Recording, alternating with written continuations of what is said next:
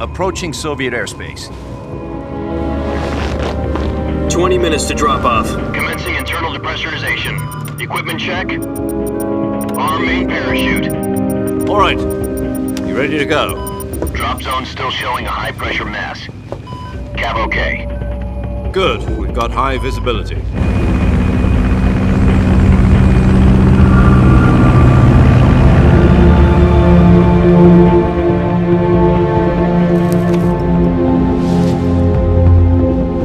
Put out that cigar. Connecting oxygen hose to interior connector. Put on your mask.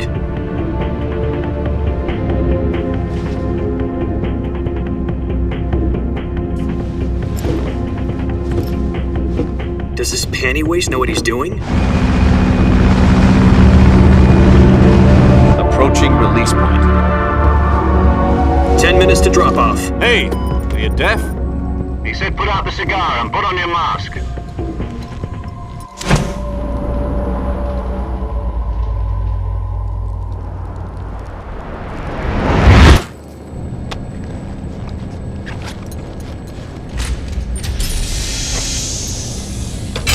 Depressurization complete. Checking oxygen supply. 6 minutes to drop off. Opening rear hatch.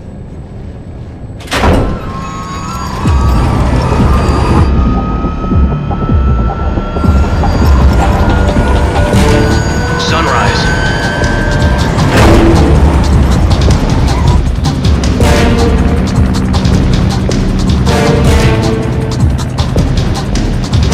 External temperature minus 46 degrees Celsius.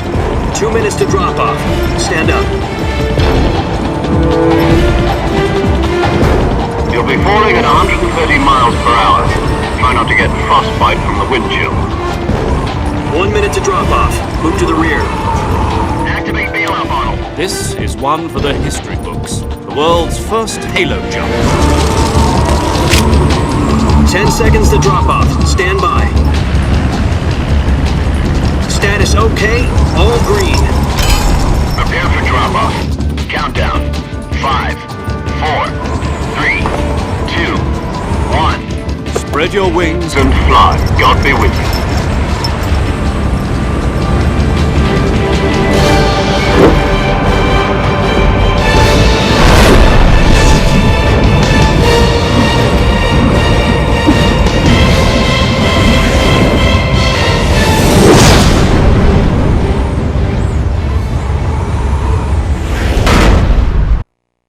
Jack, I've got some important news.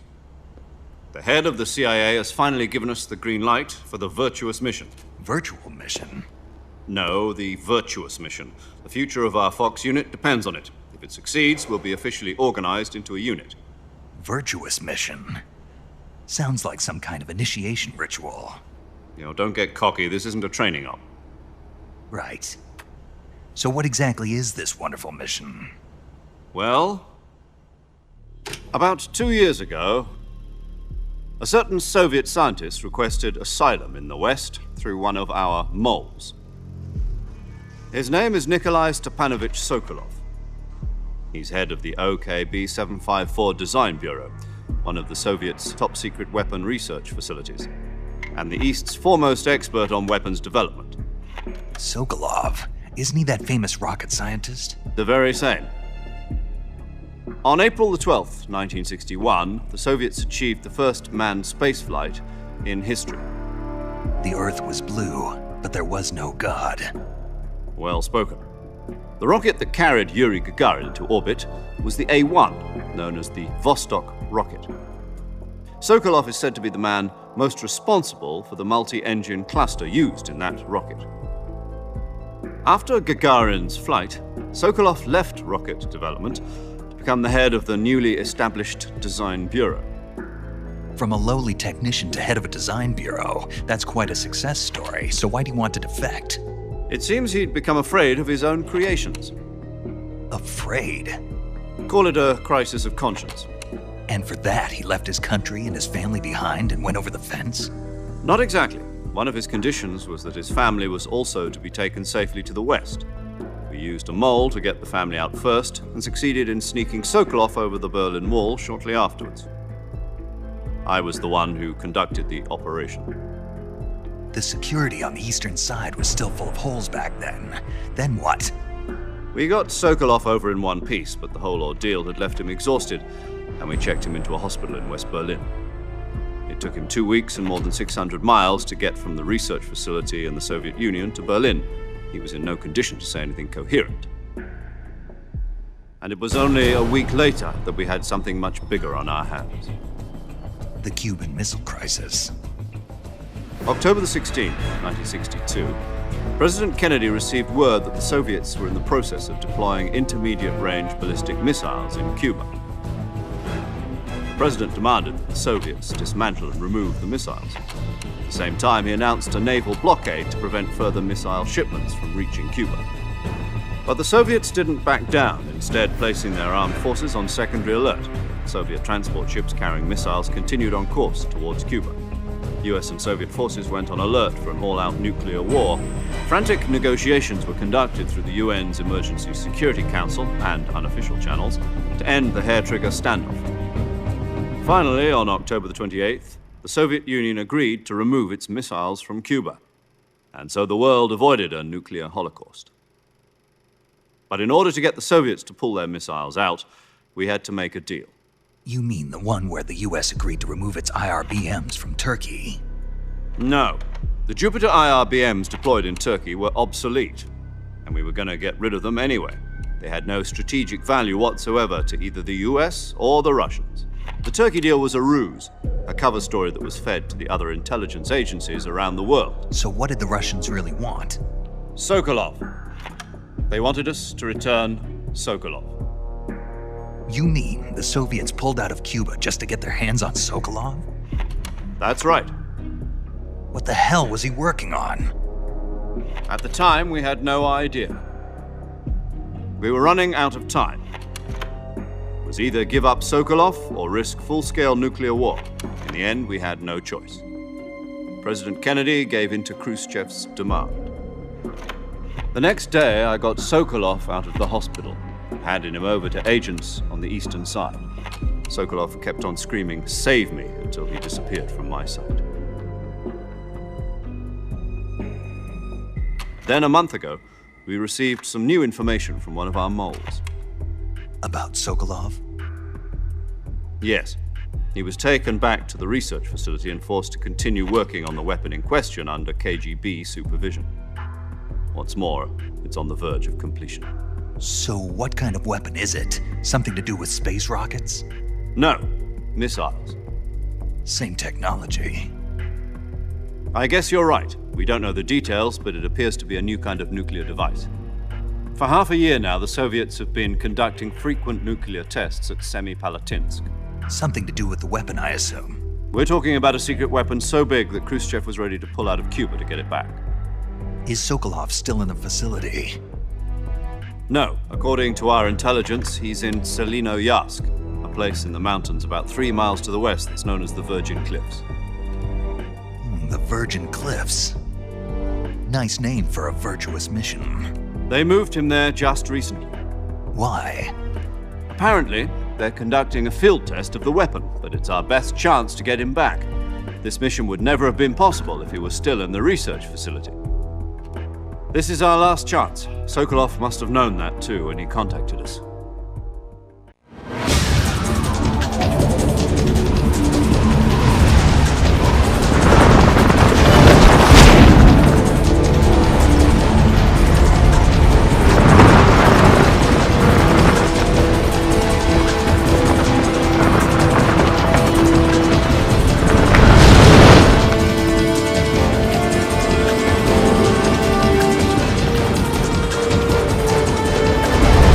Listen up, Jack. Your mission is to infiltrate Selinoyarsk in the Soviet mountains, ensure the safety of Sokolov, and bring him back to the... If we don't get Sokolov back before that weapon is complete, we'll be facing a major crisis. The clock is ticking.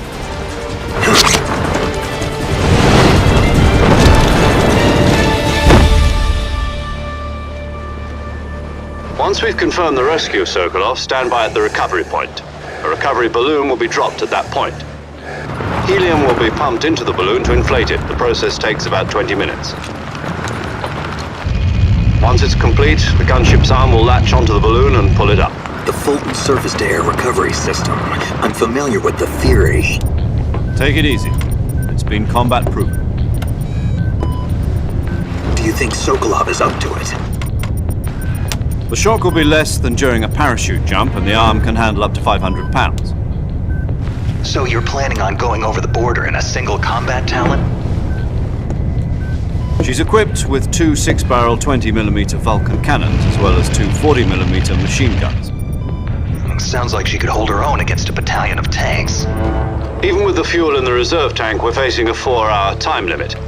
If all goes well, it shouldn't take more than a few hours. Home in time for dinner. But if anything goes wrong, you'll be eating dinner, breakfast, and all the rest of your meals in the jungle.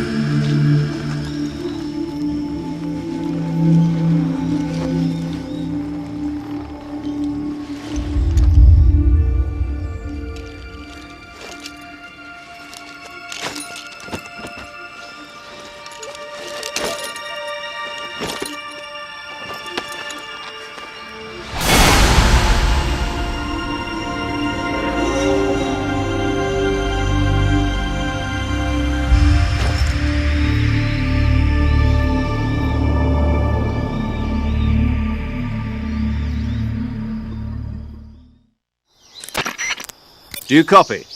You're already in enemy territory, and somebody might be listening in. From here on out, we'll be using code names to refer to each other. Your code name for this mission will be Naked Snake. I'll be referring to you as Snake from now on. You're not to mention your real name. Snake? What, you don't like snakes? What do you mean? Well, you've eaten one before, haven't you? In survival training. I'm glad to hear that. I don't know if I'd ever order one in a restaurant, but... Be careful, you might not have a choice. What about you, Major? What should I call you? Let's see. I'll be Tom. Call me Major Tom. Oh, and Snake? Yeah. The crew isn't watching anymore. You can take off the disguise now. Good idea. This isn't right. Time for the snake to shed his skin.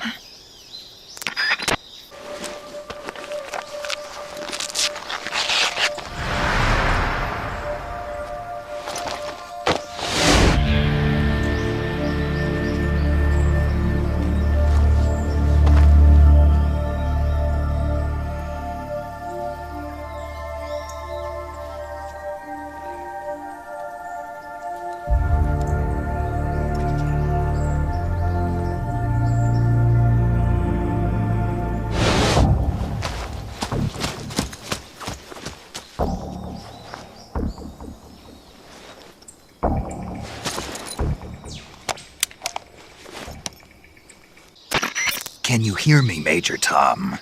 This is Snake. Kept you waiting, huh? This will be a sneaking mission. You must not be seen by the enemy. You must leave no trace of your presence. Is that clear? This kind of infiltration is the Fox unit's speciality. In other words, weapons and equipment are procured on site. That goes for food as well. You're completely naked, just as your name implies. Great. Now I see why you asked me if I like snakes. I suppose calling me Snake was your idea of a joke, too. No. There's a good reason for that. I'll tell you later when the time is right. Gotcha. Getting back to the subject, how exactly am I supposed to feed myself? You've been issued a knife and a tranquilizer gun. Use them to hunt for food. I see you've retrieved your backpack, Snake. To equip a weapon, it's necessary to take it out of your backpack. In the survival viewer, choose Weapon from the backpack. Your available weapons will be displayed in a window in the upper left.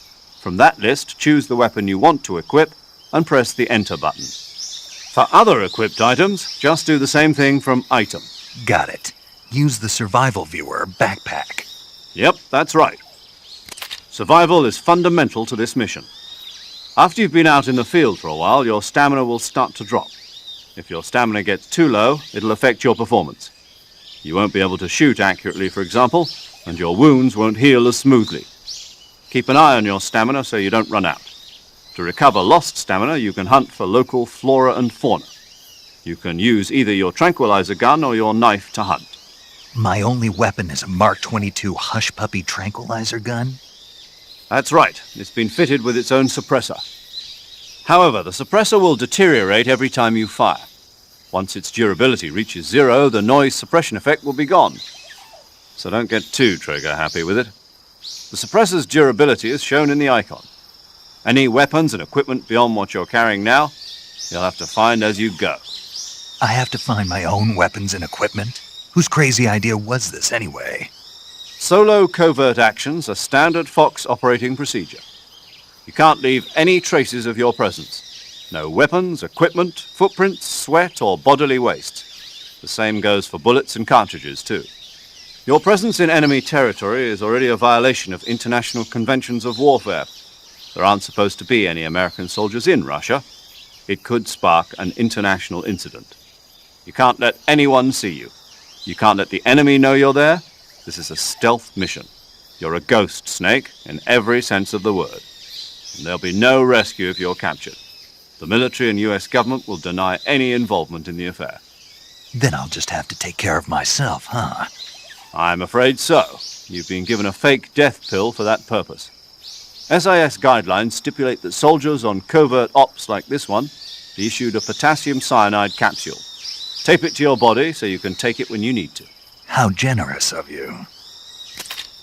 Use it if you're taken prisoner by the enemy. It'll send you into a state of false death for a short time. Fooling them into thinking that I'm really dead. So how do I come back to life? Just take the revival pill. You mean that thing they put in my tooth before the mission? That's the one. But be careful. If you remain in a state of false death for too long, nothing will be able to bring you back. Remember that. I'll keep it in mind. You said this was a solo mission, right? Right. I guess that means I can't count on any reinforcements.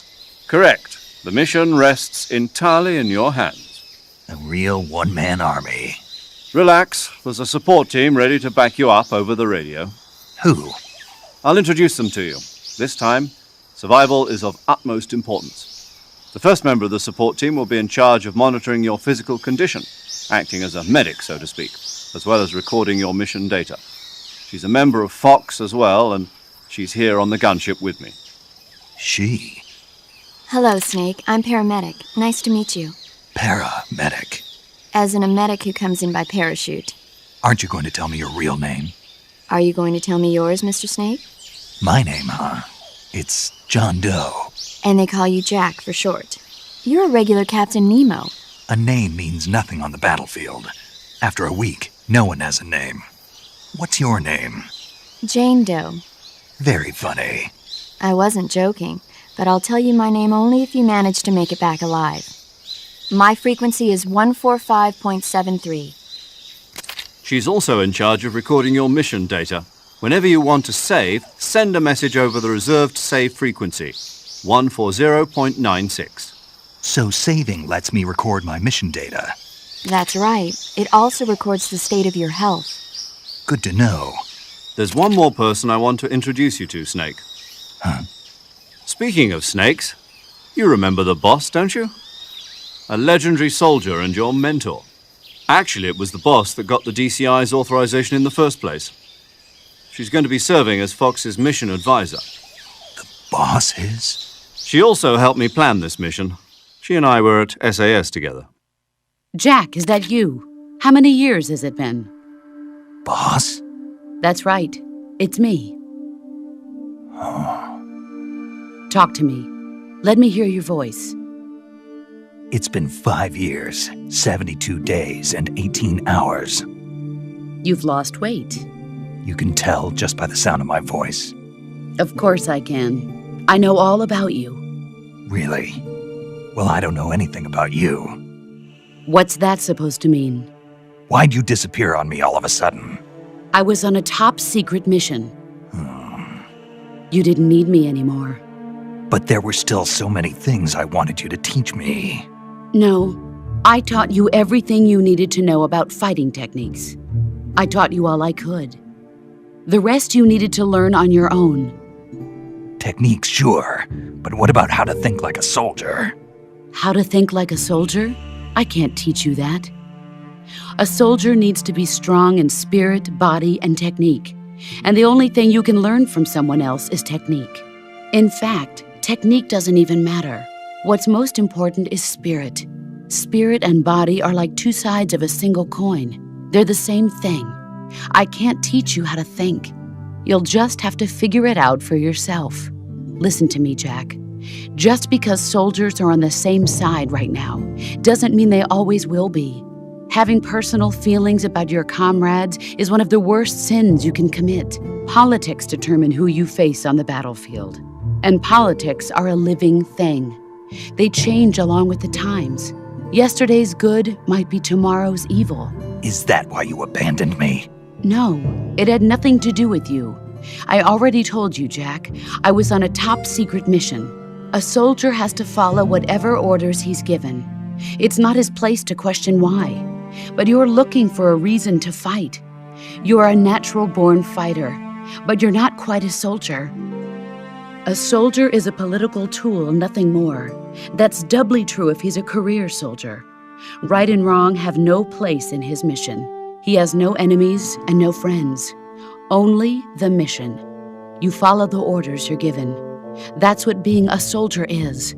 I do whatever I have to get the job done. I don't think about politics. That's not the same thing. Sooner or later, your conscience is going to bother you. In the end, you have to choose whether you're going to live as a soldier or just another man with a gun. There's a saying in the Orient, loyalty to the end. Do you know what it means? Being patriotic. It means devoting yourself to your country. I follow the president and the top brass. I'm ready to die for them if necessary. The president and the top brass won't be there forever. Once their terms are up, others will take their place. I follow the will of the leader, no matter who's in charge. People aren't the ones who dictate the missions. Then who does? The times. People's values change over time, and so do the leaders of a country. So there's no such thing as an enemy in absolute terms. The enemies we fight are only enemies in relative terms, constantly changing with the times. As long as we have loyalty to the end, there's no point in believing in anything, even in those we love. And that's the way a soldier's supposed to think? The only thing we can believe in with absolute certainty is the mission, Jack. All right, but do me a favor. What is it? Call me Snake. Snake? Oh, right. Your codename is Snake. It suits you well. That's right. The legendary unit that the boss put together during World War II was a snake. The Cobra unit, a group of heroes that brought the war to an end and saved the world. As long as you've got a legendary hero backing you up, you'll be fine. Isn't that right, Snake? Yeah, I can't think of anyone else I'd rather have with me. Oh, and one more thing, boss. Yes? It's good to hear your voice again. Same here. After all, who knows if either of us will make it out alive? Snake, you are always best at urban warfare and infiltrating buildings. But this is the jungle. Survival is going to be key. Those CQC techniques I taught you are sure to come in handy. CQC? Close quarters combat, huh? I've been in the Green Berets for the past few years. I'm probably pretty rusty. Not to worry. I'll be here to help you remember. After all, this is your first actual survival mission. I'll be supporting you over the radio. Where are you, boss? Next to the Major? The boss is communicating with us by radio from aboard a Permit-class submarine in the Arctic Ocean. My frequency is 141.80. Call me if you need my advice on battle techniques. Gotcha. Your mission is to retrieve Dr. Sokolov. Dr. Sokolov is being held in an abandoned factory located to the north of your current position. Avoid heavy combat and don't let anyone see you. Don't forget that this is a stealth mission. Snake, try to remember some of the basics of CQC.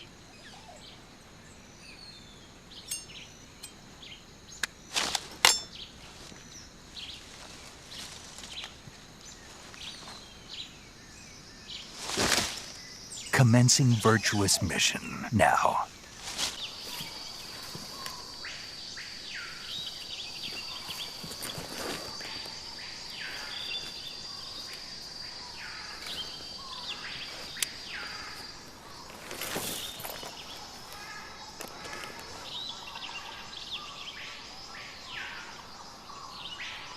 Major, I've spotted 2 enemy soldiers. They're probably KGB troops sent to guard Sokolov. AK-47s and grenades. Snake, your presence in Soviet territory is already a violation of international law. We can't let the Kremlin find out that the CIA and the American government are involved. Contact with the enemy is strictly prohibited. Don't engage them in battle either. This is a stealth mission. Got that? The Major is right. The point of this mission is to sneak through the jungle without being seen. The success of the mission depends on how well you use your camouflage.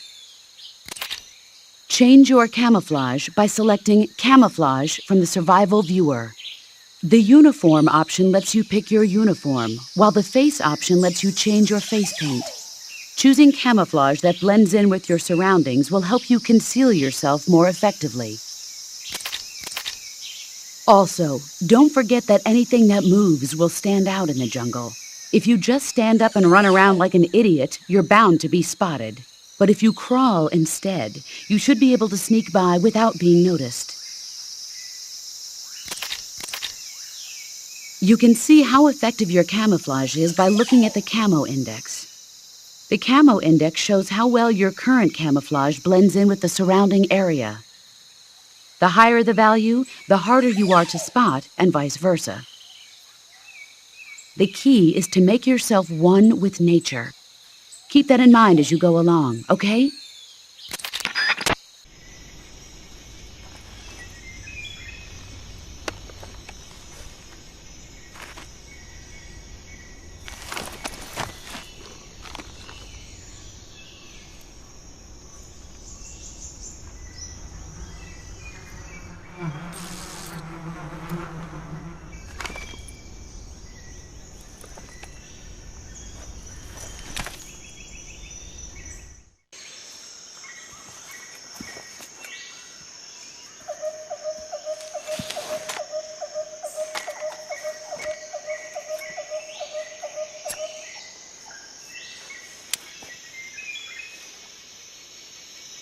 Major, I've reached the abandoned factory where Sokolov is supposedly being held. This place is a dump.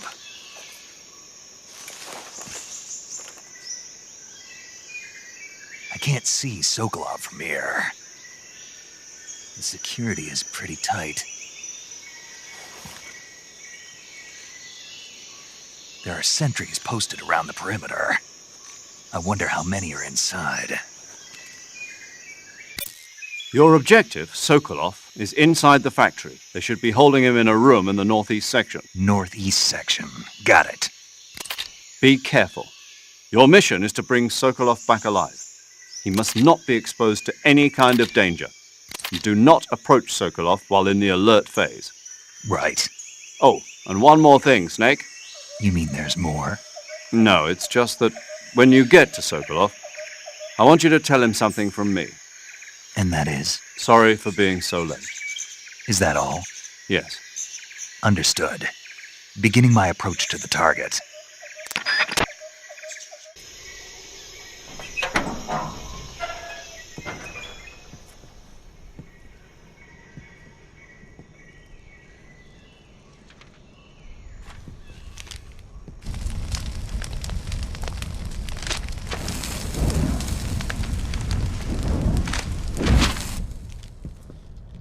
You must be Sokolov. Are you one of Volgin's men? You'll never get it from me. No. I'm a CIA agent. I've come to escort you back to the other side of the Iron Curtain. You're CIA? Yeah. I was sent by Major Zero, the man who got you out 2 years ago. Zero? I have a message from him. What is it? He said to tell you sorry for being so late. Did he now? What does it mean? It means he's a man of his word.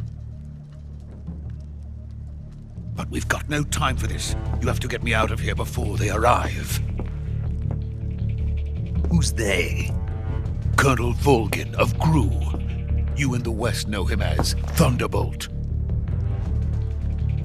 Thunderbolt? Never heard of him. He's a member of the Army's extremist faction, a man who seeks to seize control of the motherland.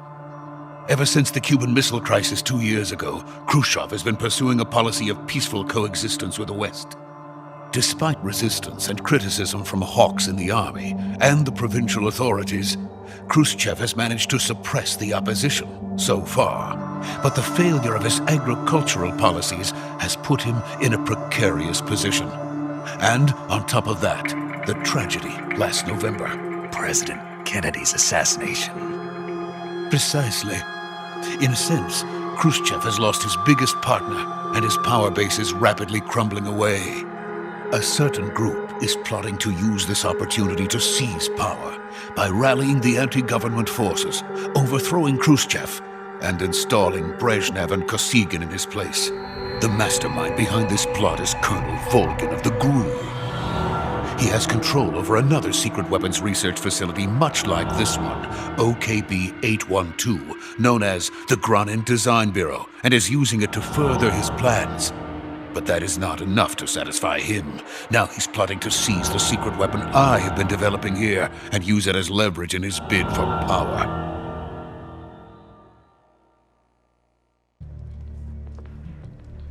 The intelligence says that they are going to make their move during the test. Then, the soldiers outside. Exactly.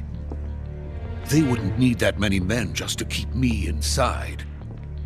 Their orders were to prevent Colonel Volgin from capturing me.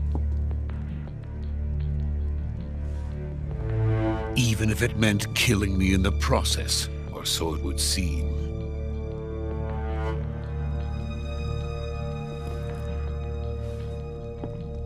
Volgin will come.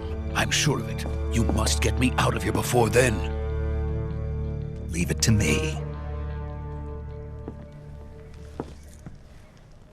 By the way, your Russian is superb. Where did you learn to speak it?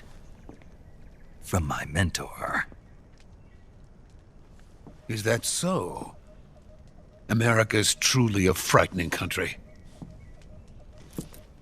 Having second thoughts? No. I have no love for this place. Let's go.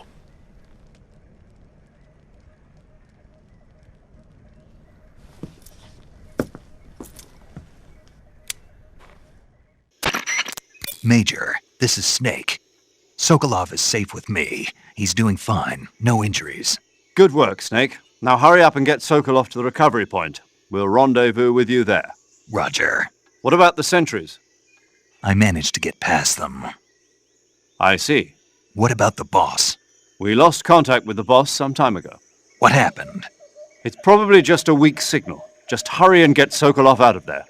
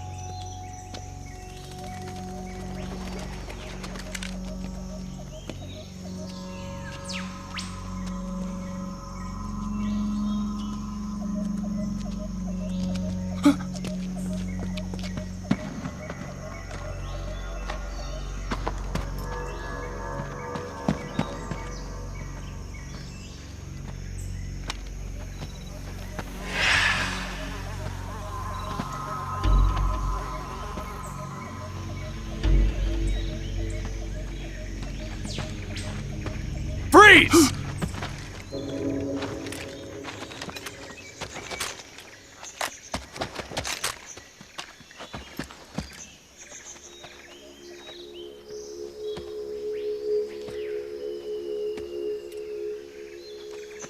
So this is the legendary boss.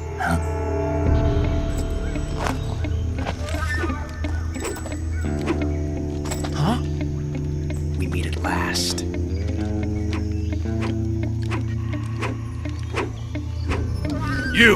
You're from the Ocelot unit of Spetsnaz. Huh. What's a GRU soldier doing here? Soldier?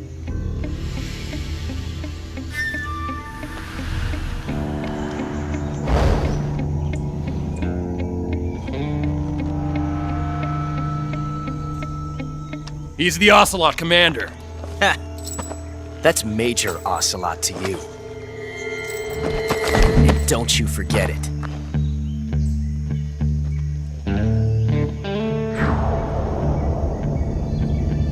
Sokolov is ours. Now get out of here. And Ocelot never lets his prey escape. What?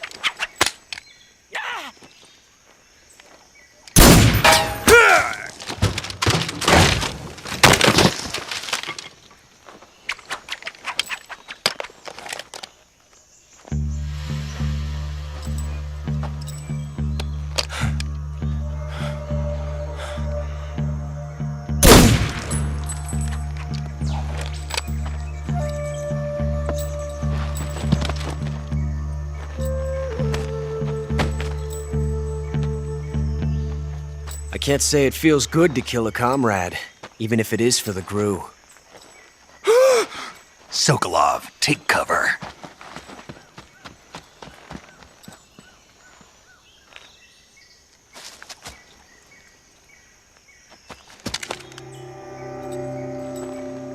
Huh.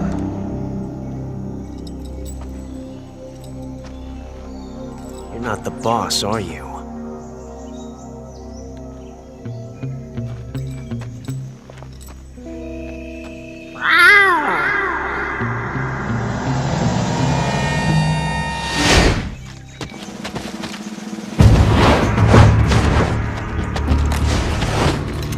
GRU operatives! What is that stance? Huh. That gun.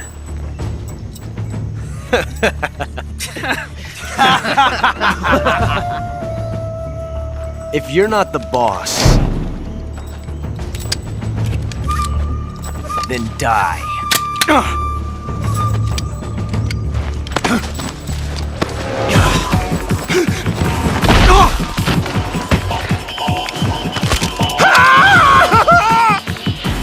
Major! Leave it! Shoot the other one! Whoa!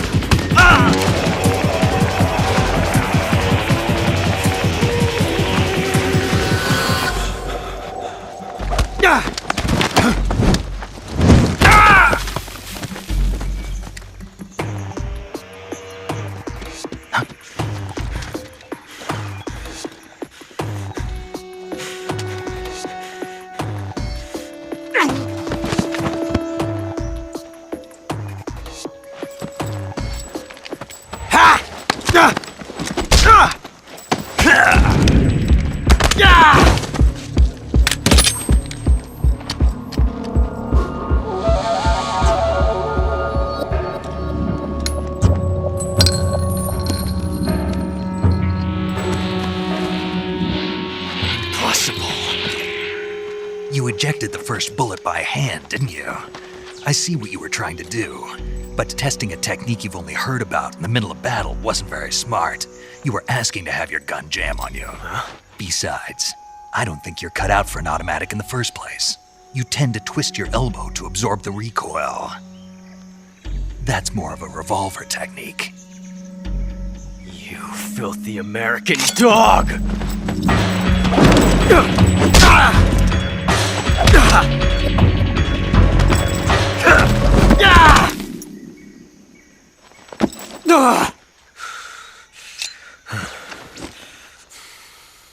But that was some fancy shooting. You're pretty good. Pretty good.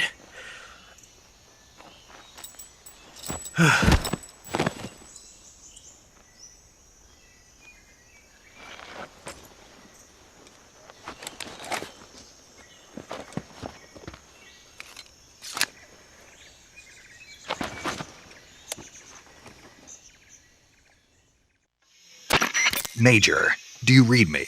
I read you. Snake, you all right? I've run into a few snags. These guys were after Sokolov too.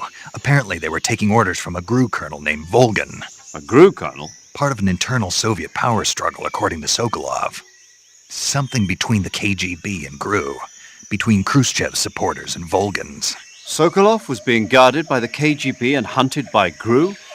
Snake, it sounds like this could be even hotter than Cuba. I don't like it. Something about the whole thing stinks. I agree. You'd better hurry. Sokolov ran off by himself, but I'll catch up to him. We're counting on you.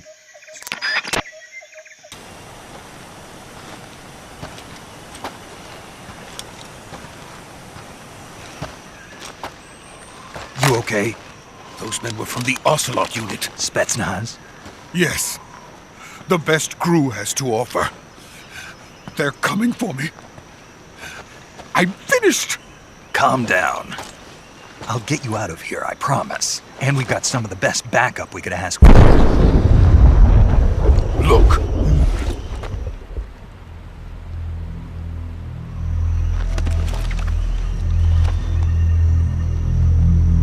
That's what they were making you build? Yes. The Shagohod. The treading behemoth. A tank capable of launching nuclear IRBMs. It can launch nuclear missiles from that kind of terrain? Oh, yes. And without support from friendly units. A nuclear-equipped tank capable of operating solo.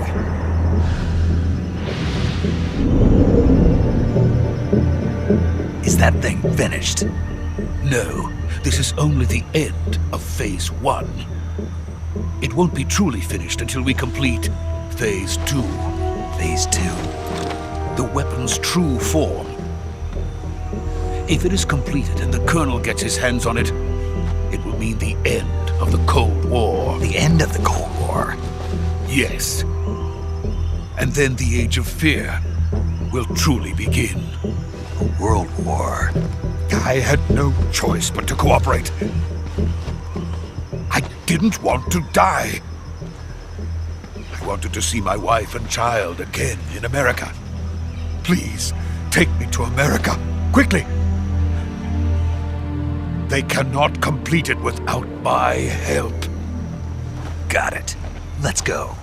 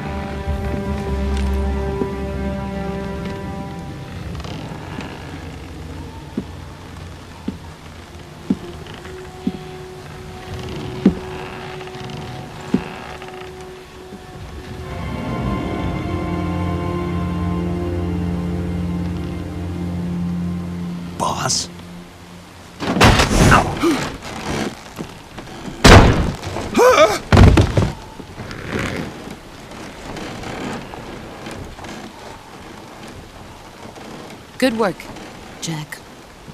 What are you doing here? Sokolov comes with me.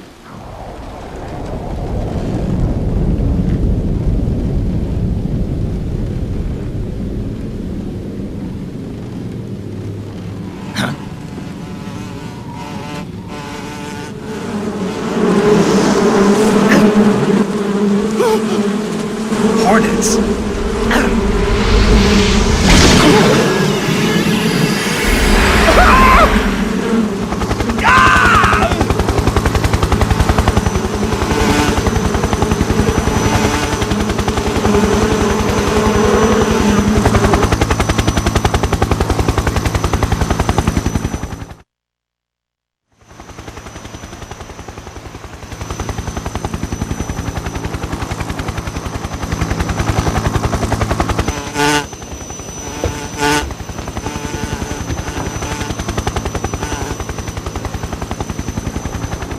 My friends, let us fight together again.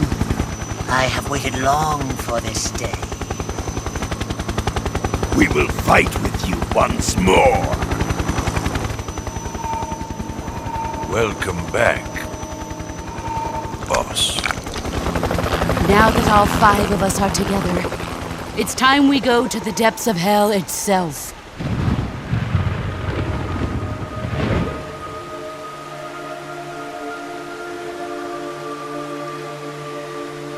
It's raining blood. Is he crying?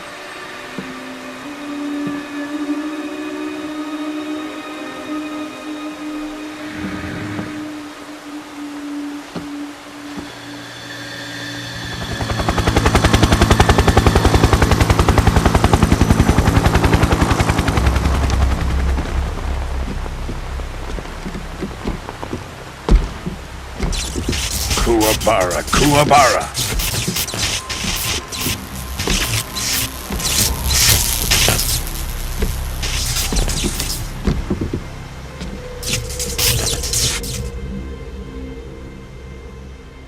Ah, what a joyful scene. Colonel Vogan. Welcome to my country. And to my unit.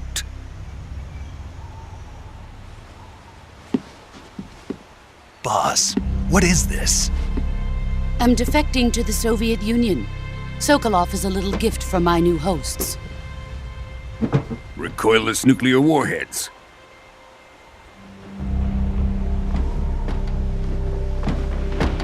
These will make a fine gift for me. This can't be happening. Who is he? Another one of your disciples? Are we taking him with us? No, this one is still just a child. Too pure for us Cobras. He has not yet found an emotion to carry into battle. What are you talking about? Think you can pull the trigger?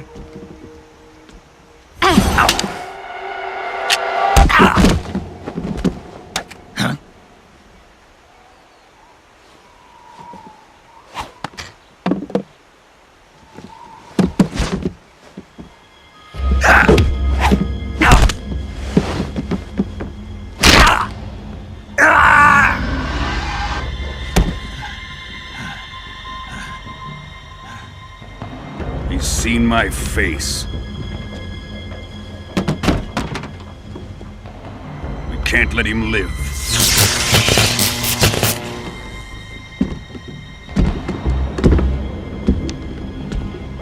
If Khrushchev finds out about this, we're finished.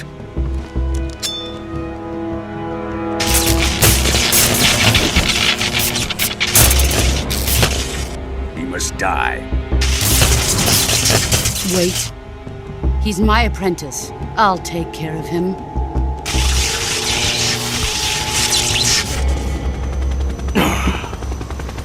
Jack, you can't come with us.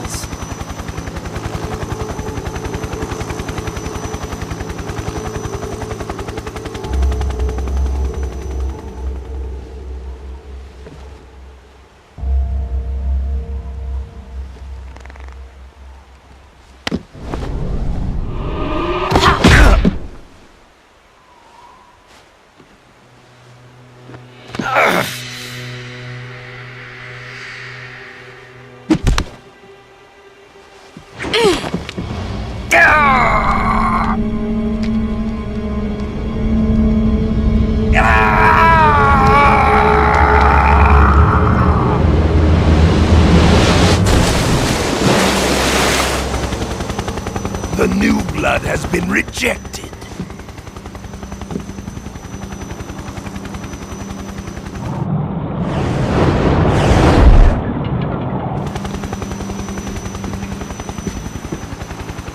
Are we done here?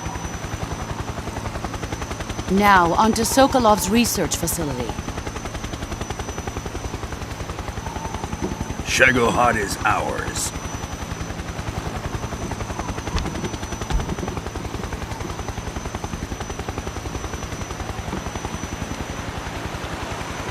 Drift away.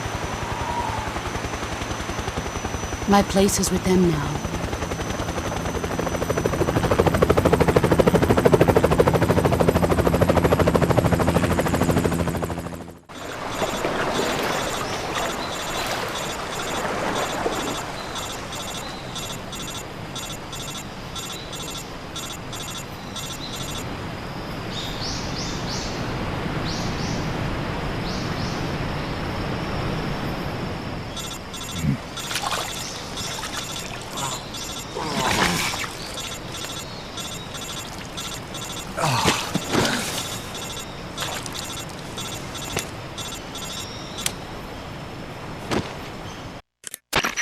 Snake, can you hear me? Yeah. Just barely. Snake, listen to me. You need emergency medical treatment. Can you move? You've got to get those wounds treated. Hang in there. All right, let's get you fixed up. Paramedic? Okay, Snake. Just relax and it'll all be over before you know it.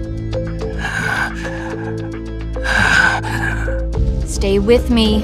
I've seen people in worse shape before. Think you can handle it? Major. The boss. She's defected. We'll talk about that later. First, we've got to get you patched up. Okay, here we go. First, open the survival viewer with the start button. If you select cure, you can start the treatment. Healing is divided into treatment using medicine with the item window button and surgical treatment using the weapon window button. Your injuries include a fractured left elbow and rib bone, and lacerations on your upper arms, right elbow, and abdomen. They need to be fixed using surgical treatment. Move the healing cursor with the left stick to the affected part of your body. Once you've selected the affected area, hold the weapon window button and use the left stick to select the medical item and then press the enter button. With this method, you can use items to help your recovery process. To treat a bone fracture, first secure the affected area with a fastener and then wrap it in bandages. That should do it. For lacerations, you'll need disinfectant to clean the wound, sutures to stitch it up, styptic to slow the flow of blood, and bandages to wrap the wound. If you do everything I mentioned, the wound should heal completely. Understood? Yeah. Stay with me. Go into the survival viewer and treat those wounds.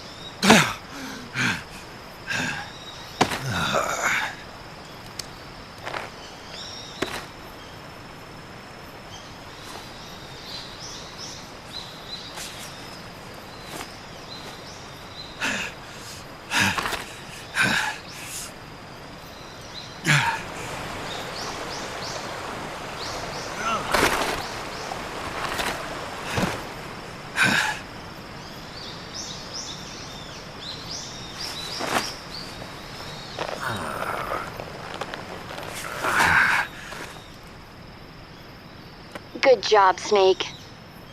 We're coming to get you now. Just stay where you are. We'll drop a recovery balloon. Can you set it up?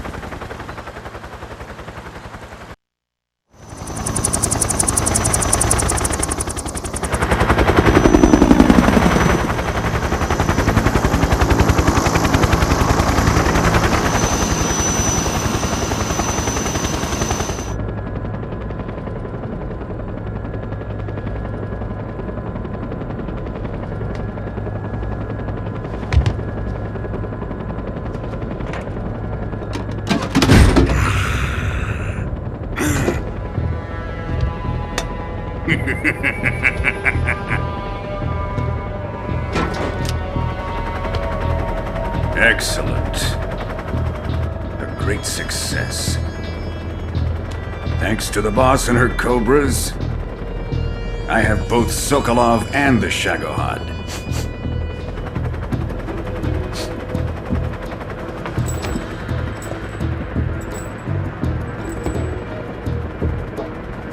What are we going to do with the girl? Who is she? Apparently she's Sokolov's woman.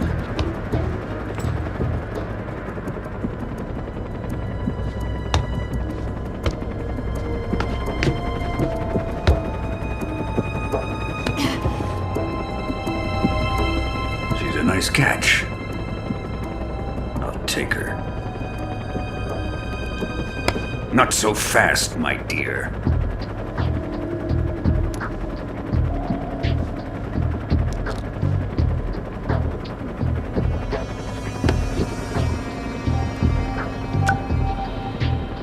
A kiss of death? Are you KGB? We may be able to use her.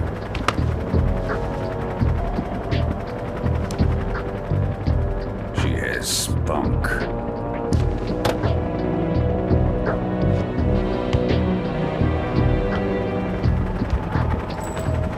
Shall we take her back to the base?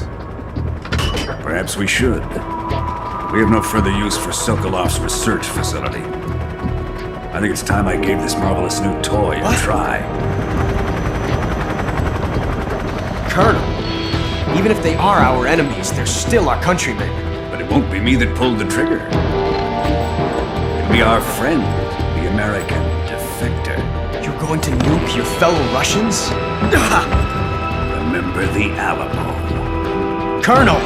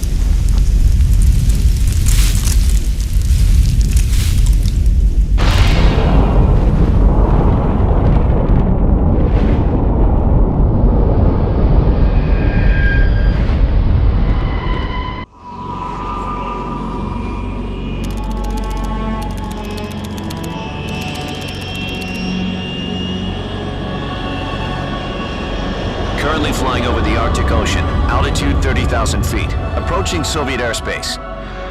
Arriving at the designated drone launch point. Drone oil pressure and voltage are nominal. Payload oxygen supply is nominal.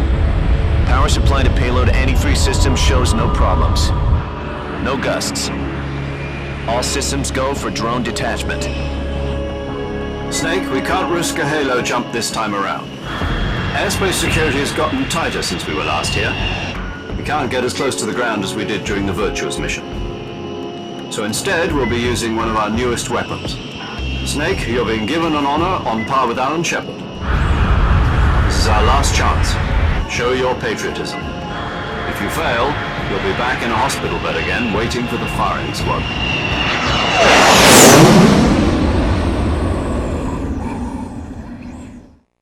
So how does it feel to be a patient in one of the most advanced ICUs in the world?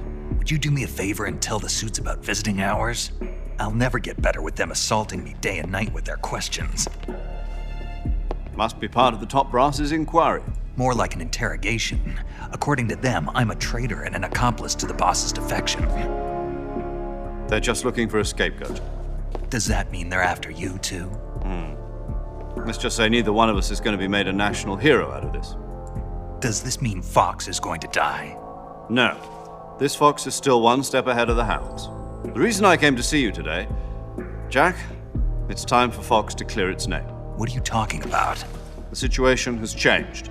We've still got a chance to come out of this one alive. Yeah, what kind of chance? Don't get too excited. Here, Have a cigar. It's Cuban.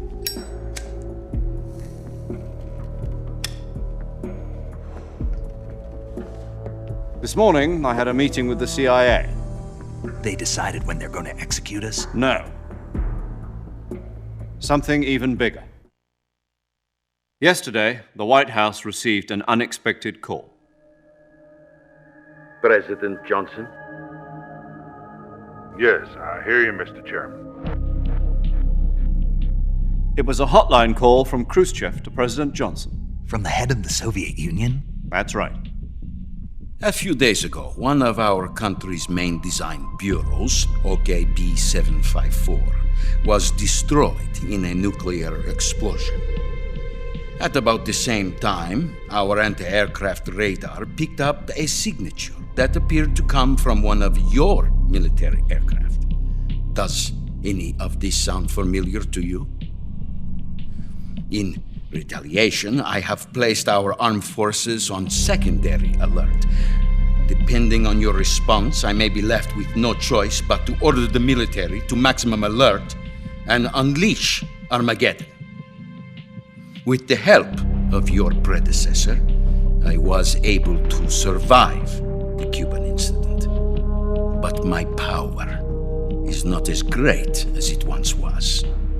If I am to survive this crisis, I must have your full cooperation.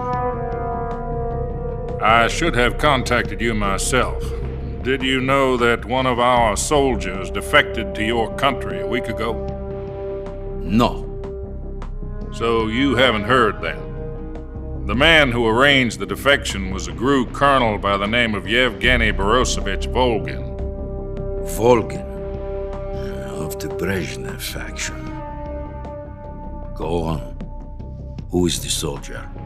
Her name is the Boss. She's a living legend. During World War II, she was the one who led us to victory in that war. In Russia, you know her as Voyevoda. You mean the Boss? The mother of your special forces? Yes, that's the one. And she took 2 miniature nuclear shells along with her. The Boss took 2 miniature nuclear shells? I'm afraid so. I believe they were a gift for her new hosts. The Davy Crockett Atomic Battle Group delivery system was completed 2 years ago. But serious problems were found with the launcher's range and precision. Although they were mass-produced, they've never been deployed in battle. But Sokolov's research facility was completely wiped out. The whole area is polluted. I can only offer you my deepest condolences over this terrible tragedy. So, the Boss, with Colonel Volgin's help, stole 2 experimental nuclear shells and took them with her as gift when she defected. Then, shortly thereafter, Sokolov's design lab, a top-secret military research facility, was destroyed by one of these weapons. Am I right so far? Yes, that's correct. And the American government denies any involvement in the affair. Is that right as well? That's correct. We were not involved in any way. Then what was a U.S. military aircraft doing on our radar screen? It was clearly in violation of our airspace. And yet you say it was not acting under your orders. That's correct. You expect me to believe that this was all the work of a single soldier? I don't know what else to tell you. The army insists that this is all a ploy on your part. I've said it once and I'll say it again. Our government had nothing to do with it. And I would like dearly to believe you. However, I'm afraid my power over the military has weakened since the Cuban incident. I will need some kind of proof that this was not the action of the American government.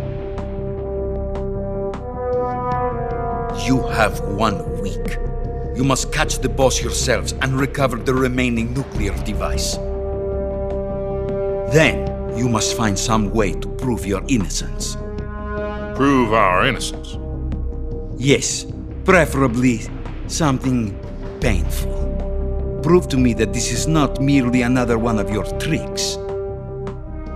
The boss should be close to Colonel Volgin. How about a little co-action? I would not expect too much if I were you. The political situation here is unstable. And Colonel Volgin is a member of the Brezhnev faction, which seeks to topple my government. 1 week. You have only 1 week. And if it is not too much to ask, do something about Volgin as well. What is that supposed to mean? Nothing. It means nothing. Call it a modest gentleman's agreement to ensure our continued relationship. What if we can't prove our innocence? Then I will be unable to restrain the military. I will be ousted, and they will seek their revenge. A nuclear attack on the United States? I leave the disposal of this situation entirely to your discretion, Mr. President. Disposal? If you fail, it will mean the beginning of a new world war. To put it simply, in order to avoid a full-scale nuclear conflict, we have to prove that America was not involved in that explosion. And eliminating the boss ourselves will prove America's innocence? Right. The higher-ups have decided that you're the only one capable of pulling this off. You were her last apprentice. Screw this one up, and we'll both be 6 feet under. There's no choice.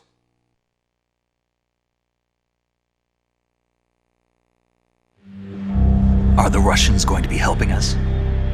The KGB has promised to lend us one of their communications satellites so that you and I can talk to each other. That's it?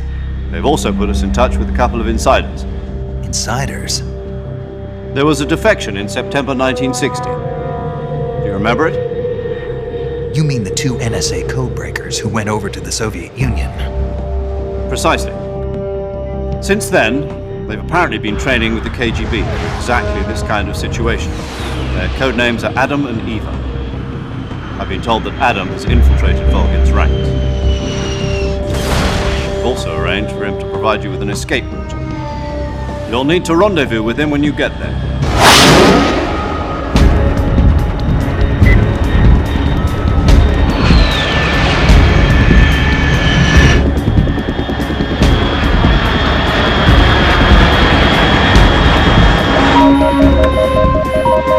Control.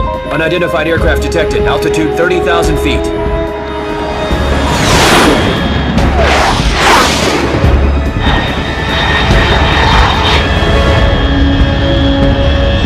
It's fast. Estimated airspeed exceeding Mach 3. Bearing south. I'm about to lose it.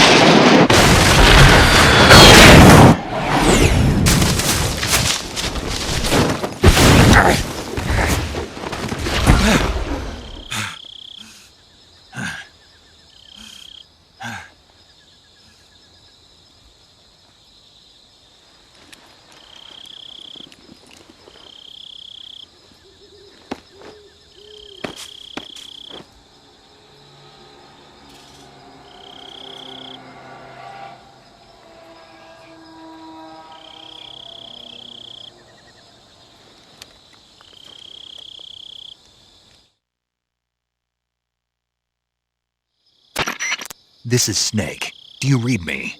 Loud and clear. Glad to see you landed safely. I got blown pretty far off target. Snake, let's go over your mission objectives one more time. Rescue Sokolov. Find out what's happened to the Shagohod, then destroy it. And finally, eliminate the boss. Eliminate the boss? This mission will be codenamed Operation Snake Eater. Because I'll be taking on the boss in our Cobra unit, right? Don't forget about Colonel Volgin. I'm not a hired killer. I know, but that was the Kremlin's demand. Demand? You mean it wasn't just a request? What's it to us if the Khrushchev regime is threatened by the Colonel and his faction? If supporting the current regime helps us avoid a nuclear exchange, then that's what we'll do. And what are the CIA's demands? Our priorities are the rescue of Sokolov and the destruction of the Shagohod. Roger that, Major Tom. Hold on, Snake. What now? I'm changing my codename. It turns out Tom wasn't the most auspicious choice. What do you mean? Well, the truth is, when I chose my codename, I picked the wrong one. The wrong one? Did you ever see the movie The Great Escape? It came out last year. I must have missed that one. Anyway, it's based on a true story about prisoners who escaped from a POW camp in Nazi Germany. The prisoners dig 3 tunnels as part of their plan, but the Nazis find 2 of the tunnels before they're finished. The prisoners succeed in escaping by using the last remaining tunnel. The names of those 3 tunnels were Dick, Harry, and Tom. I get it. You used the name of the tunnel they escaped in as your code name because you thought it would bring you good luck. Yes, that's exactly right. At least, that was the plan. But I got the name wrong. The one they escaped in was Harry. Tom was one of the unlucky tunnels. It was discovered by the Nazis before it was finished. I watched the movie again just to make sure. In fact, I even ordered the actual film from the movie company. Yeah, it doesn't sound like the greatest name to use. So what should I call you? You know, let's just use Zero, like we've been doing all along. All right, then. Major Zero it is. We'll start over from square one. From square zero. My frequency is 140.85. Oh, I almost forgot. Paramedic is with us again on this mission. Is this her last chance, too? If we fail, she'll have her medical license revoked. It's more or less the same kind of fate. Her frequency is the same as during the Virtuous mission, 145.73. She'll be recording your mission data as well, just like the last time. That frequency is also the same, 140.96. And there's one more person on your support team. His name is Mr. Sigint. He's an expert on the latest in weapons and equipment technology. You'll be going up against some of the world's most advanced weaponry when you infiltrate the research facility. If you have any questions, just ask him. His frequency is 148.41. Mr. Sigint. Got it. Adam, your KGB contact, is waiting for you at the abandoned factory up ahead. The same factory Sokolov was being held in last week. Yes, meet up with Adam first. He's cleared the way for you to rescue Sokolov. How will I know this Adam guy when I see him? You'll know once you reach the factory. The whole area's been polluted by the fallout from that nuclear blast. No one else would dare come close. The password is, Who are the Patriots? And Lali Lulelo. Lali Lulelo. Gotcha. You've been equipped with a 45 for this mission. Be careful, it's noisy. I thought standard Fox procedure was procure on-site weapons acquisition. The circumstances are different this time. You're now on an official mission for the United States government. It would be necessary to make your presence known to a certain extent, to the Khrushchev regime at the very least. But remember, this is still a sneaking mission. Snake, if you fail this mission, it will mean an all-out nuclear war. Keep that in mind and proceed with extreme caution. Understood. Commencing Operation Snake Eater.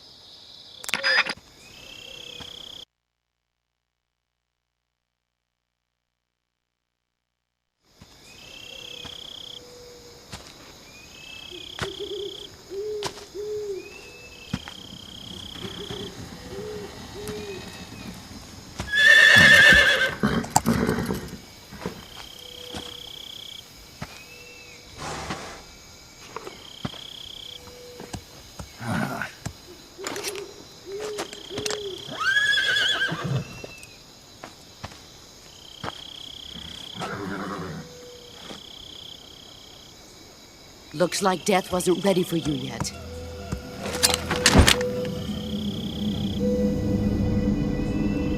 Boss. That arm still hurt? What are you doing here?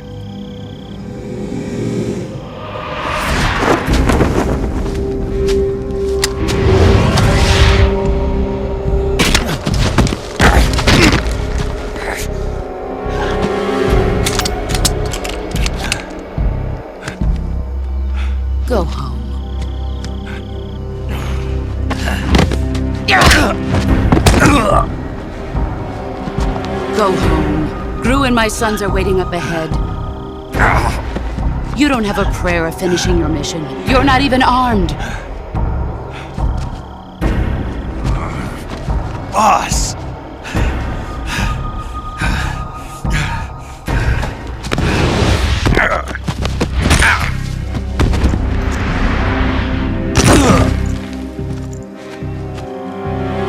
I'm not your boss anymore.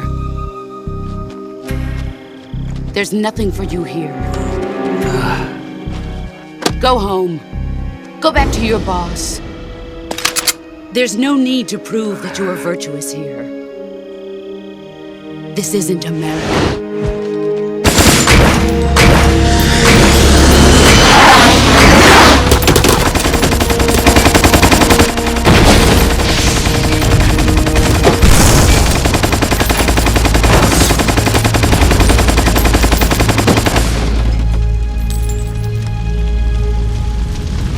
That should stir things up a bit.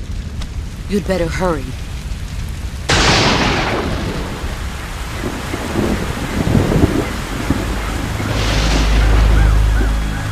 The border is 60 miles south of here. You ought to be able to run that far.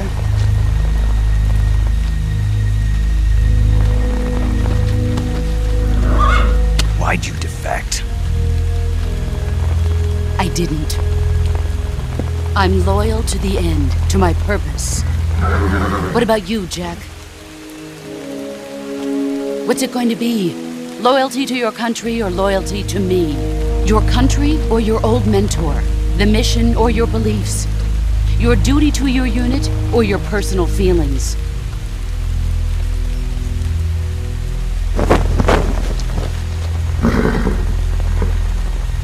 You don't know the truth yet. But sooner or later, you'll have to choose. I don't expect you to forgive me.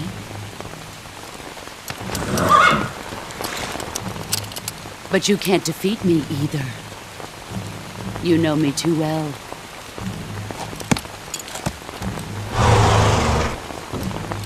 Just look at that bandana. If you can't put the past behind you, you won't survive long.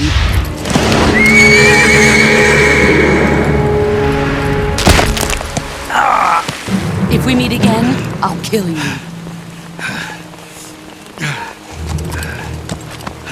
Now, go home.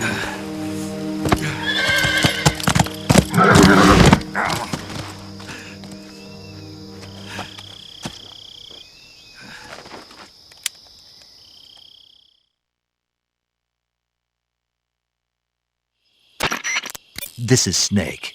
Major Zero. I read you, Snake. I was ambushed by the boss. You were what? The drone's been shot to hell. It's up in flames. That's not good. Enemy scouts are going to come looking for you. Yeah, I know. But what was the boss doing here in the first place? There's got to be a leak somewhere. No, that's impossible. The man the boss is working with, Volgin, isn't exactly on speaking terms with Khrushchev. I lost my gun. The boss destroyed it. Snake, I know how you're feeling. It's hard for me to believe, too, that a legendary hero like the boss would go over to the Russians. That she'd double-cross us like this. But that's how it is, and if you don't accept it, you'll never be able to beat her. That's not the problem. In terms of sheer technique, I'll never be able to beat her. I know that all too well. You've got to do it, Snake. She's your enemy and your objective. Enemy? We were together for 10 years, and now you tell me she's my enemy? Enough. Hurry to the factory where Adam is waiting. Scouts have probably already been sent out to investigate the explosion. You've lost your weapon, right? That means you've got no chance of winning in a battle situation. Whatever you do, don't let them see you.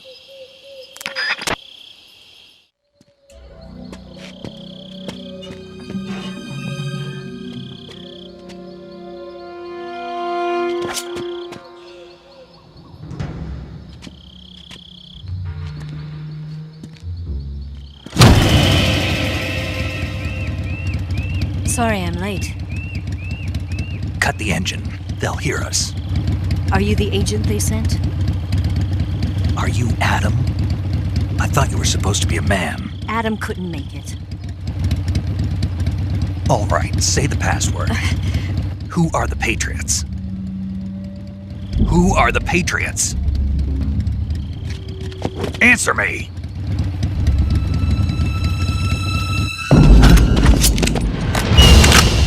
We're trapped. Get down!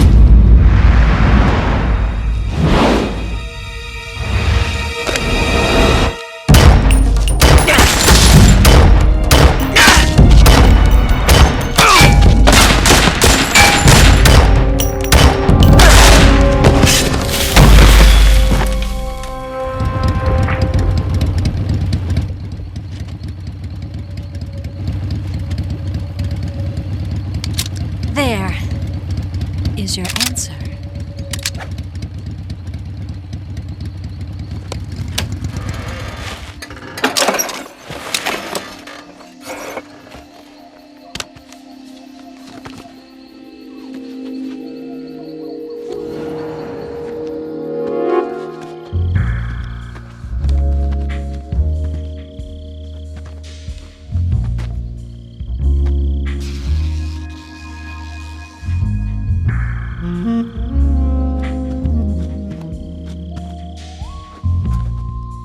The name's Eva.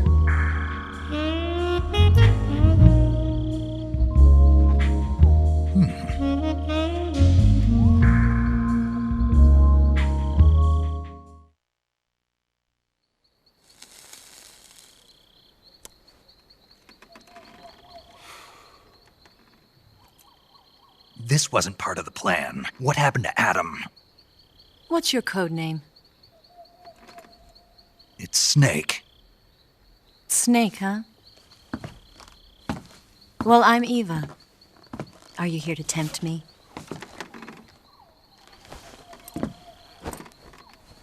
What happened to Adam? Colonel Volgan is a very suspicious man. He decided Adam wasn't the right person for this mission. And you were. Yes, Why? because I can do things he can't. I heard you used to be a codebreaker for the NSA. I was. 4 years ago, I defected to the Soviet Union with Adam. Mauser military. The broom handle. It packs quite a punch. Nice to have when you're on a bike. You held it sideways and used the muzzle jump to create a horizontal sweep. That was impressive. Bet you've never seen that technique in the West.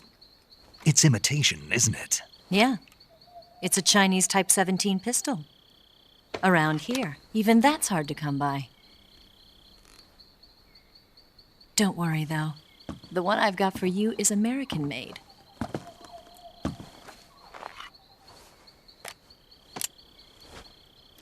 .45, huh?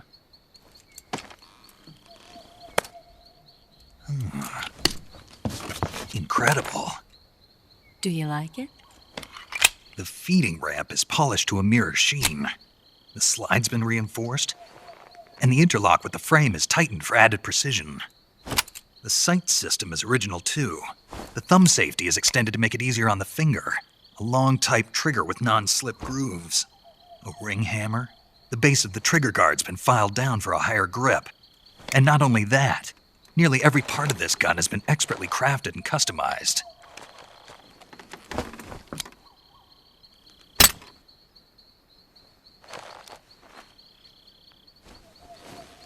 Where'd you get something like this?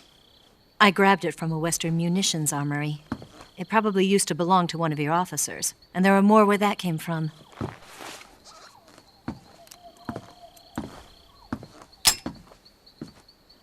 You had this with you, didn't you? Better take this too. What's that? A disguise to make you look like a scientist. A disguise? Yes. You're here to rescue Sokolov, right? Sokolov's still safe then? Yes. He's being forced to continue his work on the Shagohod. Where? At the lab. They've got a whole army of scientists there developing new weapons. Security is tight, but if you disguise yourself as a scientist, you might be able to sneak in. Can we get Sokolov out of there? We'll see, won't we? Tell me how to get to the lab. The safest way in is from the rear. First, you'll need to head north through the jungle. You'll come to a heliport used for shipping materials. Pass the heliport and continue north, and there will be a large crevice. Descend into that area and you'll reach a cave. Move through the cave and you will arrive at a mangrove swamp. After the swamp, there'll be a warehouse.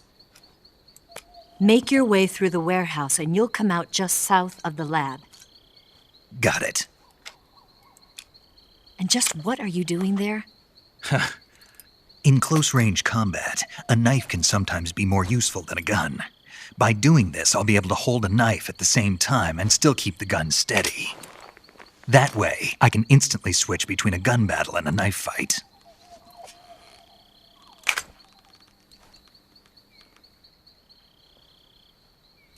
Right, let's get going. Wait a minute. What now? You must be tired. Why don't you take a little rest? I'll be fine. You'll never make it in your condition. It's a jungle out there. There's still an hour before dawn. It's dangerous to be out in the jungle at night without a guide. What about you? I have to get back. I can't be gone for too long. They'll start to suspect something.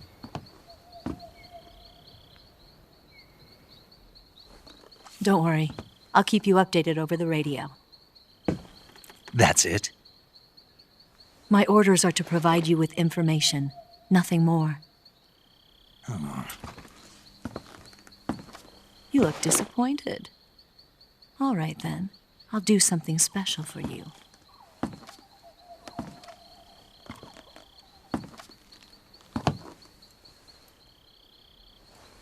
I'll stand watch until dawn. Now be a good boy and lie down.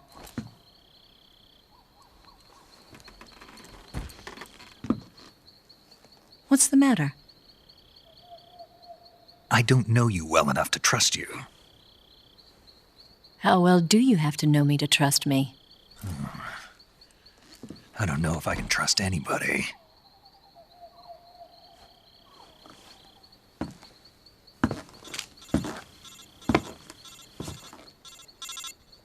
Gonna get that?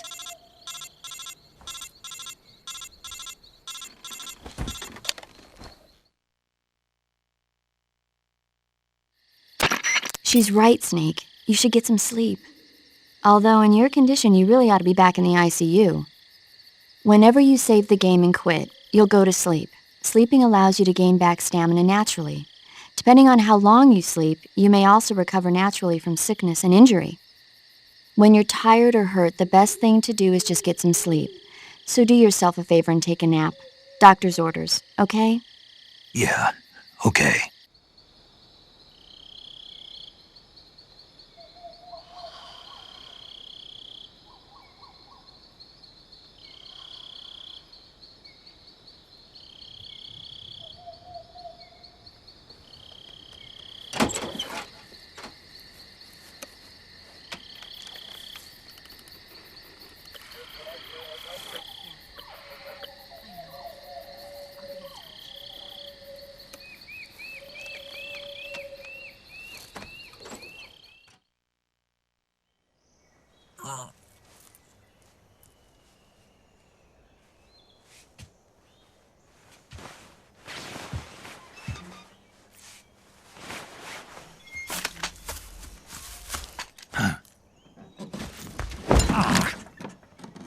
What's the matter? We're surrounded. I see 4 of them.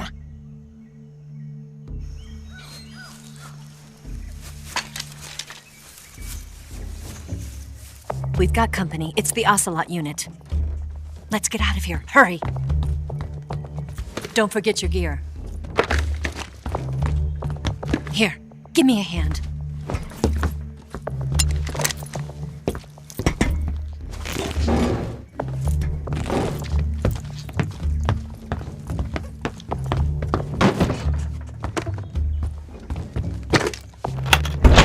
We can use this to get to the basement.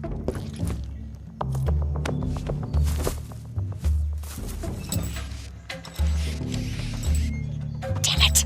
Ocelot! I'll get past them on my bike. I'll call you later.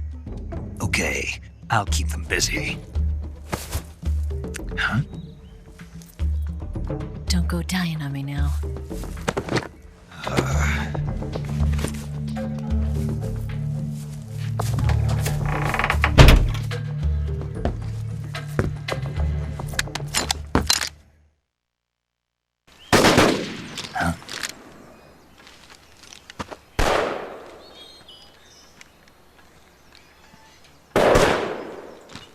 I've been waiting for this moment.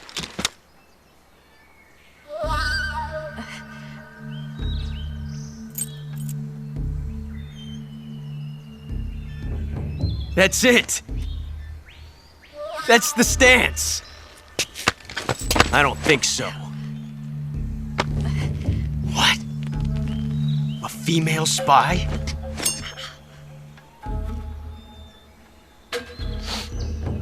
This bitch is wearing perfume. Stay where you are. I've had enough of your judo. I see you've got yourself a single-action army. That's right. There'll be no accidents this time. You call that an accident? Well, it wouldn't have happened if you hadn't been showing off. What did you say? It's a nice gun, I'll give you that.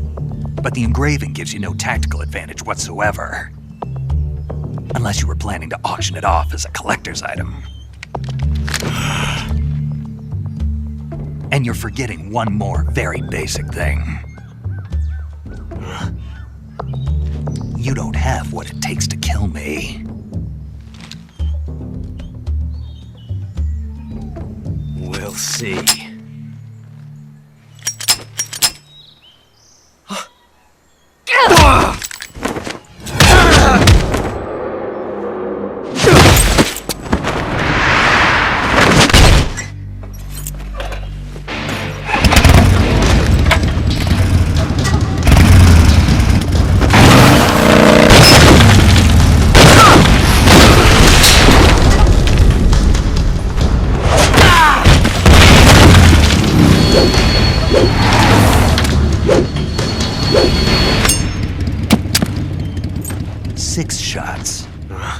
That thing only carries 6 shots.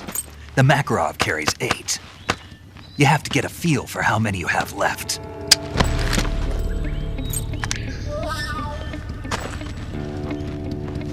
This is a high-class weapon. It's not meant for shooting people. Damn!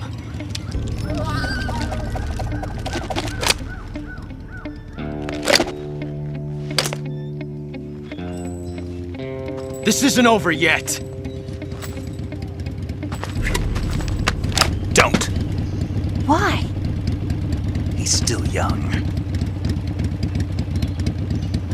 You'll regret stopping me. Damn it! I've got to get back before he does!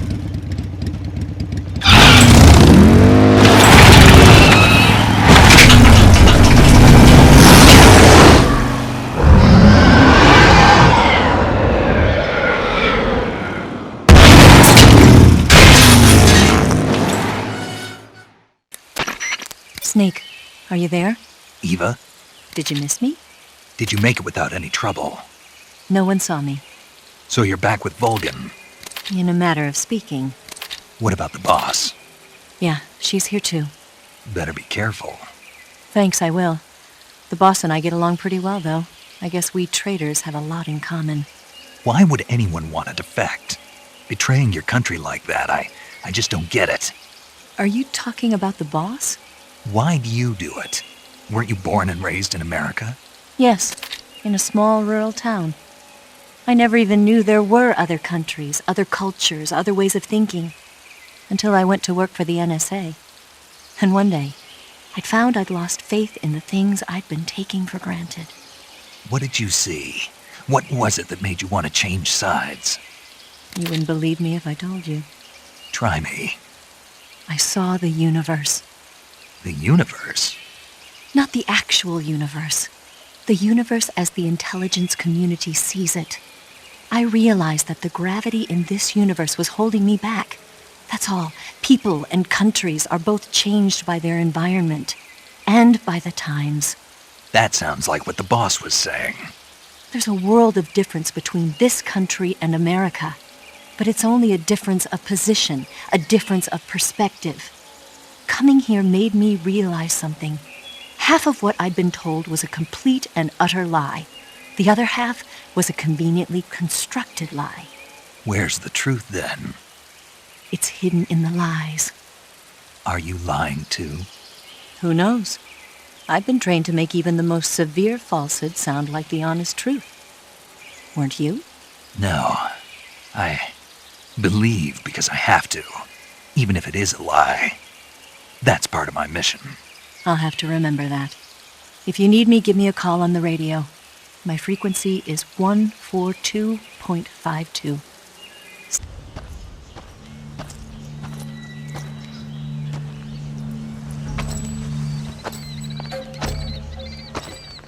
Ah, you're here at last. Looks like the boss's info was right.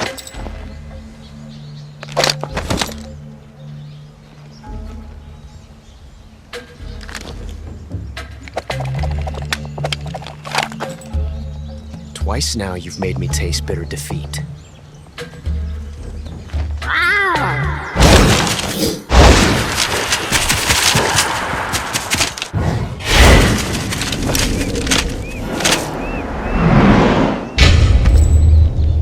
I hate to disappoint the Cobras, but you're mine now. All of you, leave us.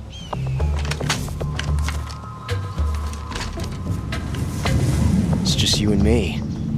No one to get in our way. Ocelots are proud creatures. They prefer to hunt alone.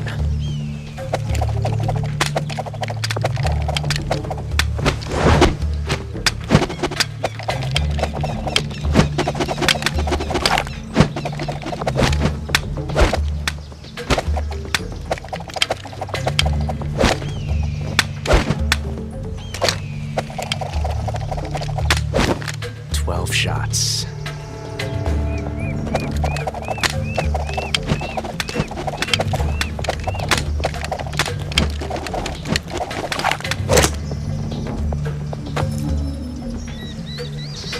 This time I've got 12 shots.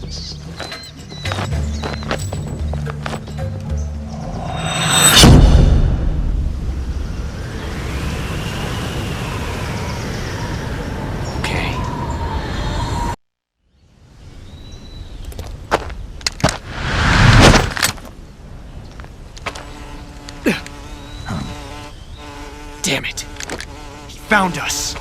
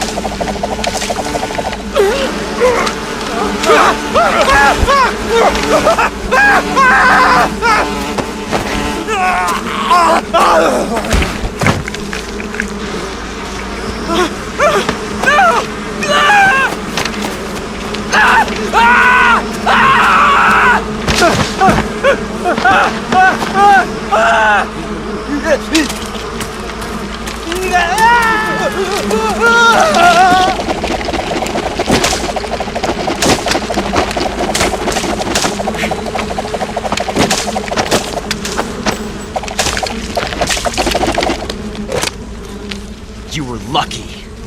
We'll meet again.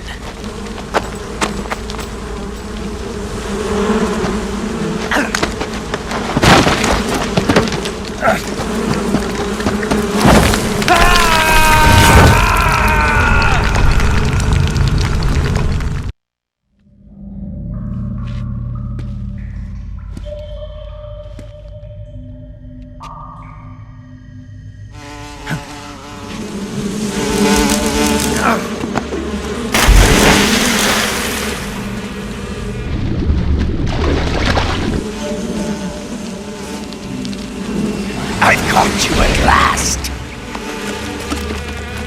We are the sons of the boss.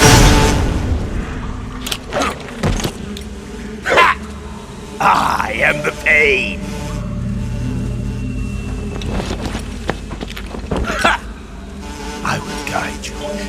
world of anguish beyond your imagination.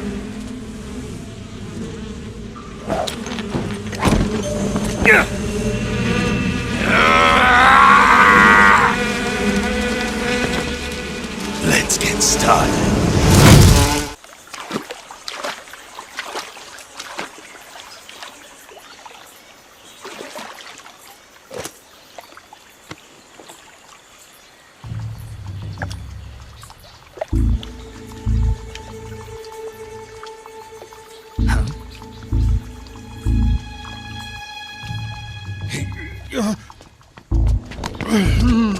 Get your hands off me. I'm not going anywhere.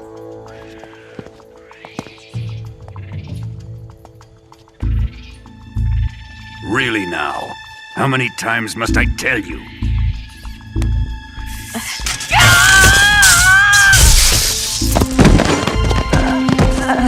Tanya!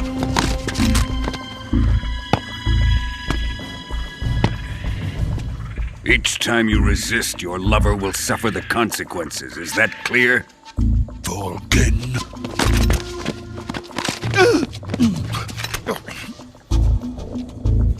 Damn you!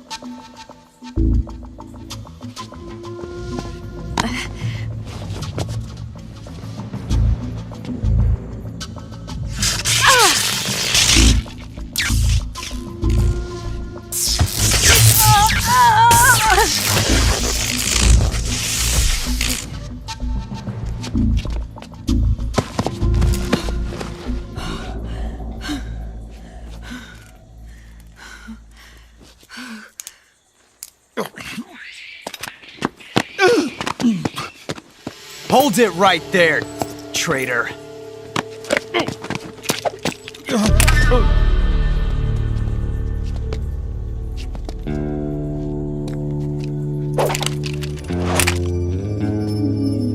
Let's find out just how lucky you are. Watch closely.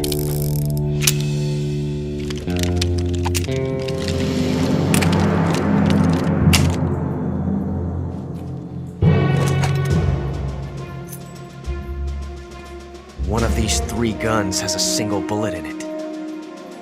I'm going to pull the trigger 6 times in a row. Are you ready?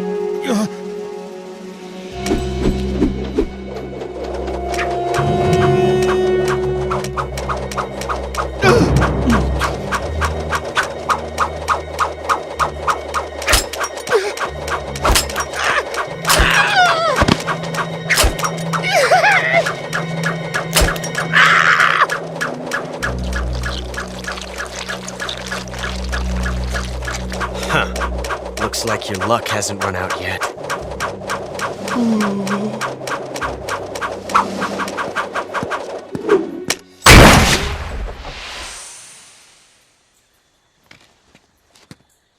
There's no such thing as luck on the battlefield.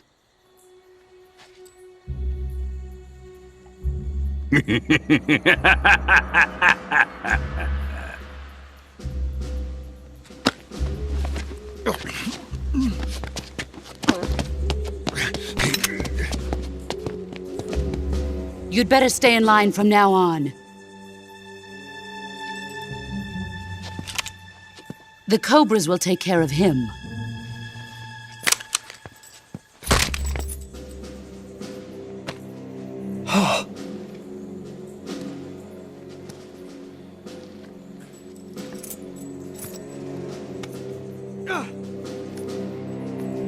Has the CIA dog been disposed of yet?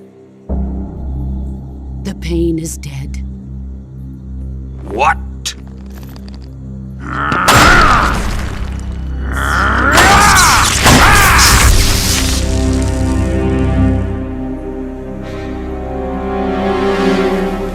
He may be a child, but he's definitely one of yours.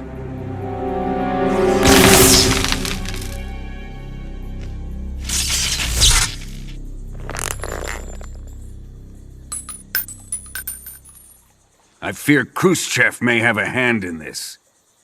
We have no time to lose. You must eliminate him before the final test. Don't worry.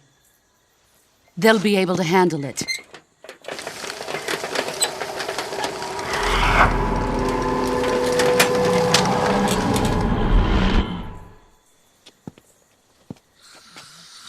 I'm leaving him to you, the field.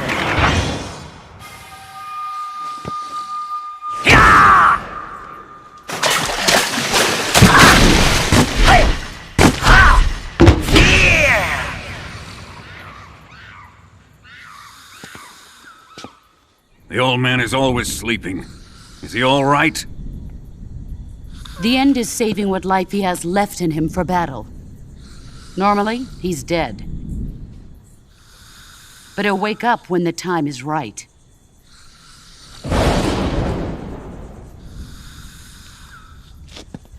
And when he does, it will be the end for the boy. Yeah.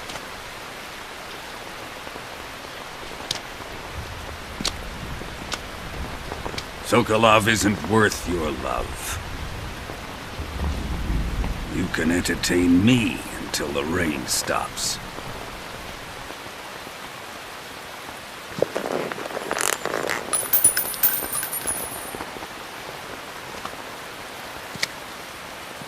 Kuwabara, Kuwabara.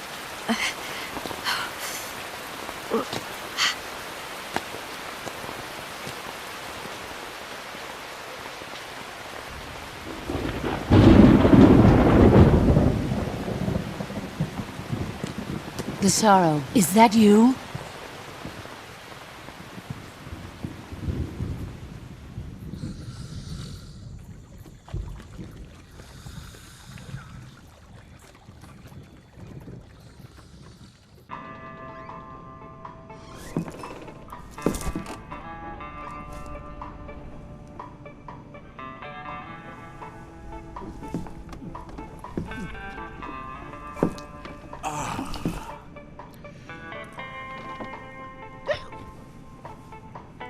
If you're looking for Sokolov, he's not here anymore.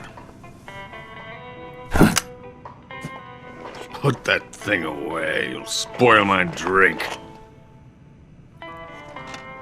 So, you're the intruder everyone's talking about. Typical capitalist dog. No manners.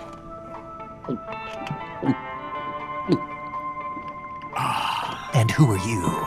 You mean you've never heard of me? And you call yourself an agent? Very well, then. I am Alexander Leonovich Granin. A man of some importance, if I do say so myself. I am the foremost weapons scientist in the Soviet Union, and the head of the glorious Granin Design Bureau. This is the Order of Lenin. It is an honor of the greatest magnitude, given along with the title of Hero of Socialism to only the finest workers. It was awarded to me in recognition of my brilliant contributions to society. Since the Great Patriotic War, I have created countless weapons in the service of our great communist society. It was thanks to me that we were able to stamp out the Nazi scum. It was I who created the basic design for the mobile ballistic missile system you know and fear as SS-1C.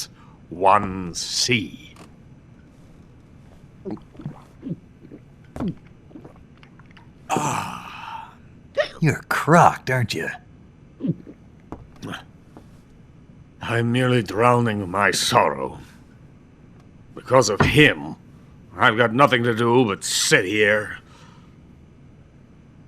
and drink this crap. Him? Sokolov. It's him you're looking for, isn't it? Because of him, I have been stripped of my authority. My research has come to nothing. Look. It is a revolutionary mobile nuclear missile system.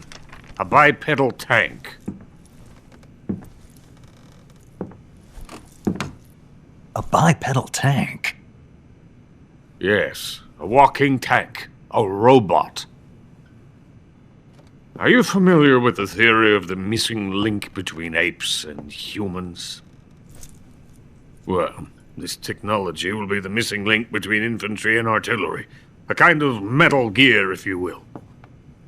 And this magnificent Metal Gear will mark a revolutionary step forward in weapons development. Metal Gear?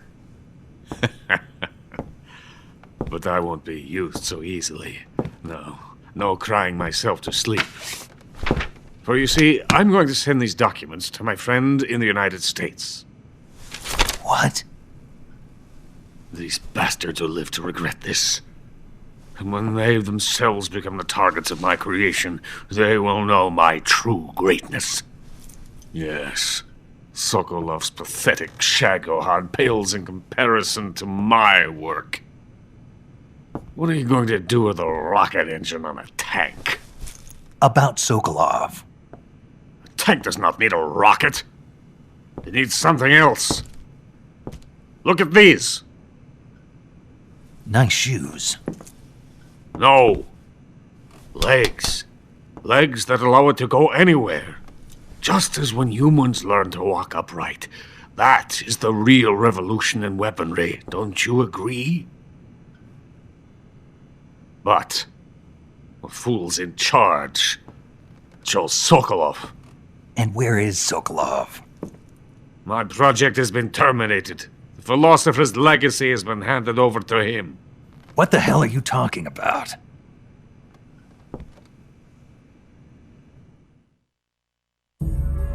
The philosopher's legacy. Haven't you heard of the philosophers? The Colonel has inherited their immense legacy. Volgin's father was in charge of the philosophers' money laundering activities. In the confusion of the war, they somehow ended up with their treasure. And Volgin inherited that treasure illegally. We never need to worry about the military budget. The development costs at our facility are all paid out of the Colonel's deep pockets. The weapons born here will be the genes for creating an entirely new form of warfare. The funding for my research came out of that legacy. Came out of it.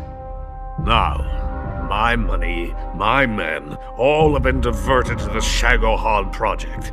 Tomorrow they will be conducting the final test, while Sokolov is making the final preparations in the weapons factory at Volgin's main base, the great fortress of Grozny Grad. Here I am, playing host to an enemy spy and drinking myself into a stupor. That's where they moved Sokolov? Yes. And the Shagohod is there too? Of course. Hey! You're not thinking of going to Grozny Grad. Are you mad? It's an impenetrable fortress. I'm sure it is. You'll be killed. I'll take my chances. Wait. What? Listen to me, you fool. I want to help you. Help me? To thank you for your compliment. What compliment? My shoes. Tatiana gave them to me. I wanted to thank you for complimenting me on them. I'll tell you how to get into the fortress. In return, I ask only that you get that idiot out of there and destroy the Shagohod. There is an underground tunnel that runs around the perimeter of the fortress. You should be able to use it to sneak into the base. Head for the mountains. The entrance to the tunnel is located there. Take this.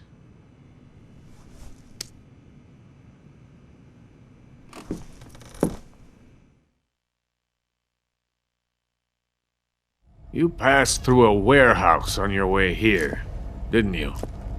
Yeah. There should have been a locked door inside of it. Do you remember it?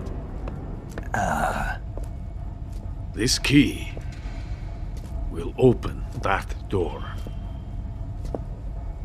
Beyond that door lies the vast jungle. You can climb up into the mountains from the far end of the jungle. Go back to the warehouse. Use the key to open the locked door and head for the mountains. Got it?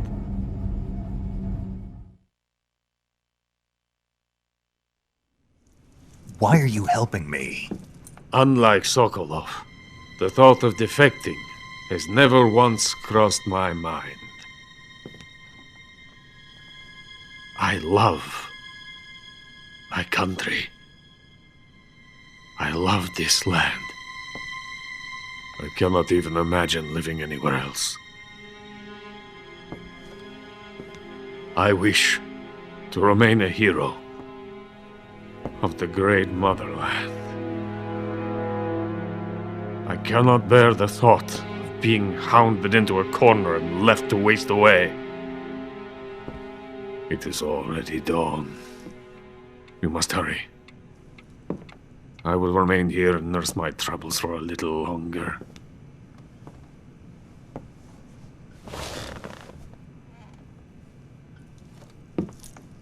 To capitalism!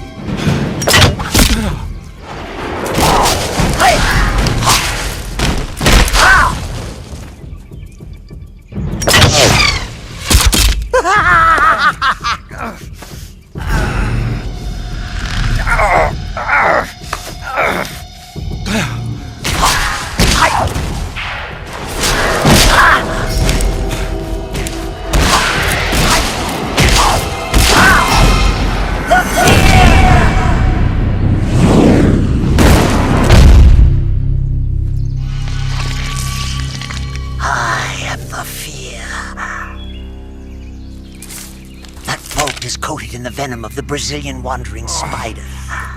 Soon a most exquisite pain will engulf your entire body.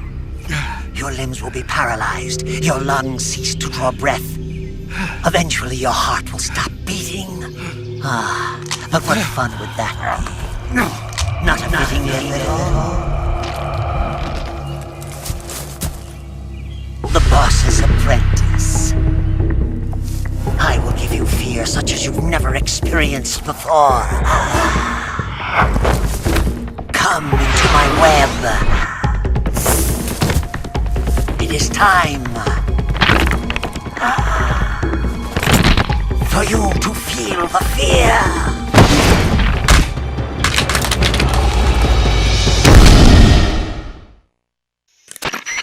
Snake, are you there? Eva, where are you? In the fortress, in Groznygrad.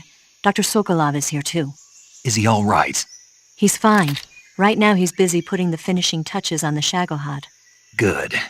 That means they haven't killed him. Not yet anyway, but you better hurry. They've already finished the Phase 2 tests. Once the final preparations are complete, they'll have no more use for him. The Colonel won't have any qualms about killing him if he thinks the CIA is closing in. Eva, you can't let Sokolov out of your sight. I know. Snake, do you know where Groznygrad is? Granin told me that I should be able to get there from the mountains to the north, through an underground tunnel. Granin told you? Yeah, he even gave me the key to the warehouse. Why? Because he was drunk, I guess. You've got to be kidding me. Hell if I know. Snake, there's one problem with that route. What problem? The mountain entrance to the underground tunnel that leads to the fortress is sealed. You need a key to get in. A key? What about the key Granin gave me? That key won't work. But don't worry, I'll figure something out. I have an idea. There are some ruins at the top of the mountains. Meet me there. The top of the mountains. Got it. Wait, there's something else I've got to tell you. Now what? I heard that one of the Cobras is waiting for you in the jungle at the foot of the mountains. He's a legendary sniper called The End. Yeah, I've seen him before. That ridiculously old guy, right? Don't underestimate him. He's known as the father of modern sniping. Is he alone? No spotter? None. He's all by himself. Apparently, he doesn't need a spotter. You can't be serious. The entire forest is on his side. The forest? Stay alert. Yeah, I'd hate to have it be the end for me.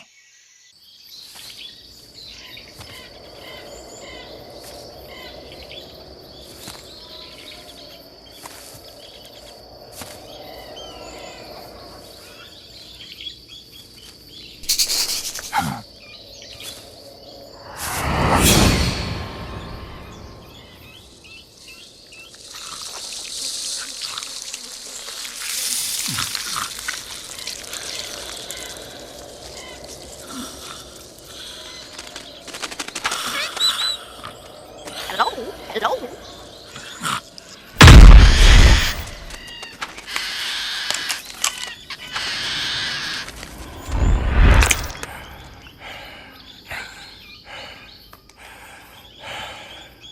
I beg of you, grant me the strength to take this final prey.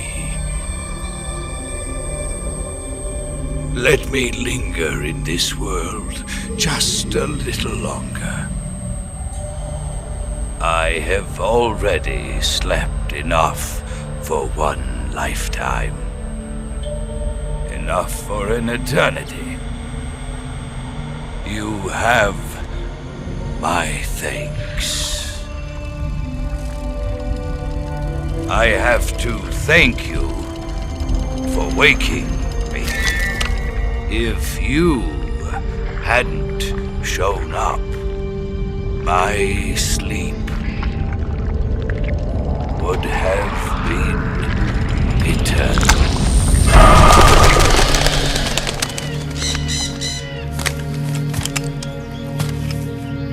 Do you hear me, Snake?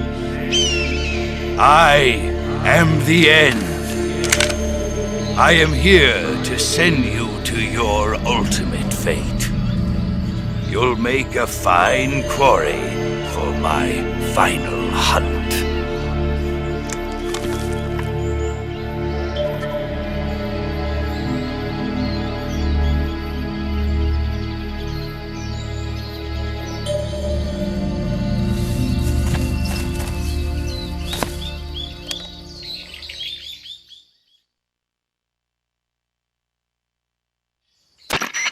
Eva, I found that sniper you were talking about. That's the End. He's a legend, known as the father of sniping. I've got experience sniping in urban and marine environments. What about the forest? Never. I see. Well, that forest is divided into 3 areas, a river, a plateau, and a clearing. He should be lying in wait for you in one of those places. Sounds like this may take a while. It'll be a test of endurance. Be careful, though. From what I've heard, the End has an almost supernatural knack for camouflaging himself. So, whoever moves first loses. This guy's over 100 years old, though, so I should have the advantage in terms of stamina. I wouldn't be so sure if I were you. Why's that? I've heard that his body is photosynthetic, like a plant. What is he, some kind of monster? On top of that, he can speak to the forest, too. So in other words, he knows it inside out. Uh-huh. But he doesn't know you. I'm sure you can beat him. Don't worry. I intend to. Spirits of the forest, I thank you.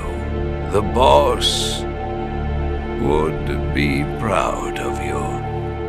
The time has come for a younger generation to rise.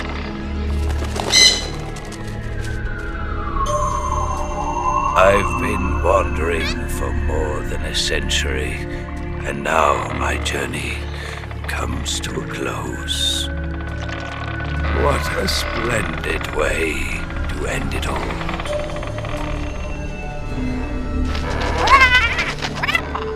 I have no regrets. I can return to the Forum of the...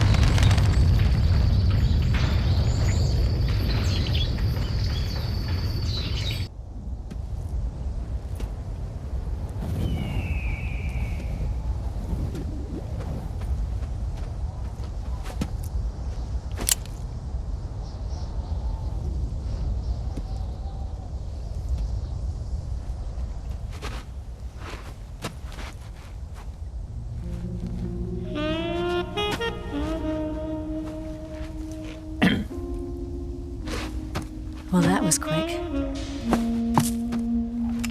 You look like you could use some rest. I'll be fine.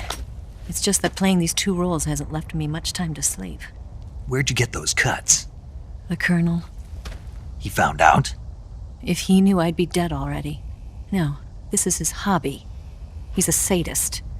He gets pleasure out of making people suffer. He's scum.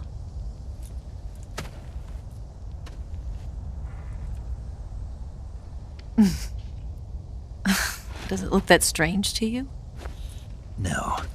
I'm the same way. Scars all over. Can I see? No. Where'd you get this one? I got it after defecting to the Soviet Union. I don't think so. It's older than that. Code breaking is a desk job. Where'd you get this kind of scar? You really want to know? Well, too bad. A girl's got to have some secrets, you know. But enough about that. You've got to get going. The Phase 2 trial of the Shagohod is about to start, and it looks like someone might be coming to spoil the party. Khrushchev? His forces are on their way here. The Colonel is gathering his troops together to meet them. If we don't get a move on, the security will be even tighter than it is now. You'll need this key. It unlocks the door to the underground tunnel. Once you're in there, you can follow the tunnel to get inside Groznygrad. And take this too. What is it? The food of the future. A well-balanced meal for the space age. It's good to eat some real food once in a while.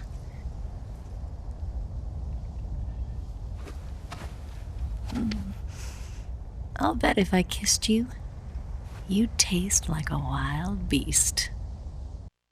Do you know where exactly in Groznygrad Sokolov is located? He's in the heart of the fortress, the weapons lab. The weapons lab is divided into 3 wings. There's the East Wing, which houses the research facilities. Then there's the main wing where the weapons are assembled. That's where the Shagohod is. Finally, there's the West Wing, which is connected via a passageway to the main building. That's where Sokolov is. To get in, you'll have to enter the main wing from the East Wing. Then, go through the passageway on the 2nd floor of the main wing. The West Wing of the weapons lab. Got it. There's just one problem. Not again. The West Wing is protected by the highest level of security. You need to be Colonel class to get in. Colonel class? Here, look at this picture. Major Ivan Rydenovich Rykov. Pretend you're him. How do I do that?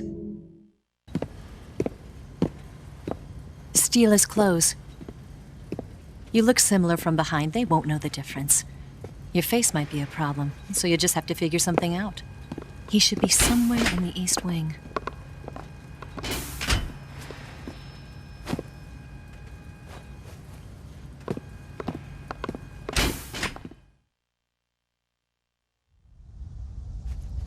All right.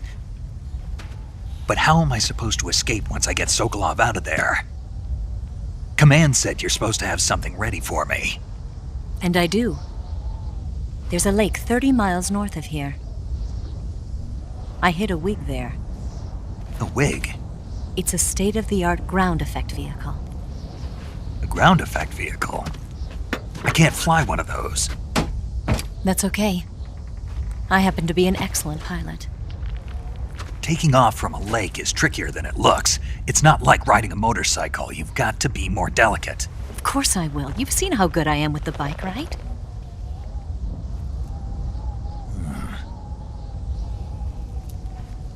Right.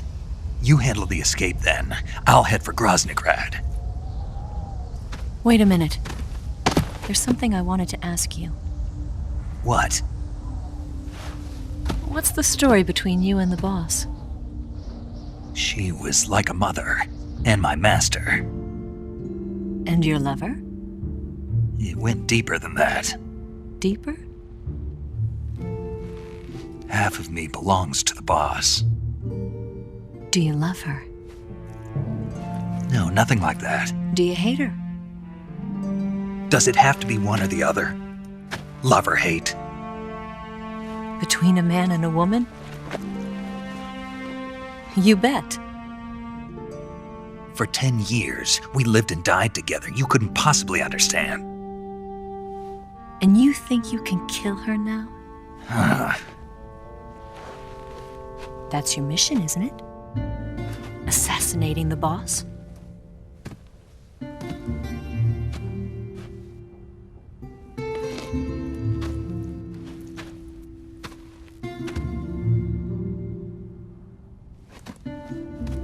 Snake?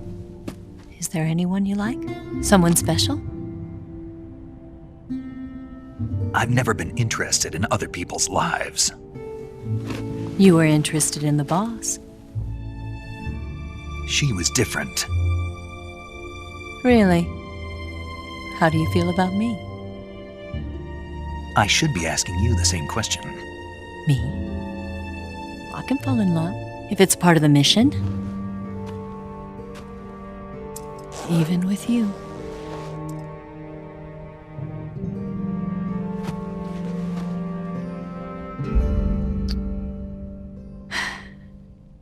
Snake?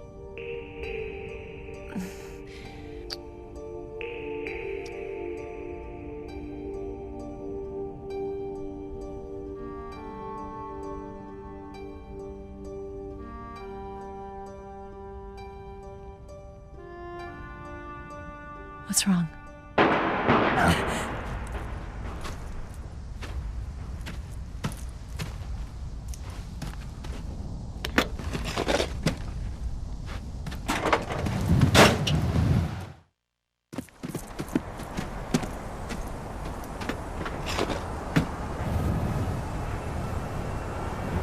See you around, Snake.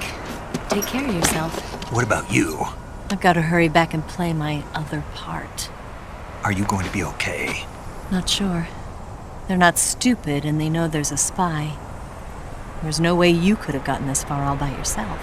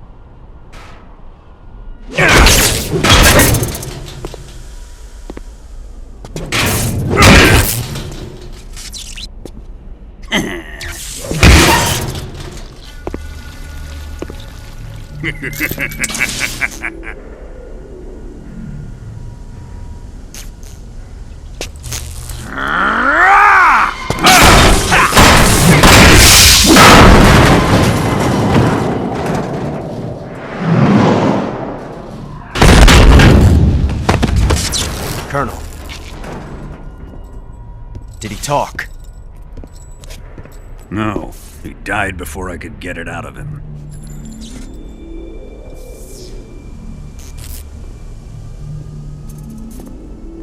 He wasn't the spy then.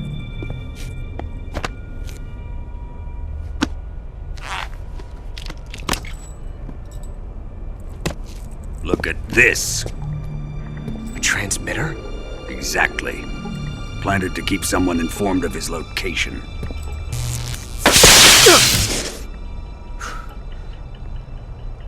But does this mean Grannon was the spy? Perhaps he was being used by someone else. Perhaps. This man was our comrade. Comrade or not, he's of no use to us now. I don't approve of your methods. I don't need your approval. I'm in command here. And that nuclear shell? Still feeling sore about that, are you? What are you gonna do? Report it to the authorities? This is war, Major. A Cold War, fought with information and espionage. We must root out spies wherever they hide. It is kill or be killed. Potential threats must be weeded out. Your feelings are a menace to the unity of our organization. Someone is guiding the enemy's hand. A single man can only accomplish so much. Make no mistake, there is a spy among us. But casting suspicion on our own comrades. The C3 explosives have been stolen. You think it was the American? No. He could not have reached this fortress yet. Then who? I'd be careful about suspecting your own men. Boss! Where have you been? The fear and the end have fallen.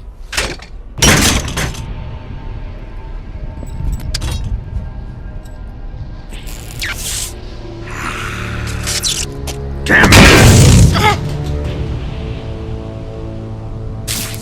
CIA dog? That leaves only the Fury.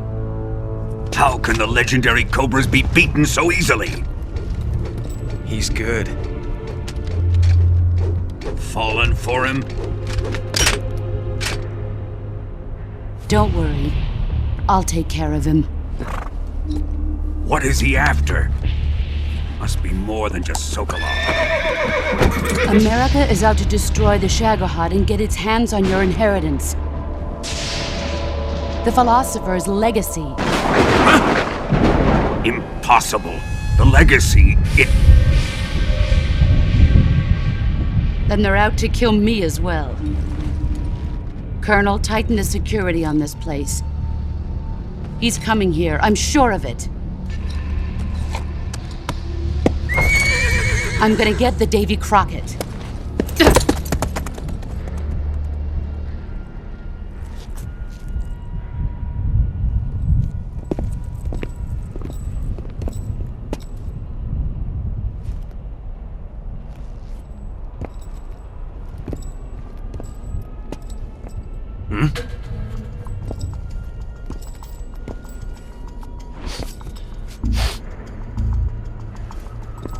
Perfume.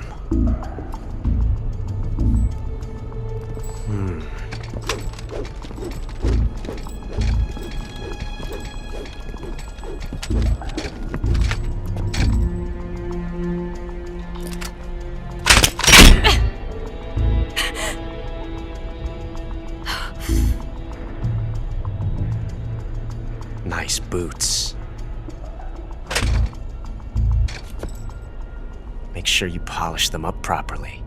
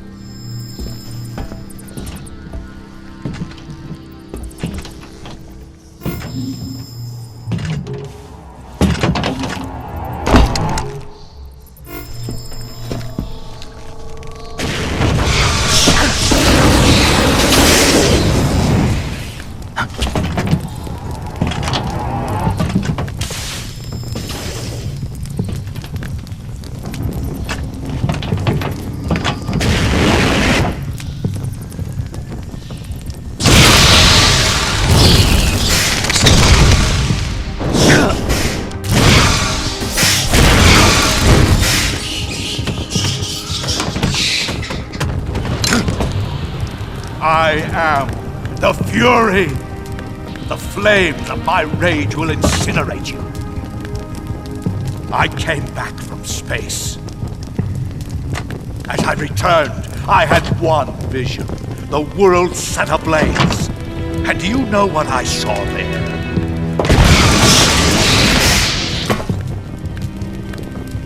Fury!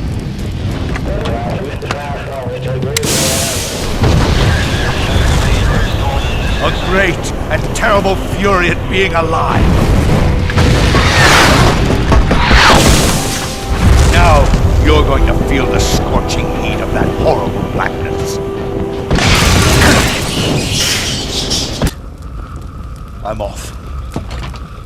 To join the sorrow.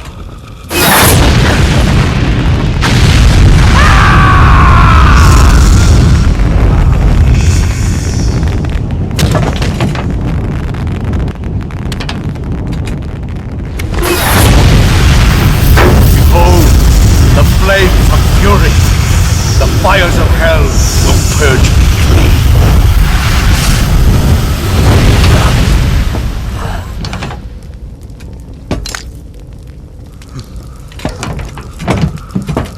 I can see it.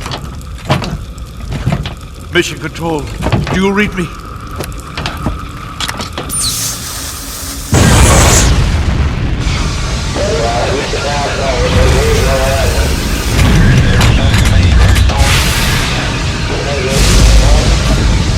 I'm coming home. I see the earth.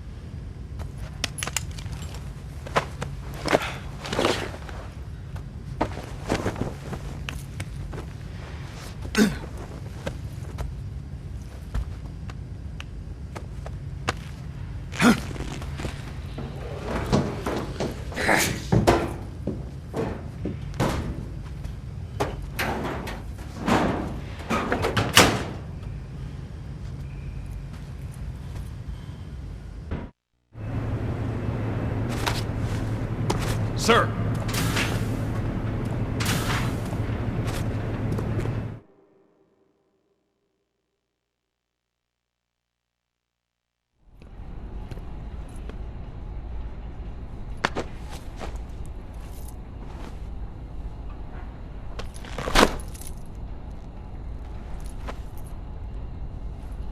Here it is.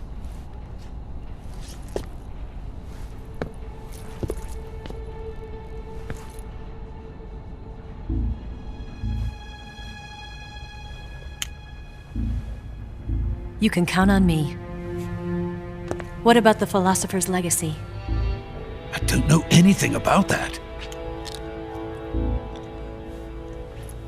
What are you? Are you trying to kill me? What's the matter? I know nothing, I swear it. No one but the Colonel knows of the legacy. I see. No, don't! Oh.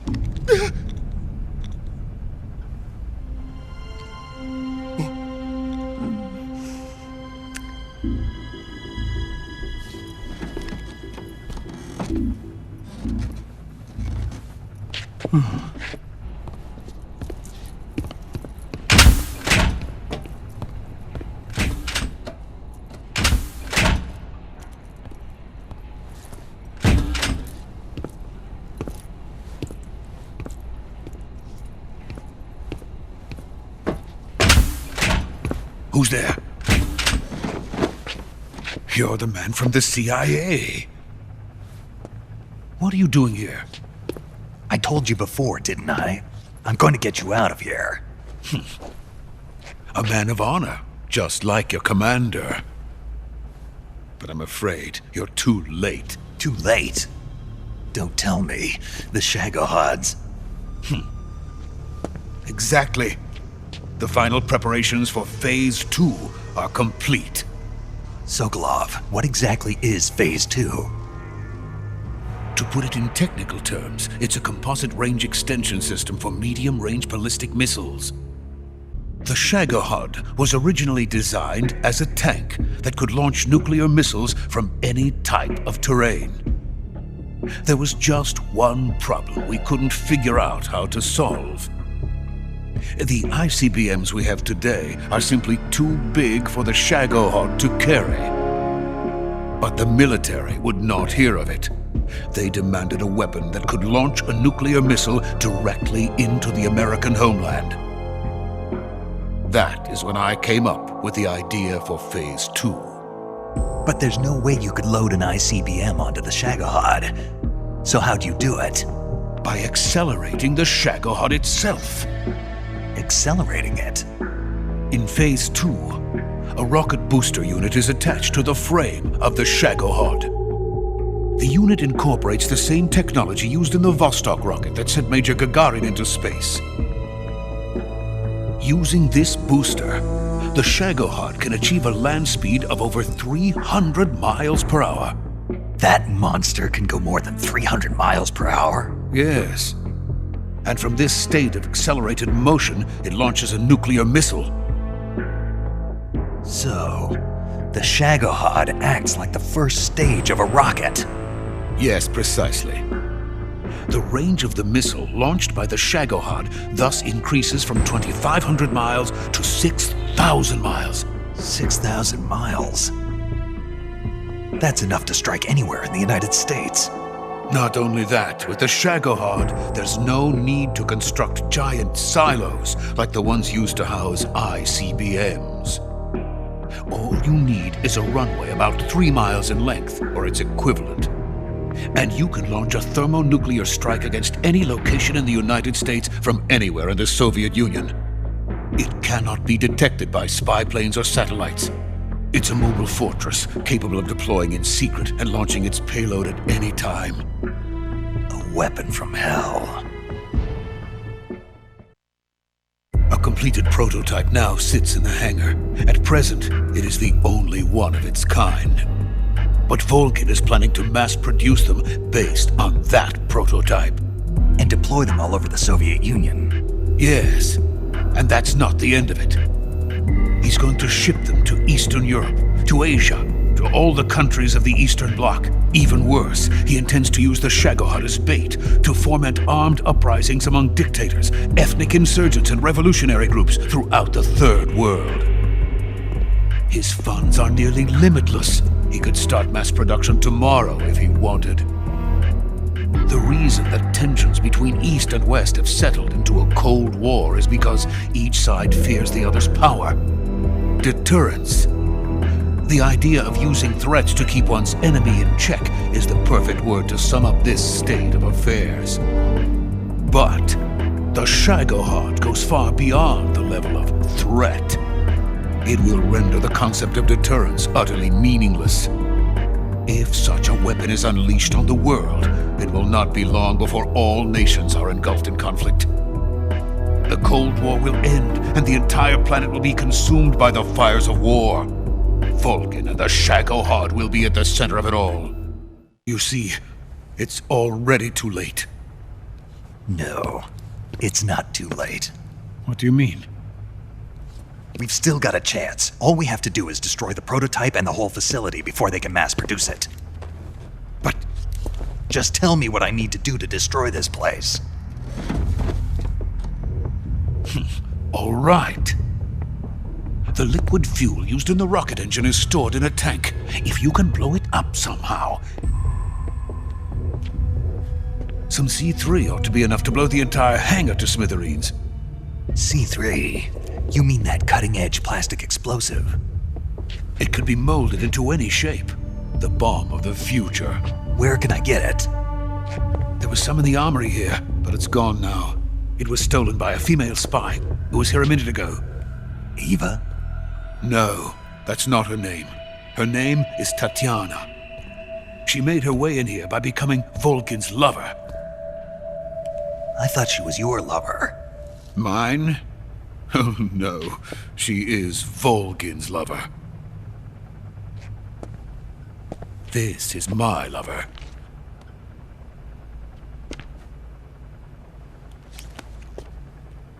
Who are they? My wife and daughter. They're in America. Now I remember. Your family is in the custody of the CIA. How long has Tatiana been here? Only a few weeks. A few days before the Virtuous mission, then. She said that Khrushchev sent her. What did you just give her? All of the experimental data for the Shagohod. Please, it is essential that you destroy the Shagohod. I will, but first I've got to get you to safety. No. I'm not going. My mission is to rescue you. Leave me. Sokolov! Khrushchev has abandoned me. I cannot return to my country. I would most certainly be sent to the gulags. What about the US? Yes, I once thought of that. My family's waiting for me there. But even if I fled to the United States, I would once again find myself creating weapons of mass murder. In the end, it doesn't matter where I go. I am still a weapons scientist. To be honest with you, I'm tired.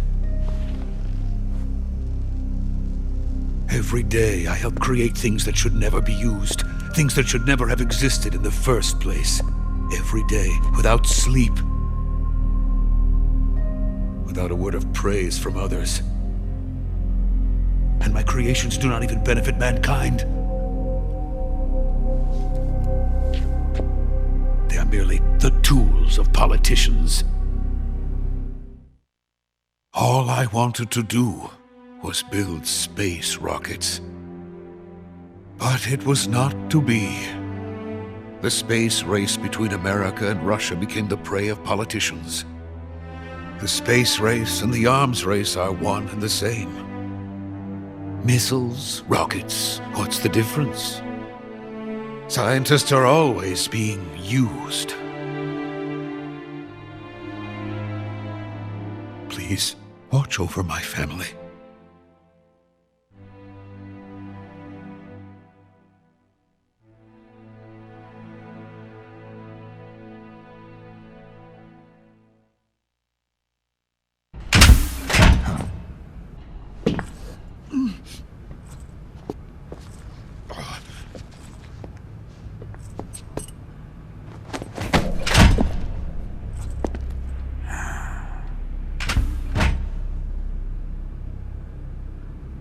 Major, what are you doing here? I've been waiting for you in my room.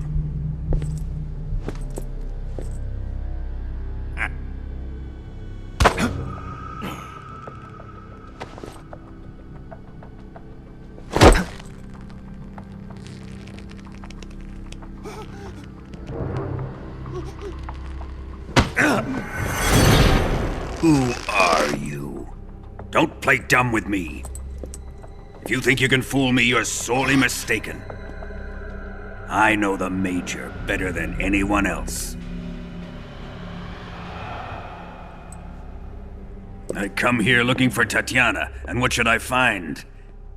But a greasy freebooter.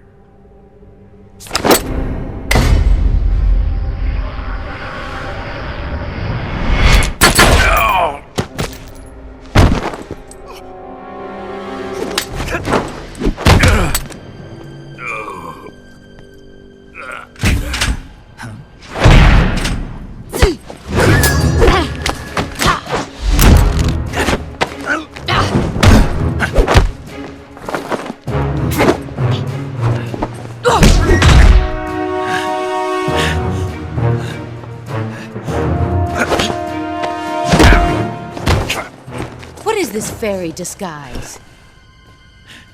It's gonna rub off on you.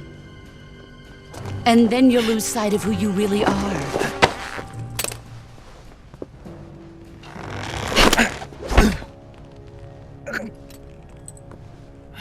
Stay out of this!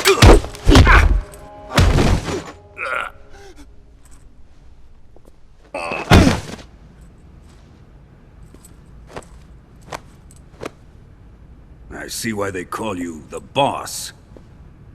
What was that? Some kind of judo? No, it's called CQC, a basic form of close quarters combat. He and I developed it together. Splendid. I'll take it from here. Are you going to kill him? Of course. But first, I will make him pay for hurting Ivan.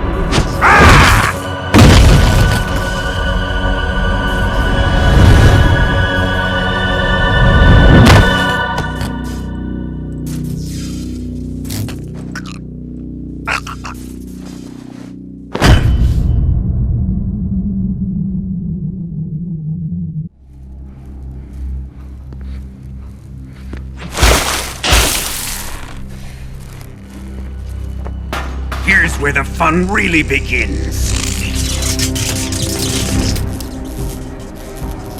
My body carries an electric charge of 10 million volts. Let's see how you like this.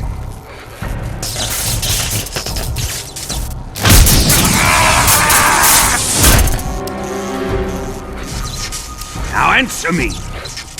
How much does the CIA know?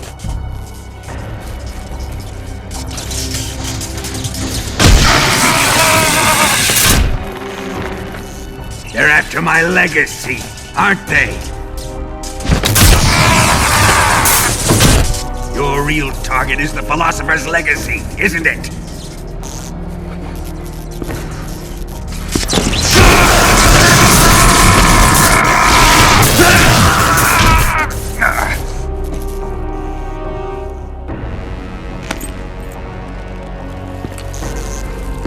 Yes. Let yourself go. That's what I want to see.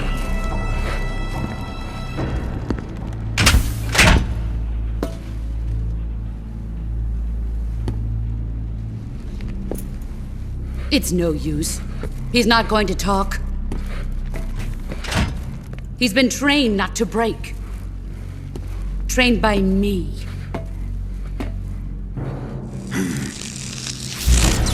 Admit it! We're after the location of the legacy! The secret fund established by the three great powers during the 2 world wars. That's what you're looking for, isn't it? $100 billion, divided up and hidden all over the world. And you're looking for a record of where all that money is hidden, right?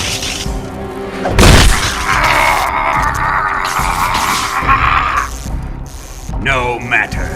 The philosopher's legacy is safely in my possession, in the underground vault of Groznygrad. You'll never lay finger on it.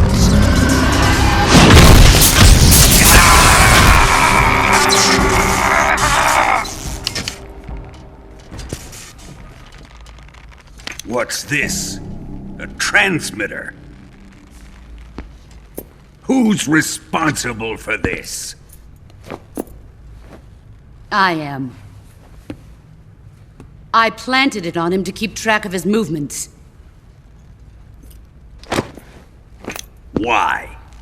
So the Cobras could ambush him. If they knew where he was gonna be, they wouldn't have gotten themselves slaughtered. It pains me to do this, boss, but under the circumstances, I'm afraid I must ask you to show me some proof that you and he were not in collusion. You don't trust me, is that it? Not that, but he is your apprentice. What do you want me to do? Let's see. Cut out his eyes. I don't like those blue eyes of his.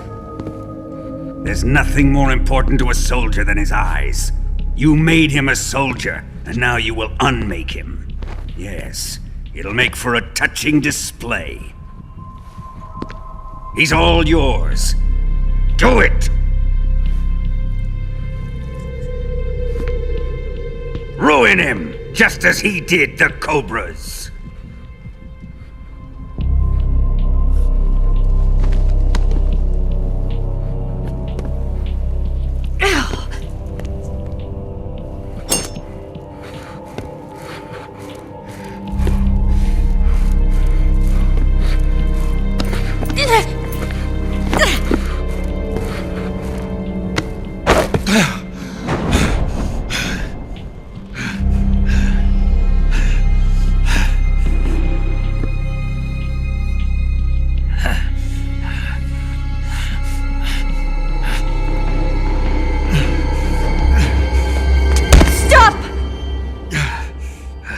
What is it, Tanya?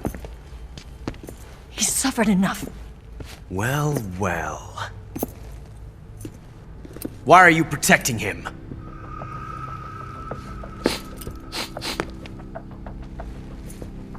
That smell. Tatiana, you're the spy. What are you talking about?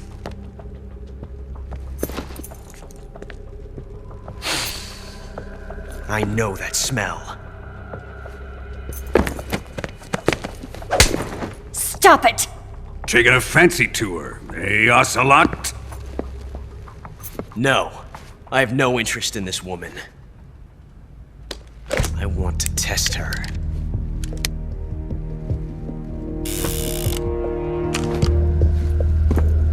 I'll let this be the judge. Do as you like. Here we go.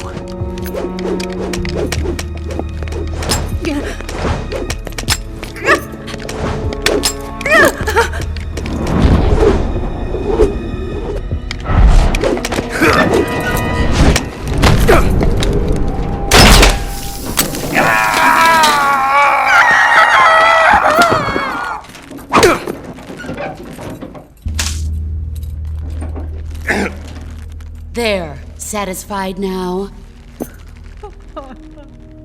Well, that was refreshing. Come, we're going to my room.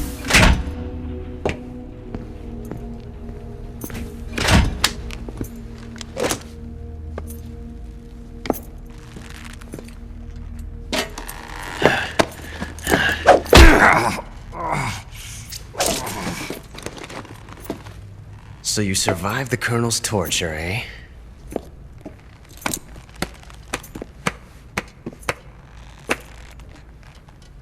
Watching this has made me realize something. It's really not that bad.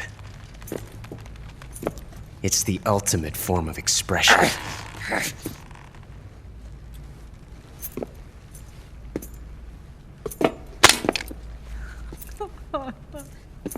You got lucky this time, Tatiana.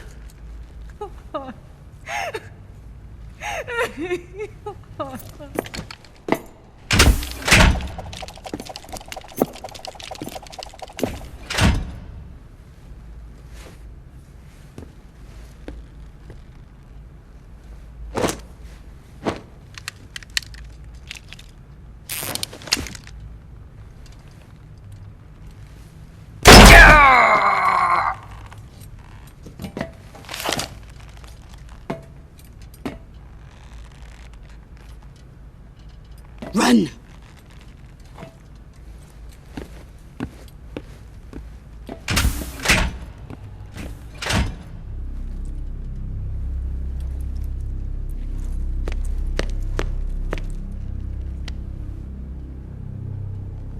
I've prepared an escape route for us. Go out and head west. Pass underneath the connecting passageway and go north. You'll find an open manhole there. You're... Quiet!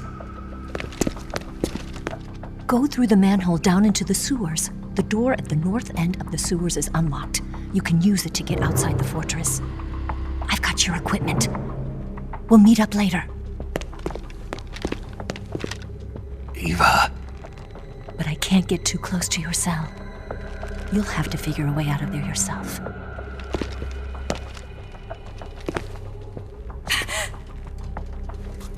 I'll be in touch.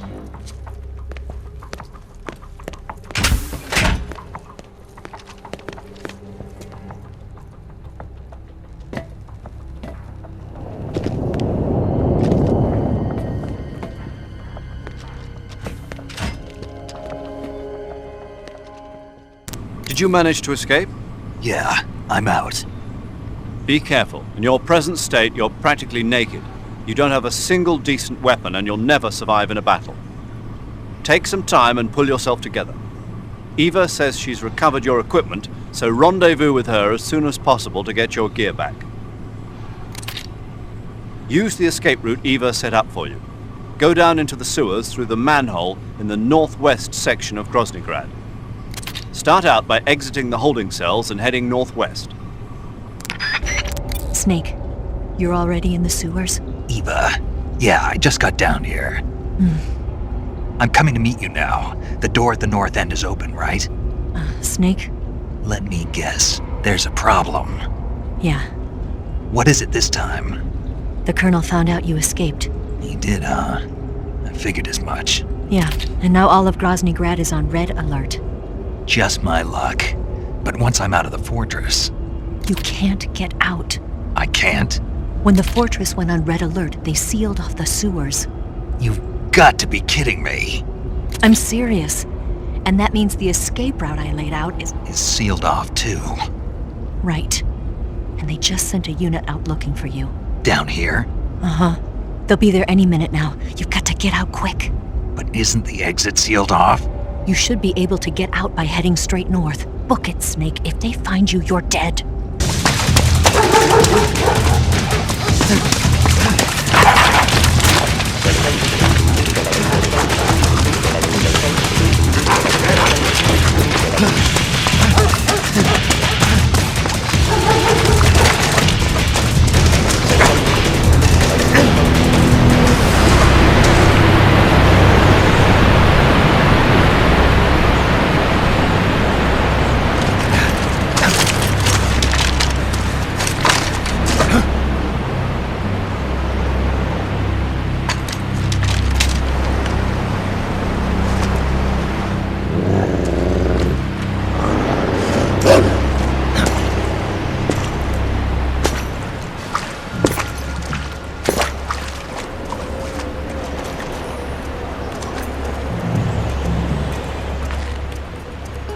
I've been waiting for this.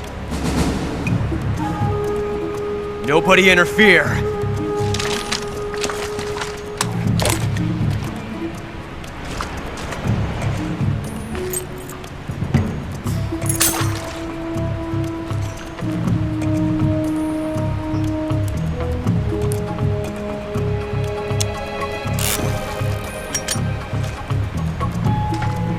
This is where it ends.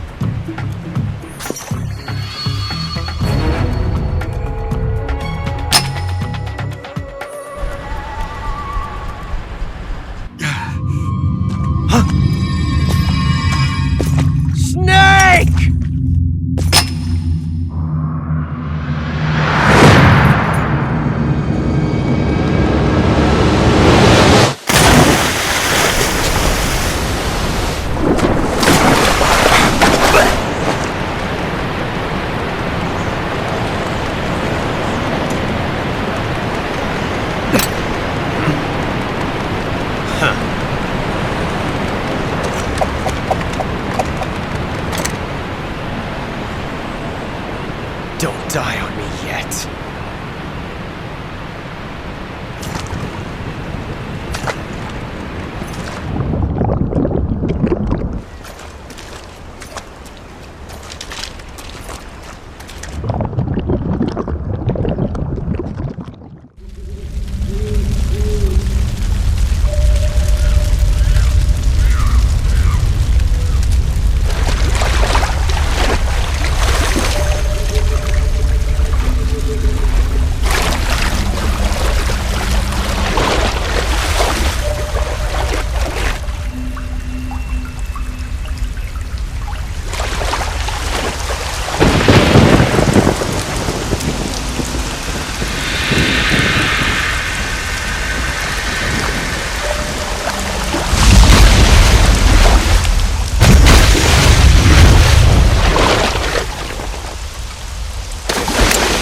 Are you one of the Cobras?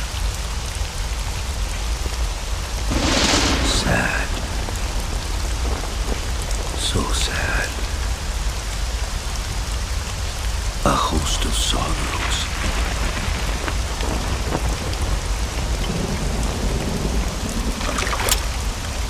And you are one of them.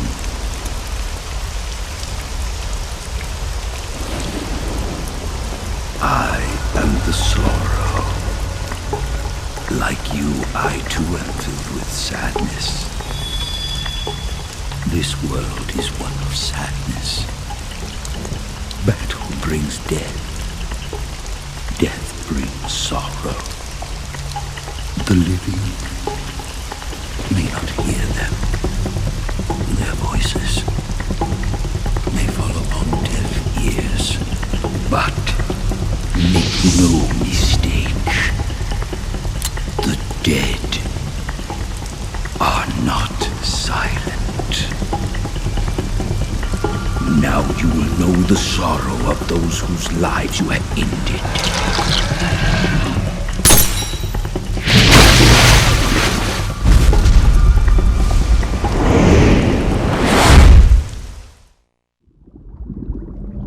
Boss, you have to shoot me. I can't.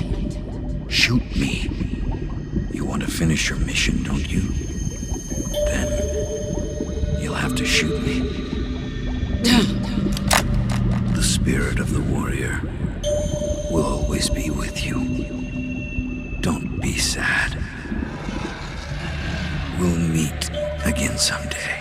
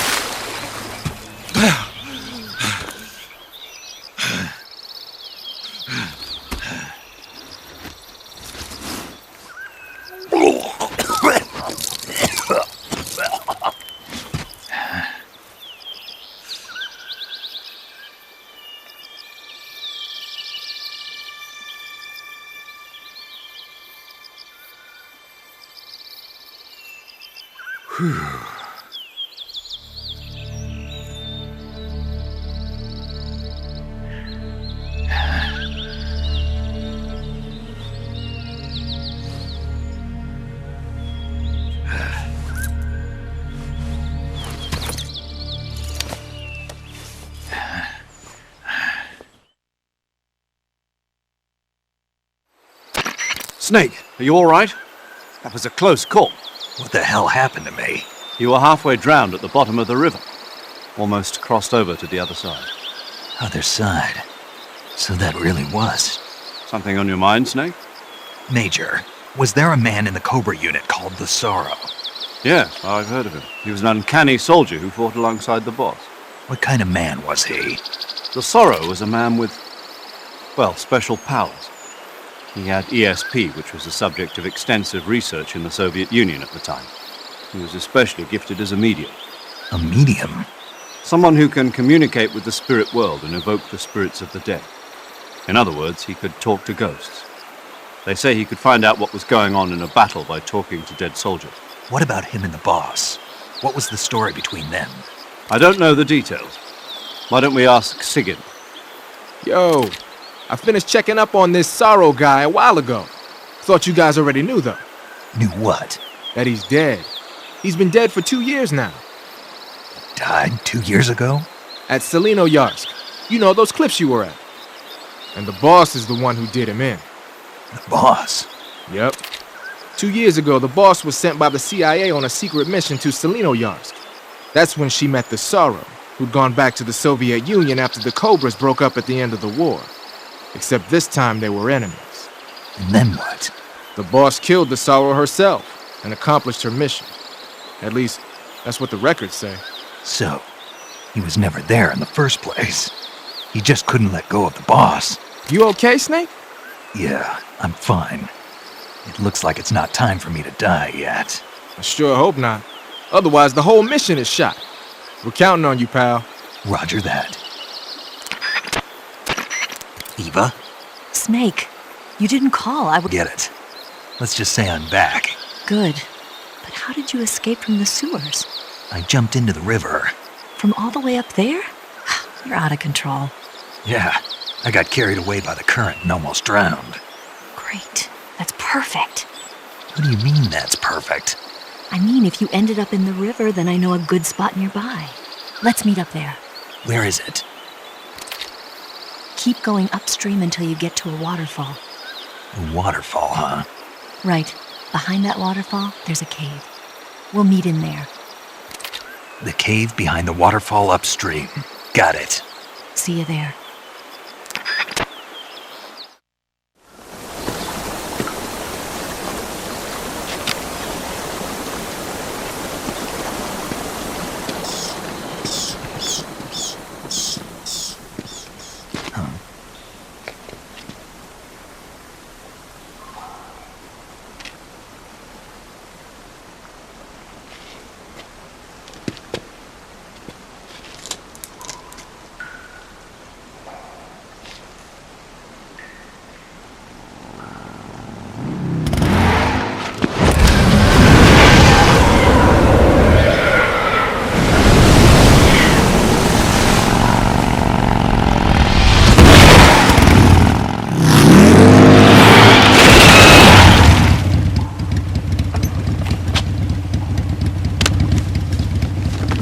meet you, Snake.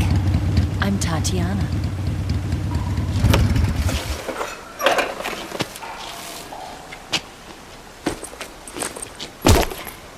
Here's your equipment. Eva, you could use a towel. So could you.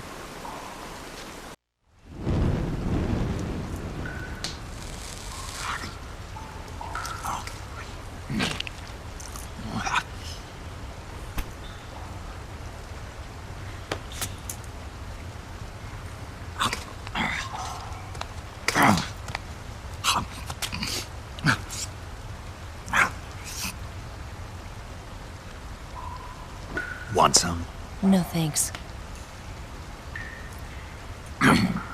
Don't like snakes? Not for dinner. Didn't you have to eat them at the KGB? In my training, we always got the good stuff. French, Italian, that kind of thing. A regular Matahari. The least you could do is call me Cynthia. Tell me something. How does it feel to spy on your own country? I can't say it feels good, but it's my job. Can't even eat a snake during a mission, huh? I wouldn't mind eating you.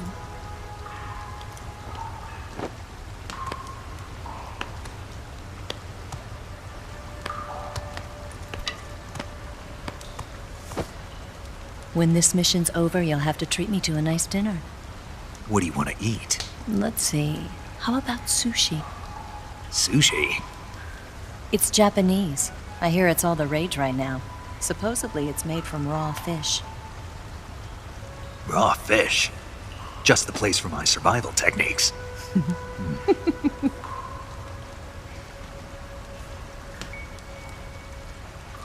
What a thrill.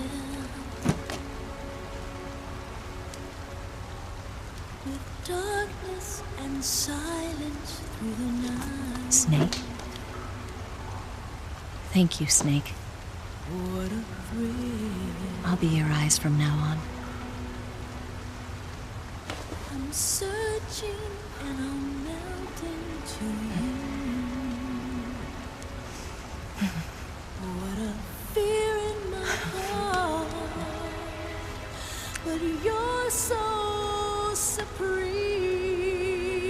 Thank you, Snake.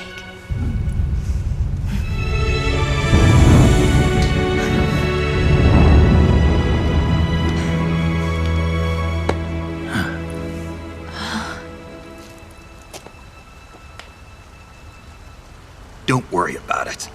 Are you all right? It's not like I can't see. I've got one good eye and can still fire a gun. Really? Good.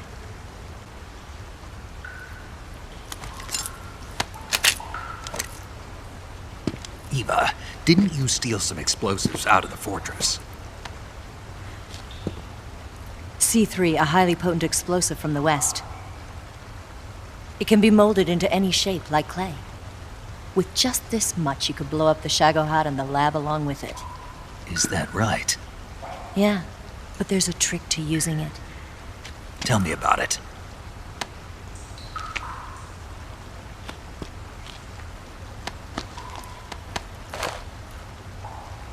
Well, what do you think?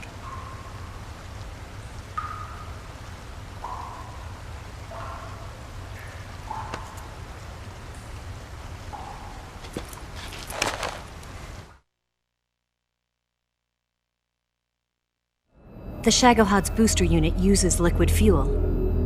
The fuel tanks are in the main wing of the weapons lab in the hangar housing the Shagohod itself. So I should blow up the tanks. That's the basic idea. It should be enough to blow up the entire hangar. There are 4 fuel tanks. In order to destroy the hangar, you'll have to set explosives on each of those tanks. All 4 of them? It should be no sweat for you. Besides, the scientists had the day off today. So the hangar's completely deserted. Not quite. They've still got guards posted there. So what do I do after I set the C3? The bombs run off a timer. Once the timer has been set, the countdown will begin. When the timer reaches 0, the bombs will all go off at once. How long do I have? 20 minutes. Once the Phase 2 trials are finished, I wouldn't be surprised if they kill all the scientists to prevent them from talking. So you've got to act fast. I'll take care of it. Eva, did you get the data on the Shagohod from Sokolov? Yeah, that's the mission I was given. By Khrushchev? Mm-hmm. America doesn't have any use for it, does it? But I haven't forgotten my other mission either. Helping you out.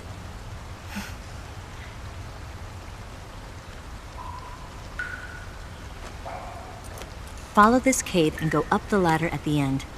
You'll come out inside Groznygrad, just southwest of the weapons lab. Do you remember when you went to rescue Sokolov? Remember there was a locked door when you entered the main wing from the second floor of the east wing? Yeah. That's the entrance to the Shagohod's hangar. Use this key to open that door. The door right when I entered the main wing? Got it. What about you? I'll get things ready for our escape. There's a rail bridge to the north. I'm gonna set a bomb there, so I'm taking half of the C3 with me. Right. I'll set off the weapons lab then. Try not to be in the neighborhood when it happens. Gotcha. And watch out for Ocelot. He suspects you're not who you say you are. Don't worry. The Colonel still trusts me. And I have my ways. There's not a man alive who can resist my charms. Besides you, of course. I'm just warning you, Eva. That's all. I know. Okay, let's go. You seem like you were born on one of those. If I didn't ride every day, I couldn't go on living. When I'm riding, the wind hits me so hard that it hurts. That pain keeps my mind off the pain of having to be someone else. It's not easy always fooling myself like this. It's only when I'm on the bike that I'm free to be the real me. I only get off my bike when I fall in love or fall dead. What's your name? Tatiana. No. Your real name. What's wrong with Tanya? Okay, Tanya. Don't let anyone see you. Oh, this? It's a button camera. What did you do that for? Insurance. To make sure you don't double-cross me.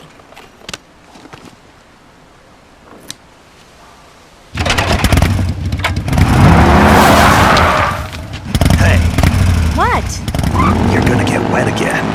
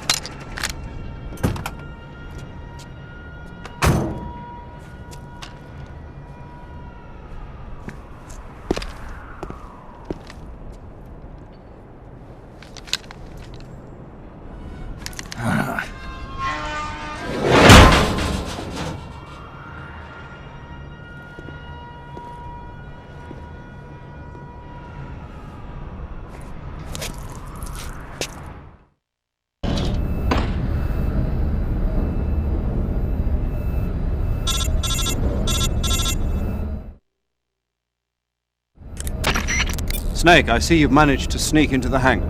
Yeah, the Shagohod's in here. The completed Phase 2 Shagohod represents a grave threat to the West. We can't allow it to be mass-produced. You've got to destroy it. Eva's got the data on the Shagohod. Do you think that's safe? Well, I wouldn't exactly say it's safe, but Khrushchev is a shrewd leader.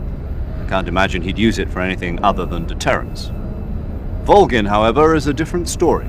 He's planning to use the Shagohod to turn the Cold War into a blazing hot one. We can't let him have it. Agreed. That leaves just one more mission for you to carry out. The boss. Exactly. For now, just focus on destroying the Shagahod. Yes, sir. I'll let Sigint fill you in on how to destroy it. Yo, like Eva was saying, if you're looking to blow the whole place sky high, the best way is to take out those liquid fuel tanks with the C3. You know there's 4 tanks in there, right? You have to put C3 on all 4 of them. To plan a C3 charge, all you gotta do is equip the C3 and press the weapon button while standing in front of a tank. Just like TNT. But make sure you don't plant it in the wrong place. You barely got enough C3 as it is, right? Good point. I'll make sure not to plant it anywhere else. Good, man. And be careful. Liquid fuel has a nasty habit of going off at the slightest shock. So don't go using any heavy firepower near the tanks unless you're aiming to get yourself barbecued. I'll keep that in mind. The C3 charges all have to go off at once if you want to bring down the hangar in one fell swoop. So if I were you, I'd wait until after you plant the last charge to start the timer mechanism. All right. I'll make sure I finish planting all 4 charges before I start the timer. Once the timer's set, you've got 20 minutes until it explodes, right?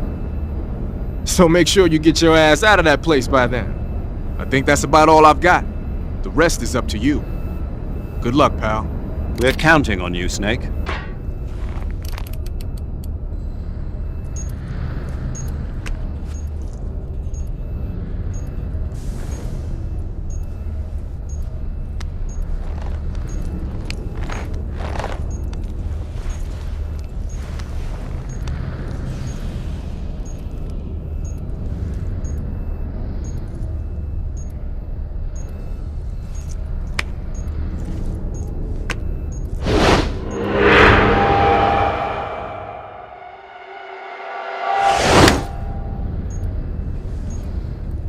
Got you this time.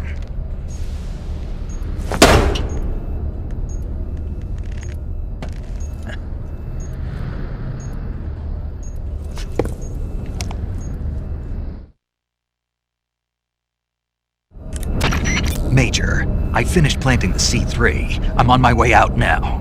Hurry, Snake. Is Eva taking care of the escape route? Yeah. Are you sure? She can handle it. All right then, well hurry up and get out of there.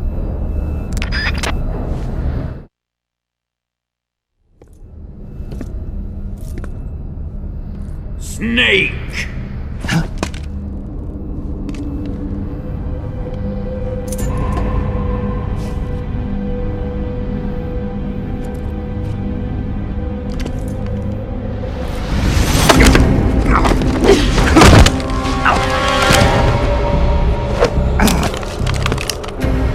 Why'd you come back?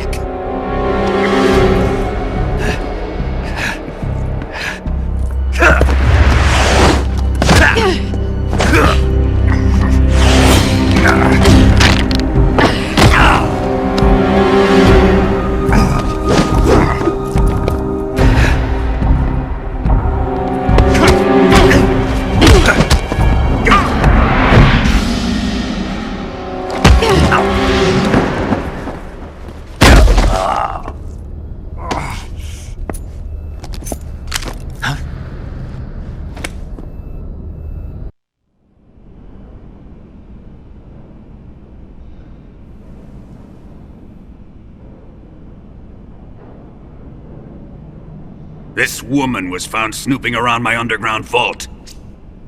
When she was captured, look what we found on her.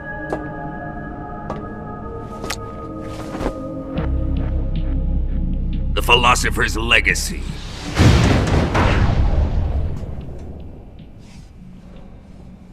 This microfilm contains all the information regarding the Legacy. You might say that this film itself is the Philosopher's Legacy. It was the smell that gave her away. No, not the perfume.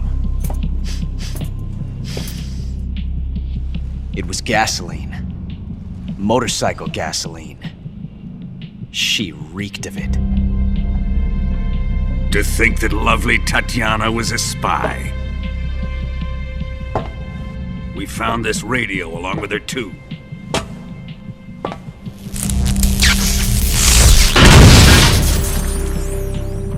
Such a fine woman she was.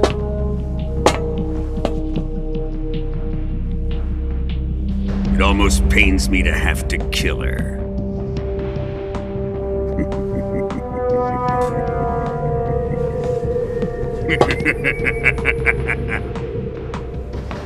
Yes, she was an obedient one.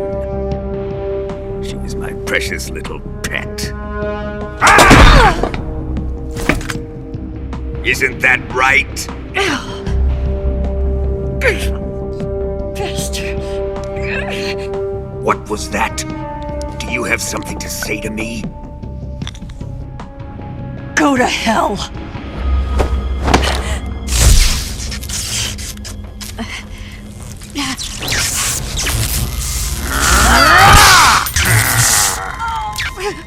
You dirty whore.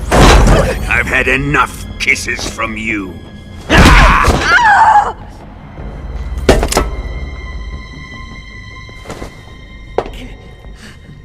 I should have known. Sokolov wasn't man enough to have a lover like that.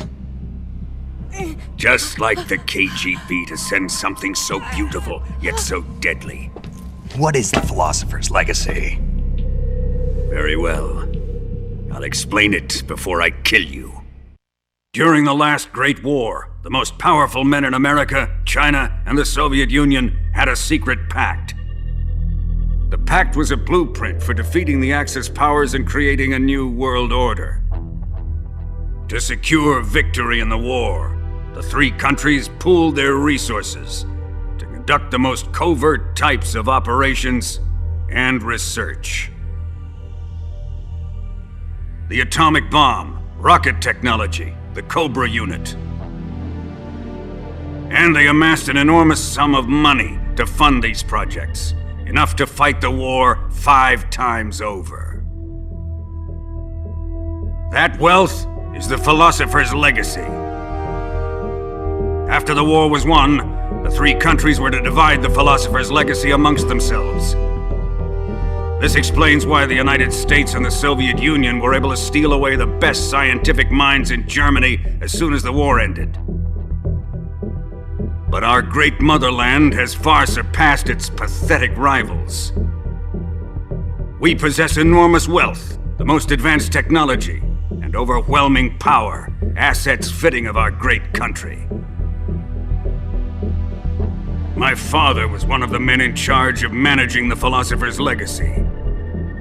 In the confusion that ensued after the war ended, he devised a series of ingenious plots to ensure that the Soviet Union would have total control over the legacy. The money was divided up and laundered through banks all over the world. Switzerland, Australia, and Hong Kong. This microfilm contains a record of all those transactions. After my father's death, I learned of this secret and obtained the microfilm. With this money and the support of Brezhnev and his allies, I built this fortress of Groznygrad and Granin's research facility. But that worthless fool Granin failed to produce results. I was forced to turn to Khrushchev's dog Sokolov and his invention, the Shagohod. My position in GRU made it too troublesome to attack Sokolov's facility directly. But the spy network established by the secret pact still existed. I used it to contact the boss and suggested that she defect. The boss was conniving enough to see things my way.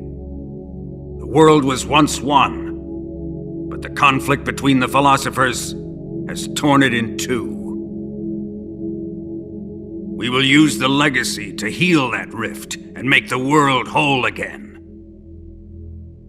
To do this, we need strength, an unstoppable trump card with enough power to bring order to the world. That trump card was to be the Shagohod and the Cobra unit.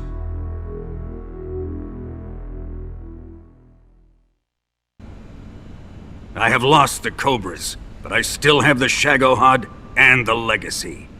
There is nothing America can do to stop us. Boss, take this someplace safe.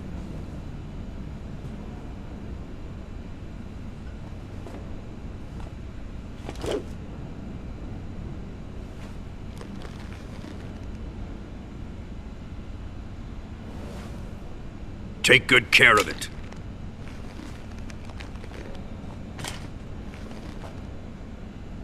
He wouldn't have come waltzing back in here unless he had a reason. The C3's been stolen. He must be planning some sort of sabotage. I'll go see if there are any surprises waiting for us. I'll dispose of her as well.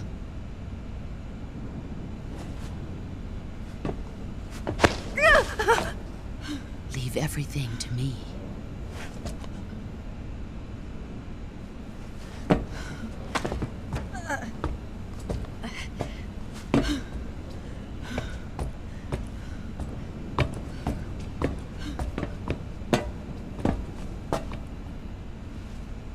Fight like a warrior, Volgan.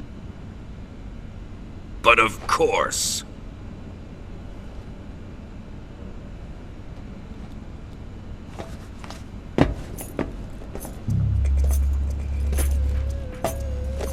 Let me face him. I've been waiting for this moment. Time to get even!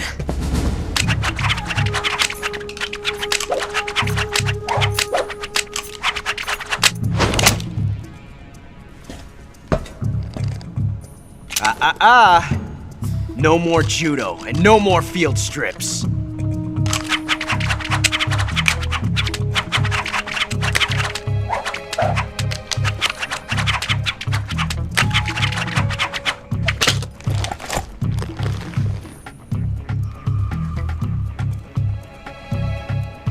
Enough of this!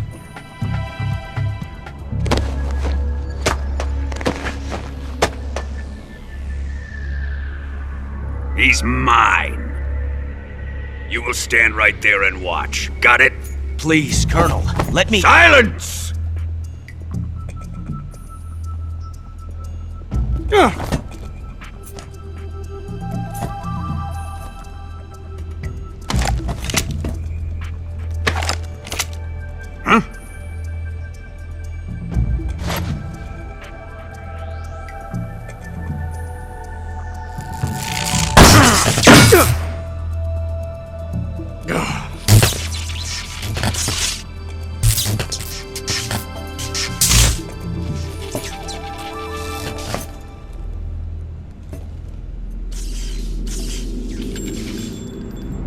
Sorry for the delay. Let's get started, shall we?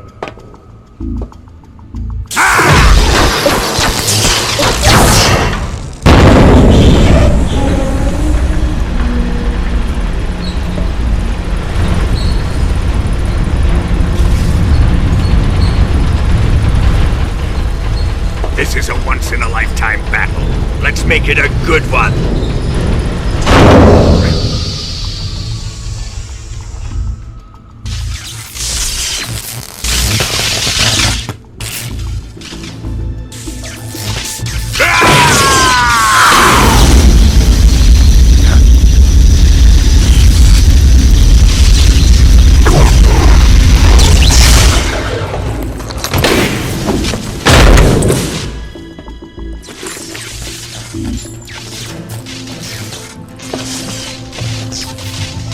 It's just you and me now. And I'm gonna enjoy this. Snake!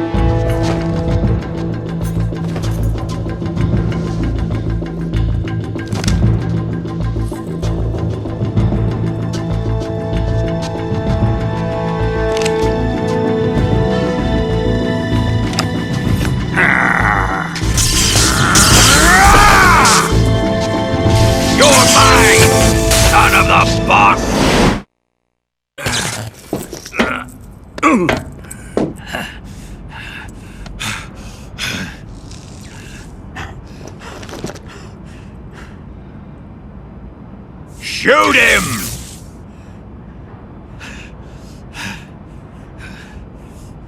Do you hear me? I said shoot him! Sorry, Colonel. I'm afraid I can't do that. What do you mean you can't? I made a promise to the boss. Silence!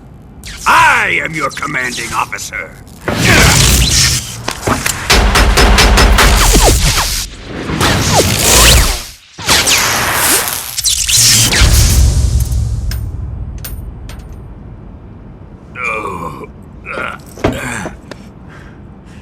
Are you questioning my authority?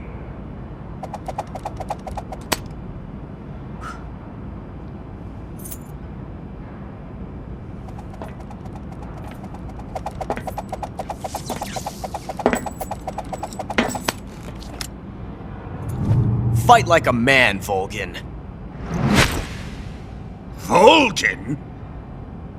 Emergency. Explosives have been detected. All non-EOD personnel must evacuate immediately. Ocelot! Find those bombs! Repeat. Explosives have been detected. All non-EOD personnel must evacuate immediately. Move it! Huh.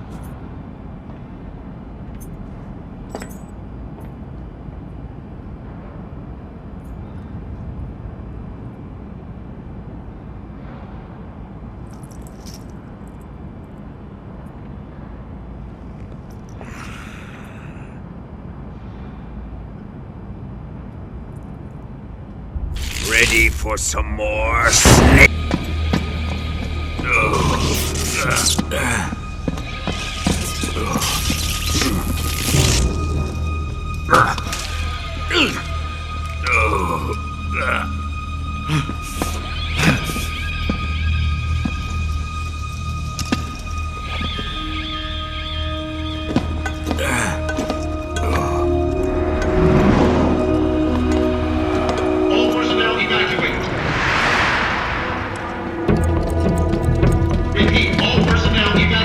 Faster!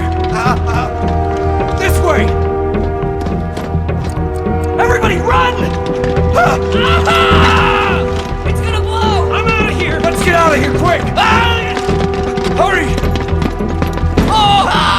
We're all gonna die! Hurry up! Evacuate!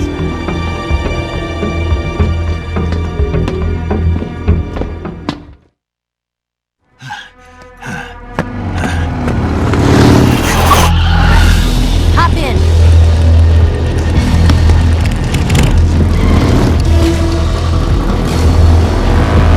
Step on it!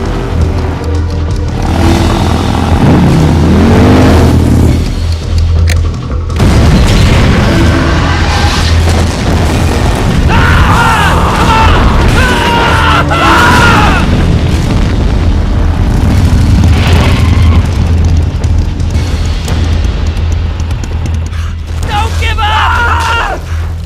Get moving! Eva, how did you? The boss let me go. The boss? But why? I'll tell you later. Right now, we've got to get to the lake and escape. We can't leave yet. I've still got one last job to do. The boss is already at the lake. Huh? She's at the lake. She's waiting for you there. Waiting for me?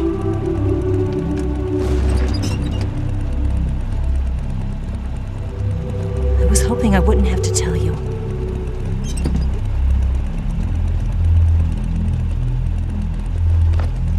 I don't want you to fight her. But I've come to realize that there's a special relationship between you two. Something I can't understand, something that goes beyond a man and a woman. I envy you. Really, I do. But I guess I just can't understand it. She asked me to tell you something. I've never seen someone with such clear eyes.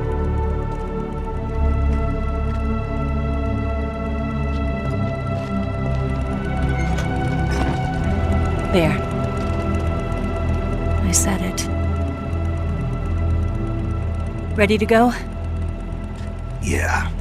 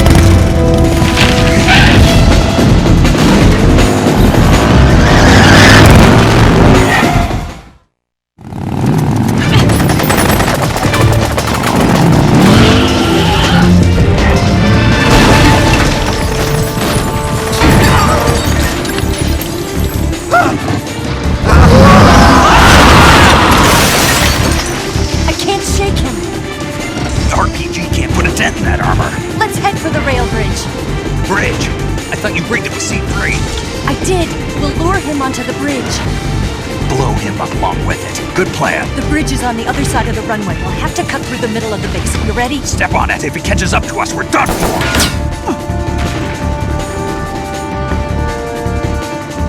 Okay, here we go!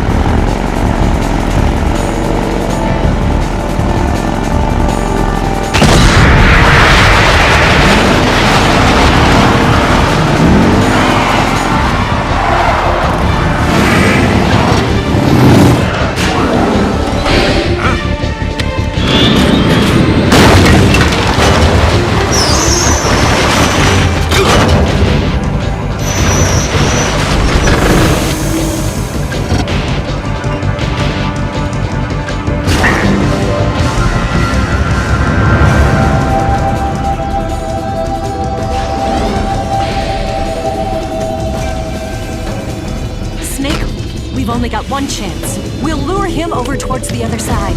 When the Shagohata's on the bridge, shoot the explosives. The bomb is planted on the strut of the bridge.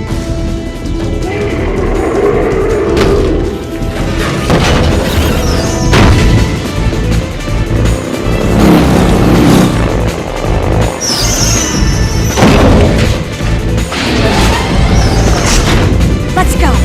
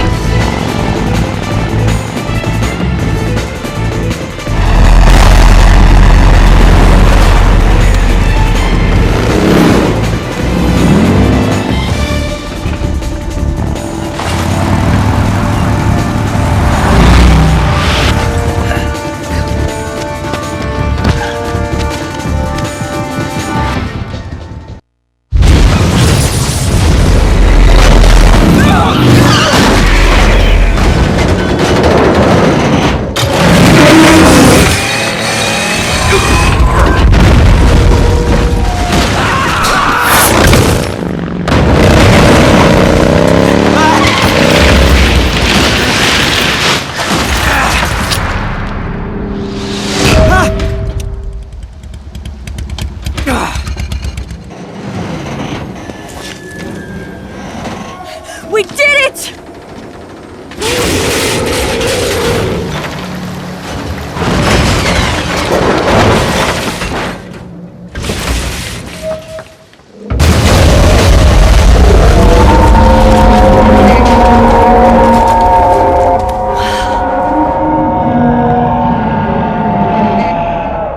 It's over.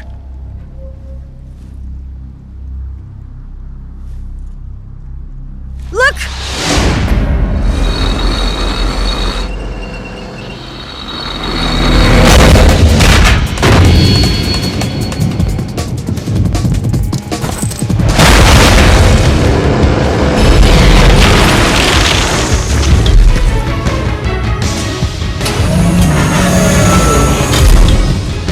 I'm not finished yet!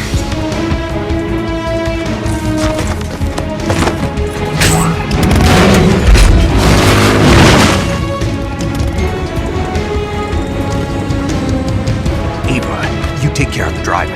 Yeah? Yeah, I trust you. On one condition, though, leave the fighting to me. You got it. I was getting tired of running away anyway.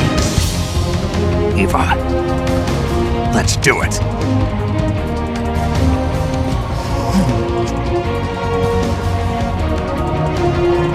For luck.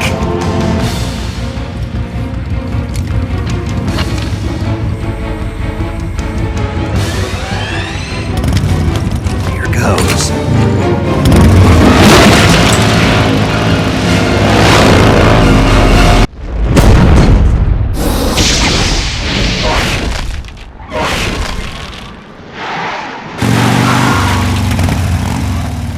Did we beat him?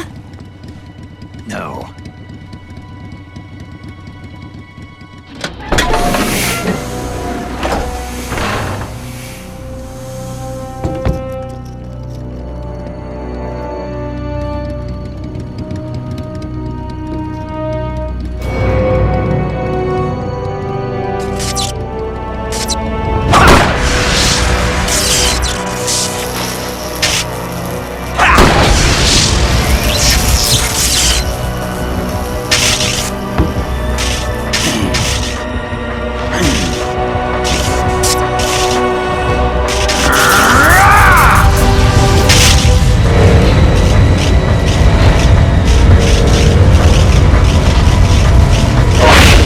Get off!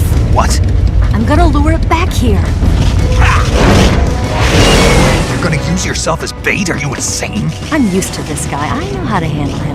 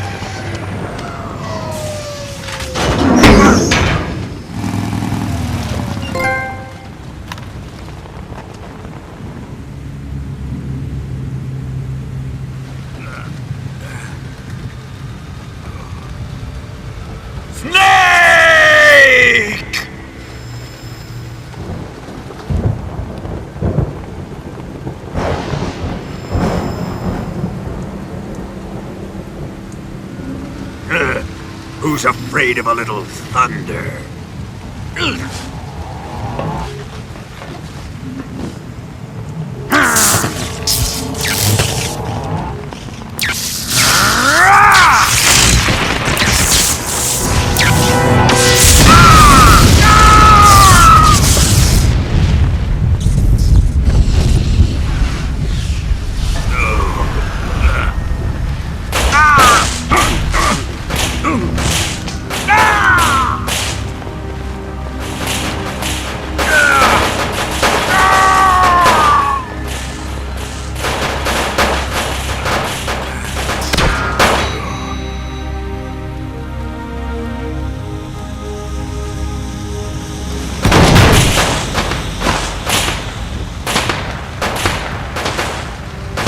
Fried by a bolt of lightning. A fitting end. It's finally over.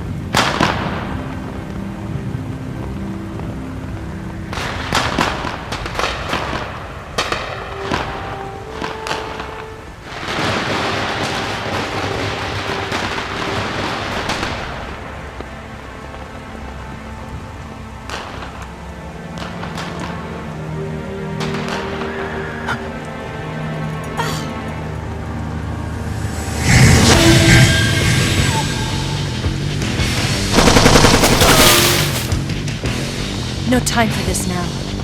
The escape craft is just up ahead.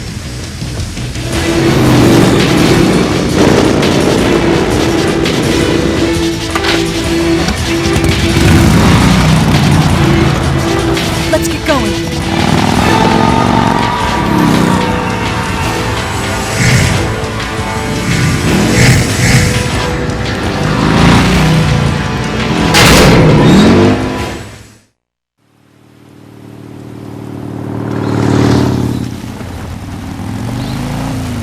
Looks like they finally gave up. Don't start celebrating yet. We're leaking fuel. Damn it. Tank shot up.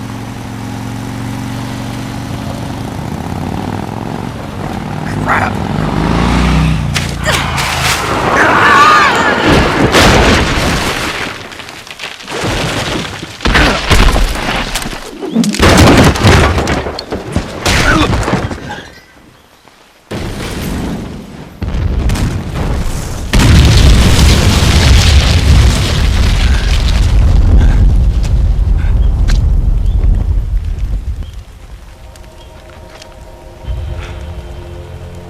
Eva!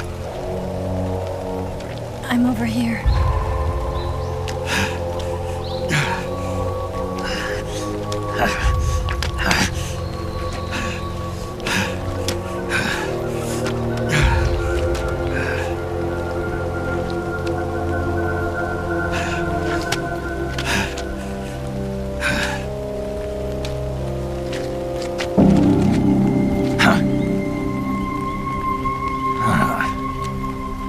Snake.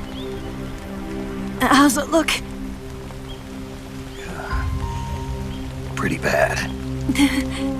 Not a sensitive bone in your body. Eva. What about you, Snake? I'm fine. That's good to hear.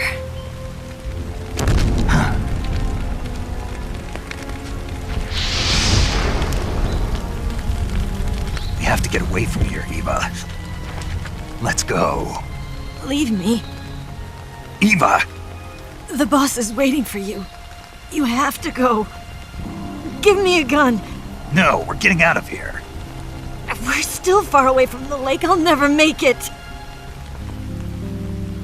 I can't believe this. Uh-huh.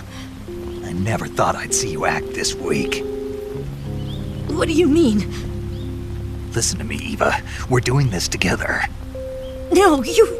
Eva, I need you. Say that one more time. I need you. I can't fly the wig by myself.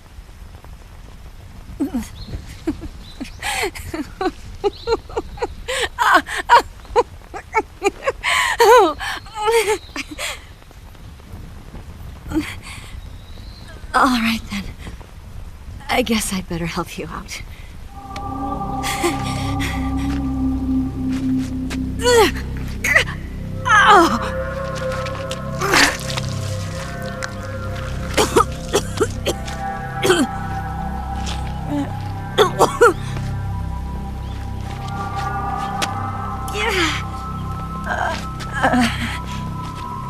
You're lucky to have me.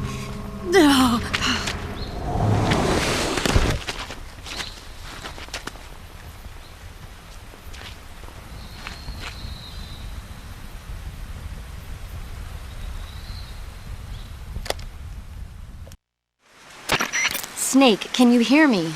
Paramedic. Thank God. Eva's been seriously hurt. So have you. Luckily, I think her organs are all intact, but... Calm down, Snake. Calm down. You'll both be fine as long as you get the proper emergency treatment. But you're the only one who can do this. Understand? So you've got to calm down. Right. Okay. Okay. Now let's open up the survival viewer and treat the injury. Do you have supplies with you? I'm running kind of short. Then by switching the survival viewer over to Eva, you can treat her wounds too. Now get to work. Oh, and Snake, I'm pretty sure you know this already, but if you don't have enough supplies for the both of you, your wounds come first. Huh? Do you get my meaning, Snake? You've still got a mission to complete. Yeah, I know what I have to do. Snake? Like this.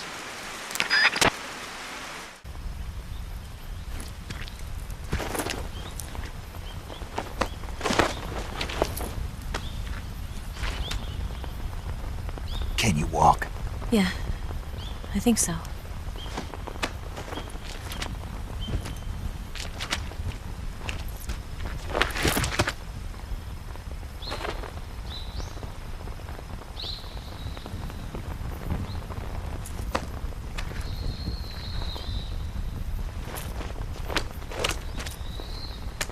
Here.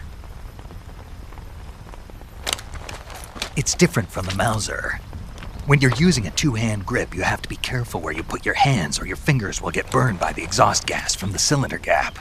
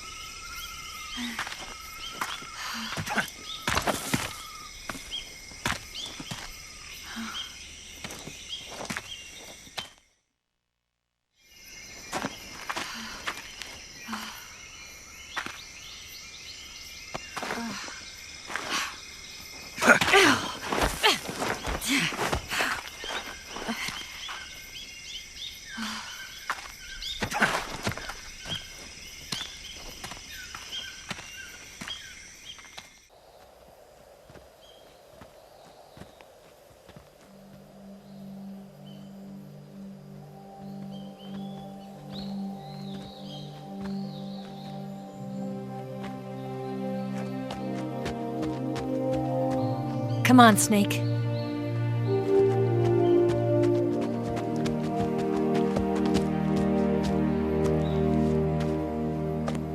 We made it. We made it. Over there.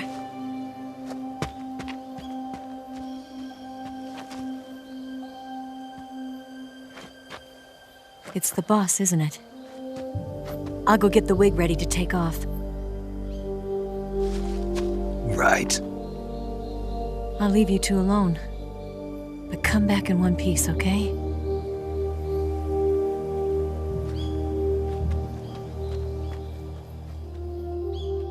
Promise me!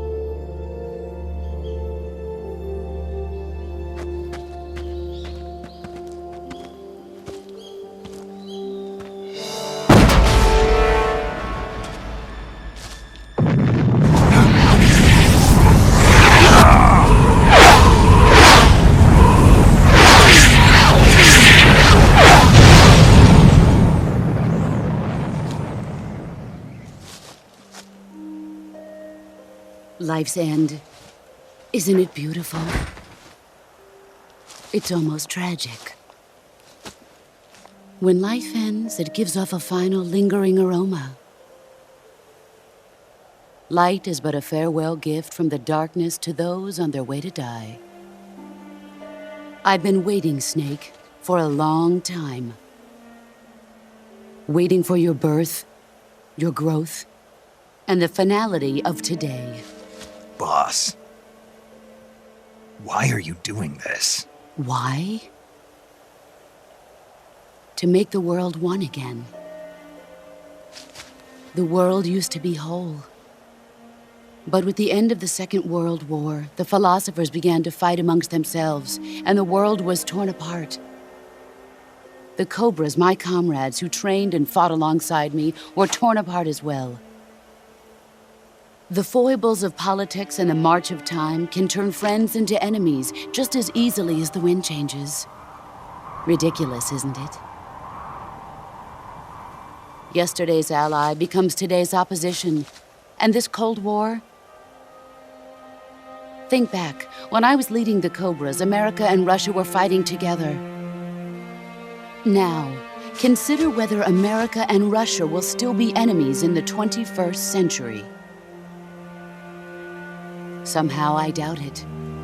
Enemies change along with the times, the flow of the ages, and we soldiers are forced to play along.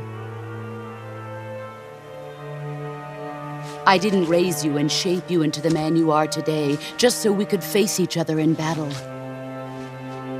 A soldier's skills aren't meant to be used to hurt friends. So then what is an enemy?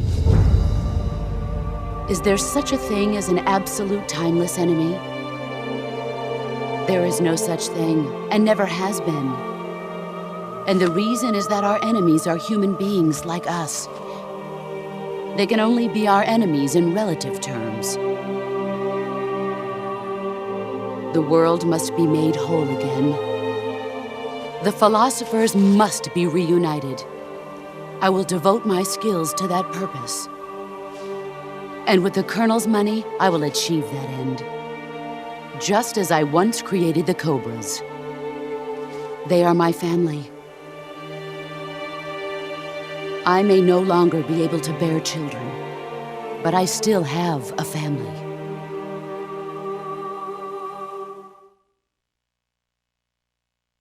It was November 1st, 1951. I was in the Nevada desert participating in atomic testing. The name Nevada is derived from Spanish, covered in snow, white as snow. And snow is exactly what I saw in that Nevada desert. It froze my blood white. Snake, you were an atomic test subject, weren't you? On Bikini Atoll. That's part of the reason I was drawn to you. You and I are alike. We're both slowly being eaten away by the karma of others. We'll never have the chance to die peacefully of old age. We have no tomorrow. But we can still have hope for the future. In 1960, I saw a vision of the ideal future from space. 3 years earlier, the Soviet Union had succeeded in launching Sputnik, the first man-made satellite in history, into orbit. This came as a huge shock to the United States. In response, America threw everything it had into its own manned spaceflight project, the Mercury program. Even as the Soviets seemed poised to send their first man into space, America was still experimenting with chimpanzees and rockets. The government wanted human data. So they secretly decided to send a human being into space. I was the one they chose. At the time, they didn't have the technology to block out cosmic rays, and whoever they sent up would inevitably be exposed to heavy radiation. That's why they chose me. After all, I'd already been irradiated once. Of course, you won't find any of this in the history books. I could see the planet as it appeared from space. That's when it finally hit me. Space exploration is nothing but another game in the power struggle between the US and the USSR. Politics, economics, the arms race, they're all just arenas for meaningless competition. I'm sure you can see that, but the Earth itself has no boundaries. No East, no West, no Cold War. And the irony of it is, the United States and the Soviet Union are spending billions on their space programs and the missile race, only to arrive at the same conclusion. In the 21st century, everyone will be able to see that we are all just inhabitants of a little celestial body called Earth. A world without communism or capitalism, that is the world I wanted to see. But reality continued to betray me. In 1961, I was sent to Cuba, to Bahia de Cochinos. It was part of a CIA-sponsored invasion under the guise of taking Cuban exiles back to their country. But the US government betrayed them. Our weak-kneed president held back their air support. Defenseless, the exiles were annihilated by the Cuban army. All I could do was watch in silence. I was set up by the very country I'd sacrificed so much for, by the very government I dedicated my life to defending. I was driven from the surface world, and I went underground. Then, 2 years ago, I faced the Sorrow, my old comrade in battle. He was my friend. But one of us had to die. I was left with no choice. The Sorrow gave his life for me. There is no enmity between us. One must live, and one must die. That was the mission. The ones who gave me that mission were the philosophers. Early in the 20th century, the true holders of power in the United States, the Republic of China, and the newly formed Soviet Union gathered together in a secret meeting that would later be known as the Wise Men's Committee. The secret pact they formed there marked the beginning of the philosophers. But the last of the original members died in the 1930s. After that, the organization began to run out of control, and the Wise Men's Committee degenerated into a mere shell of its former self. The philosophers of today have no sense of good or evil. Their influence extends to countries and organizations involved in every aspect of every war. They have become war itself. That's how they operate. The sacrifices of war cause a shift in the times. This shift leads to renewed conflict, and in turn triggers the next war. Like a nuclear chain reaction, each conflict sparks countless others, forming an endless spiral that will continue on for eternity. Do you understand what I'm saying, Snake? By consuming me and you, the philosophers intend to keep that cycle going forever. It was my father who explained all of this to me. He was one of them. You see, I am the last remaining child of the philosophers. But after he revealed the truth, my father was killed by that same shapeless, formless organization.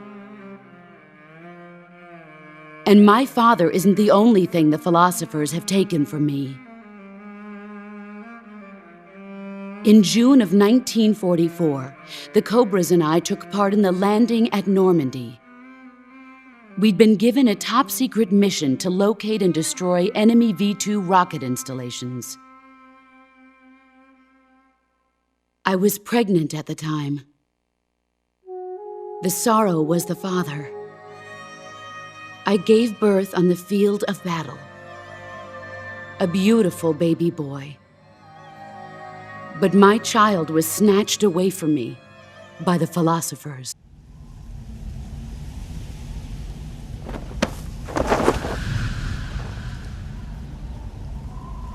Look at this scar.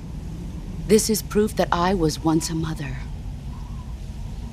I gave up my body and my child for my country. There is nothing left inside me now. Nothing at all. No hatred, not even regret. And yet sometimes at night, I can still feel the pain creeping up inside me, slithering through my body like a snake.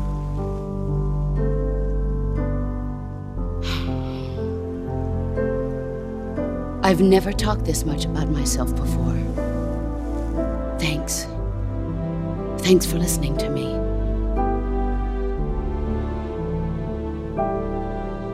I feel content. Snake, commence the operation. I raised you. I loved you. I've given you weapons, taught you techniques, endowed you with knowledge. There is nothing more for me to give you. All that's left for you to take is my life, by your own hand. One must die, and one must live. No victory, no defeat. The survivor will carry on the fight. It is our destiny. The one who survives will inherit the title of boss.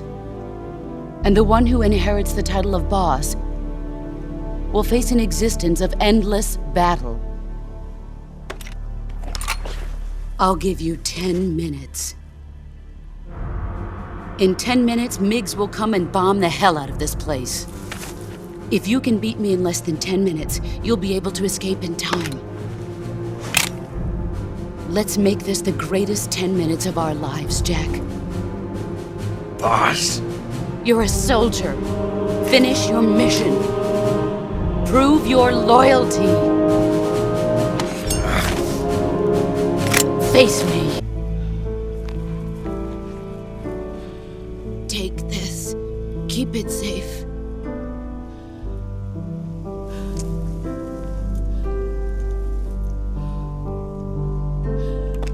It's our only hope.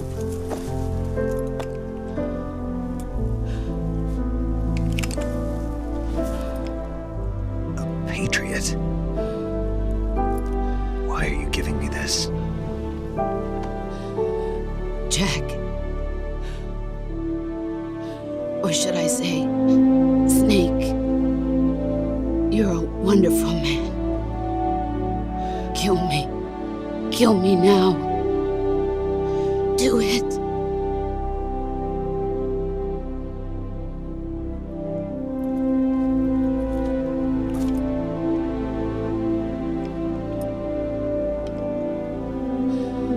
There's only room for one boss and one snake.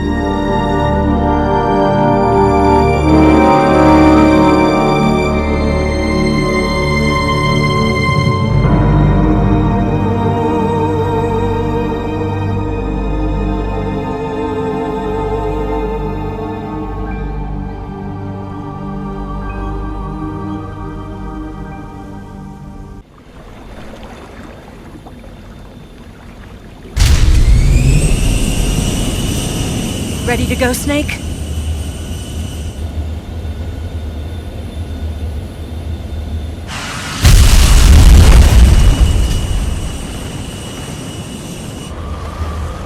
Are you okay? Snake? Yeah.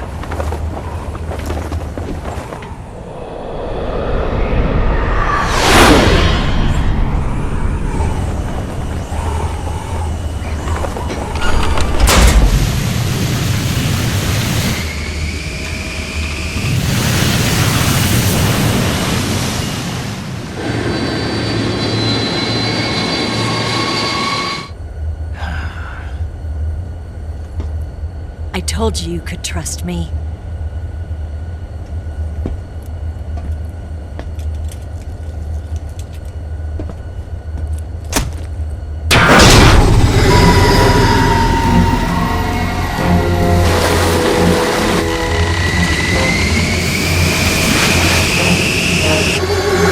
Snake! Ocelot! We're not done yet!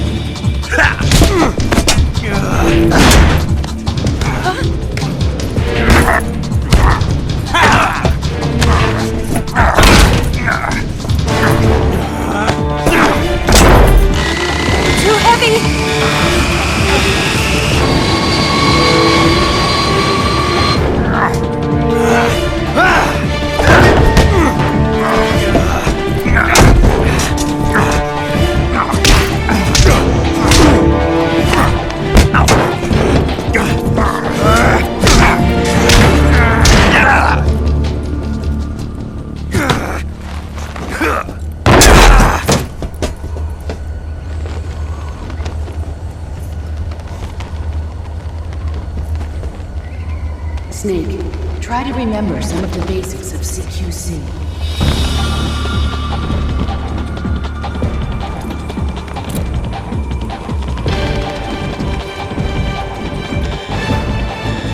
Not good!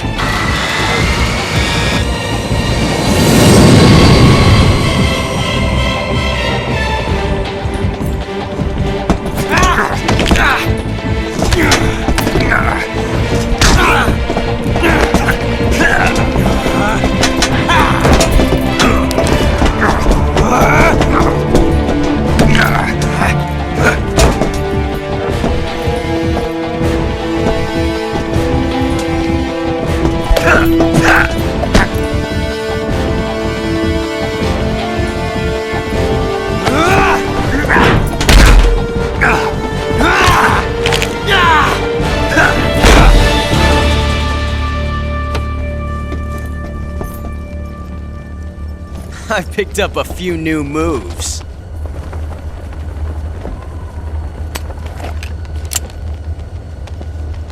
Huh. It doesn't feel right to shoot an unarmed man. But I'll get over it. Eva!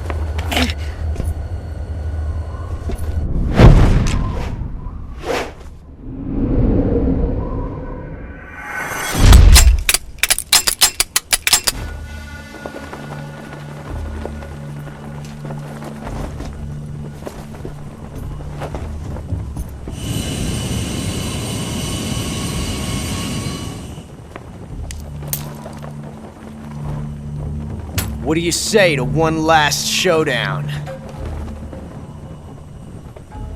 Yeah, all right.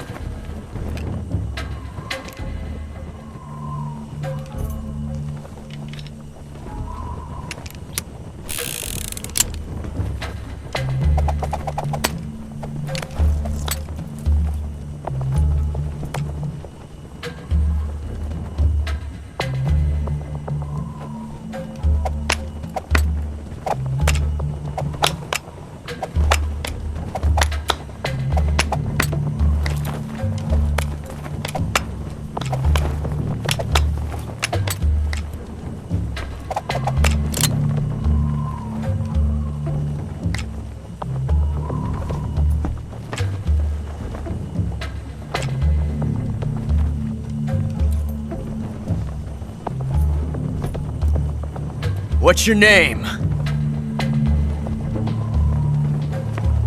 Snake? No. Not that name. You're not a snake, and I'm not an ocelot. We're men with names. My name is Adamska. What's yours? John. Very well, John. Plain name. But I won't forget it.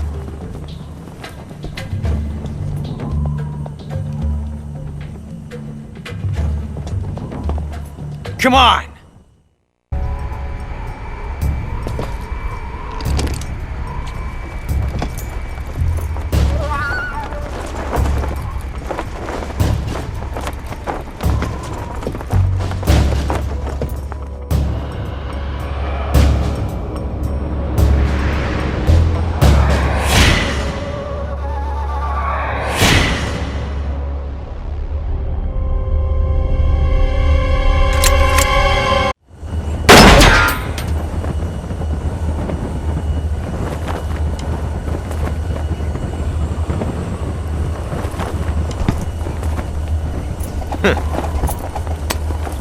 Looks like my luck has finally changed.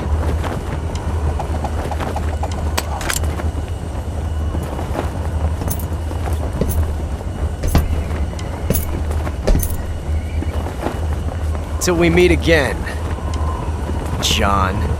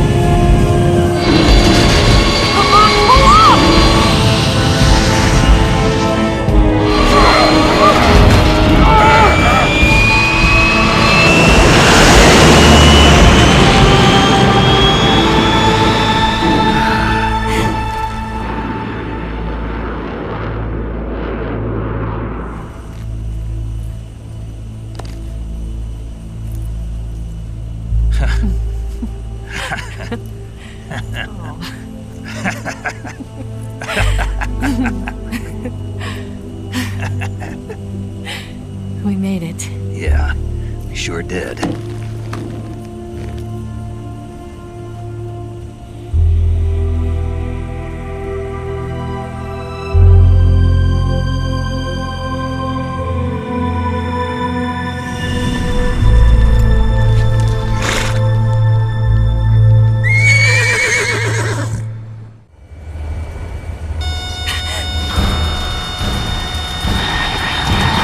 Oh no, Migs!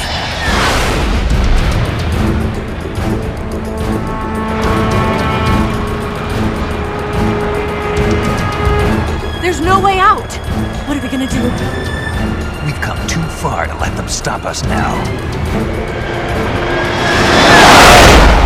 Those things have got to be armed. It's no use. There's no way we can outmaneuver them.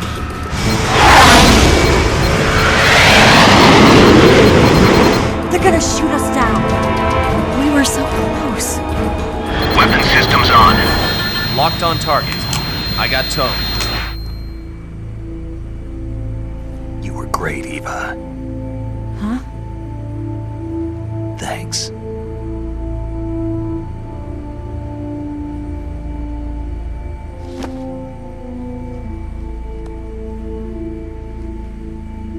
Bulk 19, this is Control. Stand by for a direct order from the chairman. Bulk 19, return to base immediately. Do you read me? This is a direct order from Comrade Khrushchev. Return to base immediately. Bulk 19, do you copy? Understood. Aborting mission. RTB. Look! The MiGs are turning back! Woo!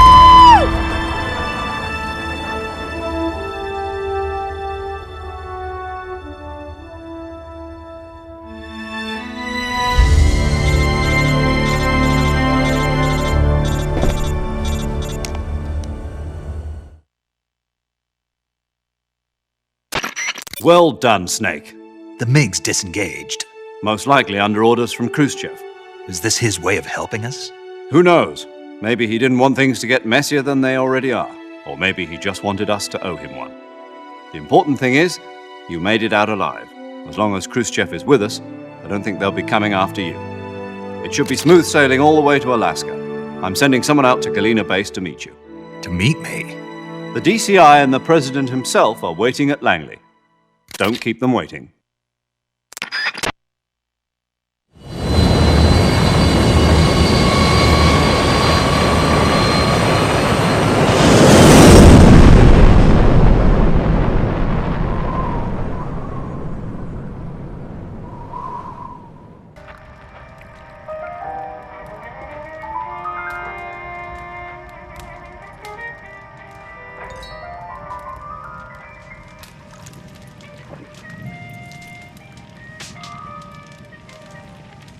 So what are you going to do now? Go back to the KGB?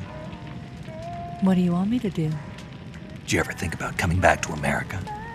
I can't go back. I've left America behind me. But you saved this country. I didn't do it alone.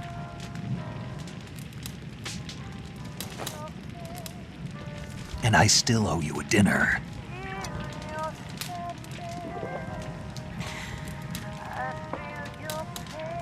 Is that part of your mission too? Or is it an order? Or is it an invitation?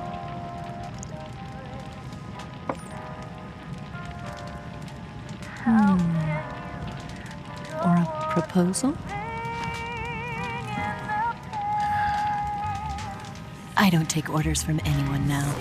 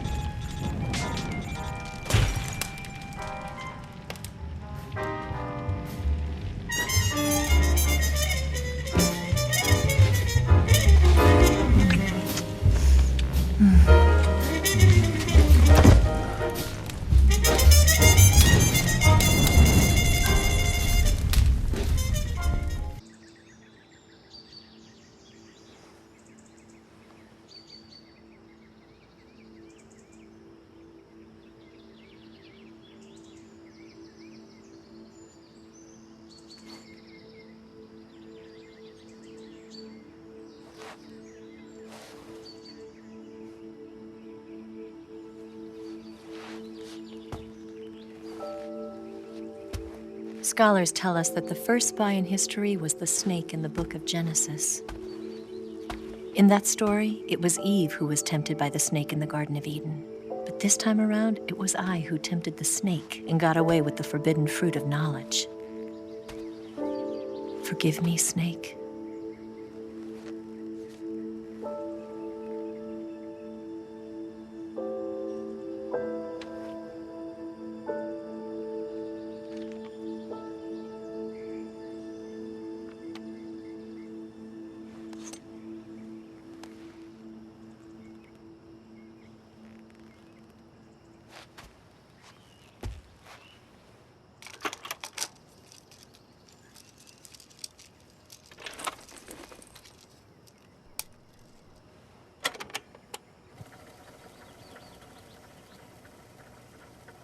Good morning, Snake.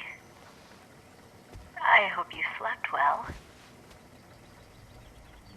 First of all, I have to apologize. I wasn't sent by Khrushchev. I'm not a KGB spy, and I never worked for the NSA. I'm an agent of the People's Republic of China for the General HQ 2nd Department of the People's Liberation Army. It was all a lie. I tricked you. And I'm sorry.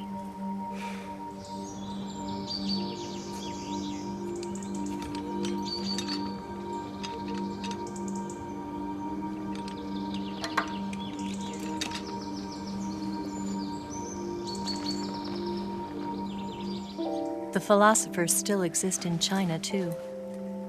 You see, my mission was to find out where Volgin was hiding the philosopher's legacy and steal it.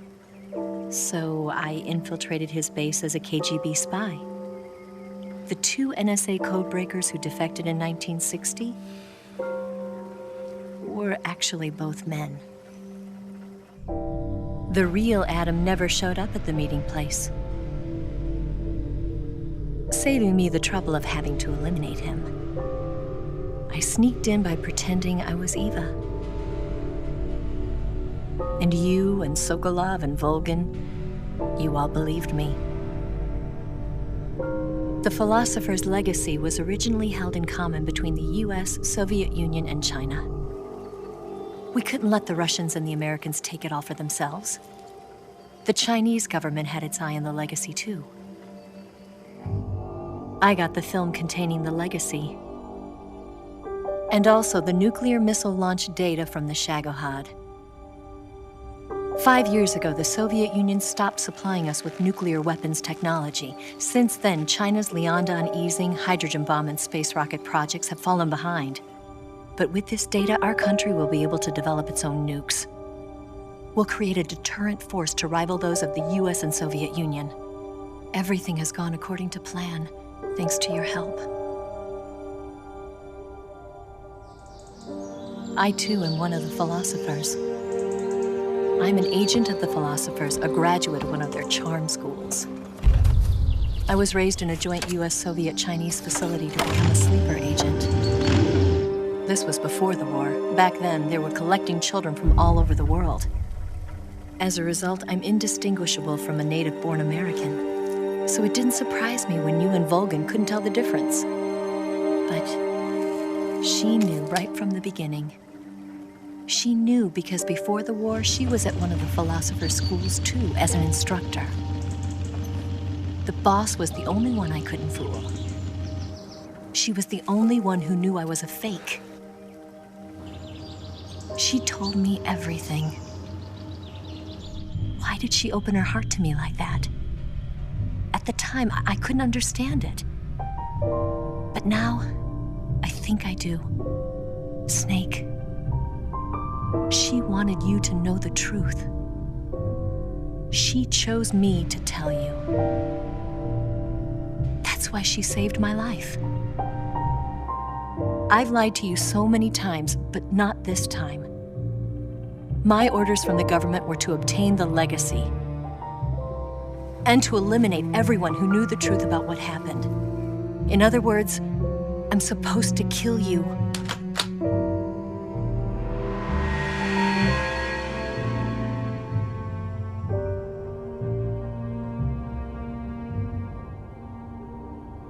But I can't do it.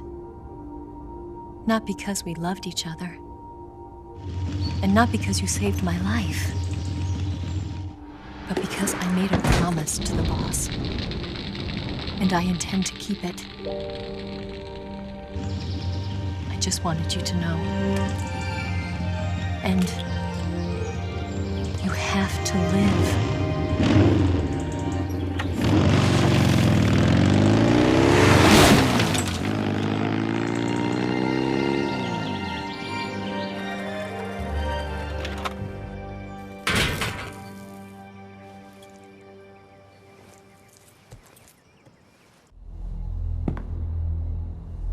Snake, listen to me. She didn't betray the United States. No. Far from it. She was a hero who died for her country. She carried out her mission knowing full well what was going to happen. Self-sacrifice. Because that was her duty.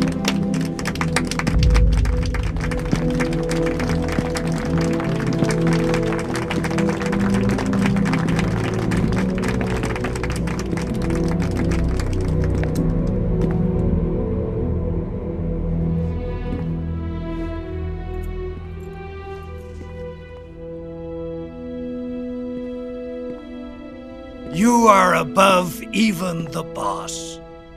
I hereby award you the title of Big Boss.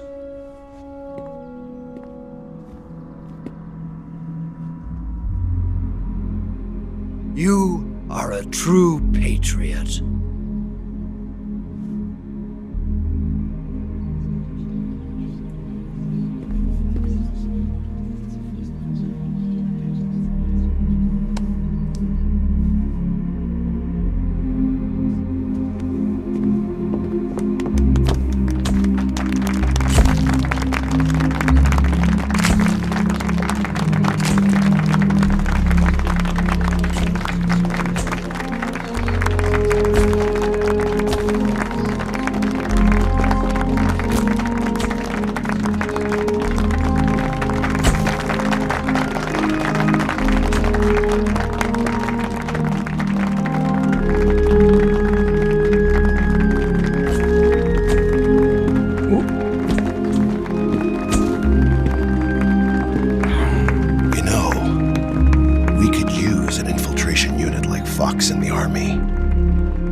Someone like him to handle our top secret sneaking missions for us. A man who combines the qualities of a soldier and an agent. The boss's defection was a ruse set up by the US government. It was all a big drama staged by Washington so they could get their hands on the philosopher's legacy. And the boss was the star of the show. They planned it so that they could get the legacy that Colonel Volgin inherited and destroy the Shagohod at the same time. Only a legendary hero like the boss could have earned Volgin's trust. Finding out where the philosopher's legacy was hidden was to be her greatest mission. Everything was going according to plan. But then something happened that no one could have predicted. Colonel Volgin fired an American-made nuclear warhead at Sokolov's research facility. Khrushchev demanded that the US government provide proof that it wasn't involved. They couldn't just abort the operation to steal the legacy. So the operation itself was greatly expanded and revised. The authorities in Washington knew that in order to prove its innocence, they'd have to get rid of the boss, and that one of their own would have to do the job. The public couldn't be allowed to find out about it. Not ever. This, they concluded, would be the best way to keep the whole thing under wraps. The boss wouldn't be allowed to come back home alive, and she wouldn't be allowed to kill herself. Her life would be ended by her most beloved disciple. That was the way the government wanted it. That was the mission she was given, and she had no choice but to carry it out. Her death at your hands was a duty she had to fulfill. Out of duty, she turned her back on her own comrades. A lesser woman would have been crushed by such a burden. The taint of disgrace will follow her to her grave. Future generations will revile her. In America as a despicable traitor with no sense of honor. And in Russia as a monster who unleashed a nuclear catastrophe. She will go down in official history as a war criminal. And no one will ever understand her. That was her final mission. And like a true soldier, she saw it through to the end. But I think she wanted you, of all people, to know the truth. She wanted to live on in your memory. Not as a soldier, but as a woman. But she was forbidden to tell you herself. And that's why she told me. Snake, history will never know what she did.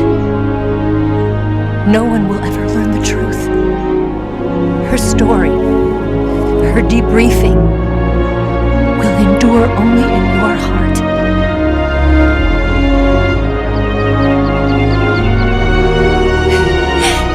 Everything she did for her country. She sacrificed her life and her honor for her native land. She was a real hero. She was a true patriot.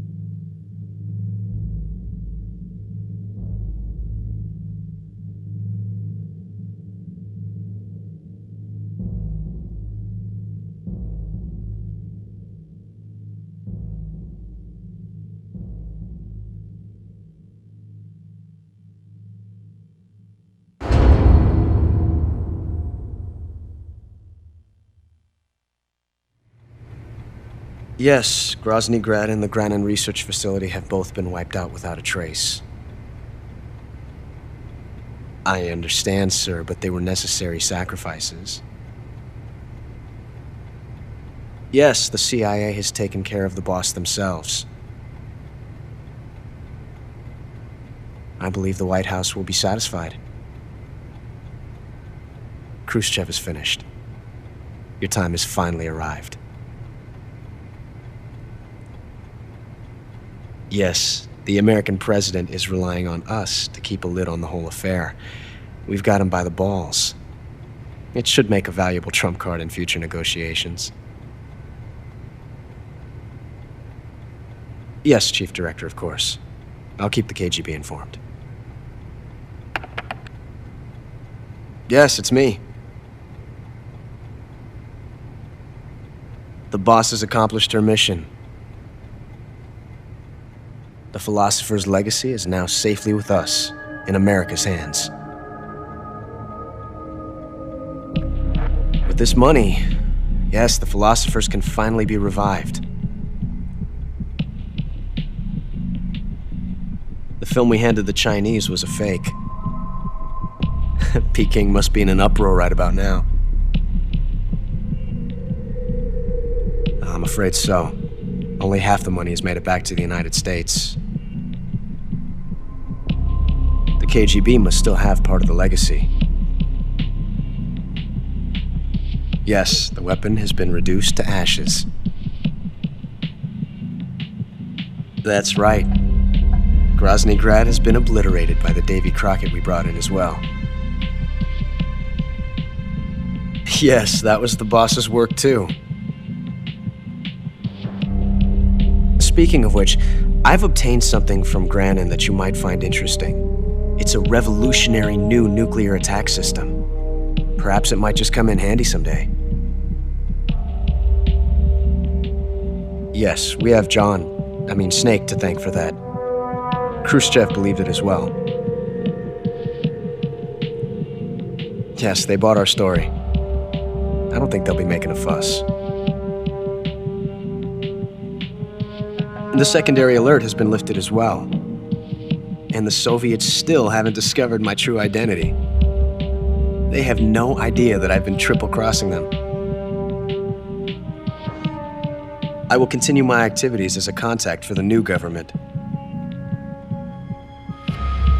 Yes, it appears that no one knew that I was Adam. Of course, I'm always at the CIA's disposal, Mr. Director.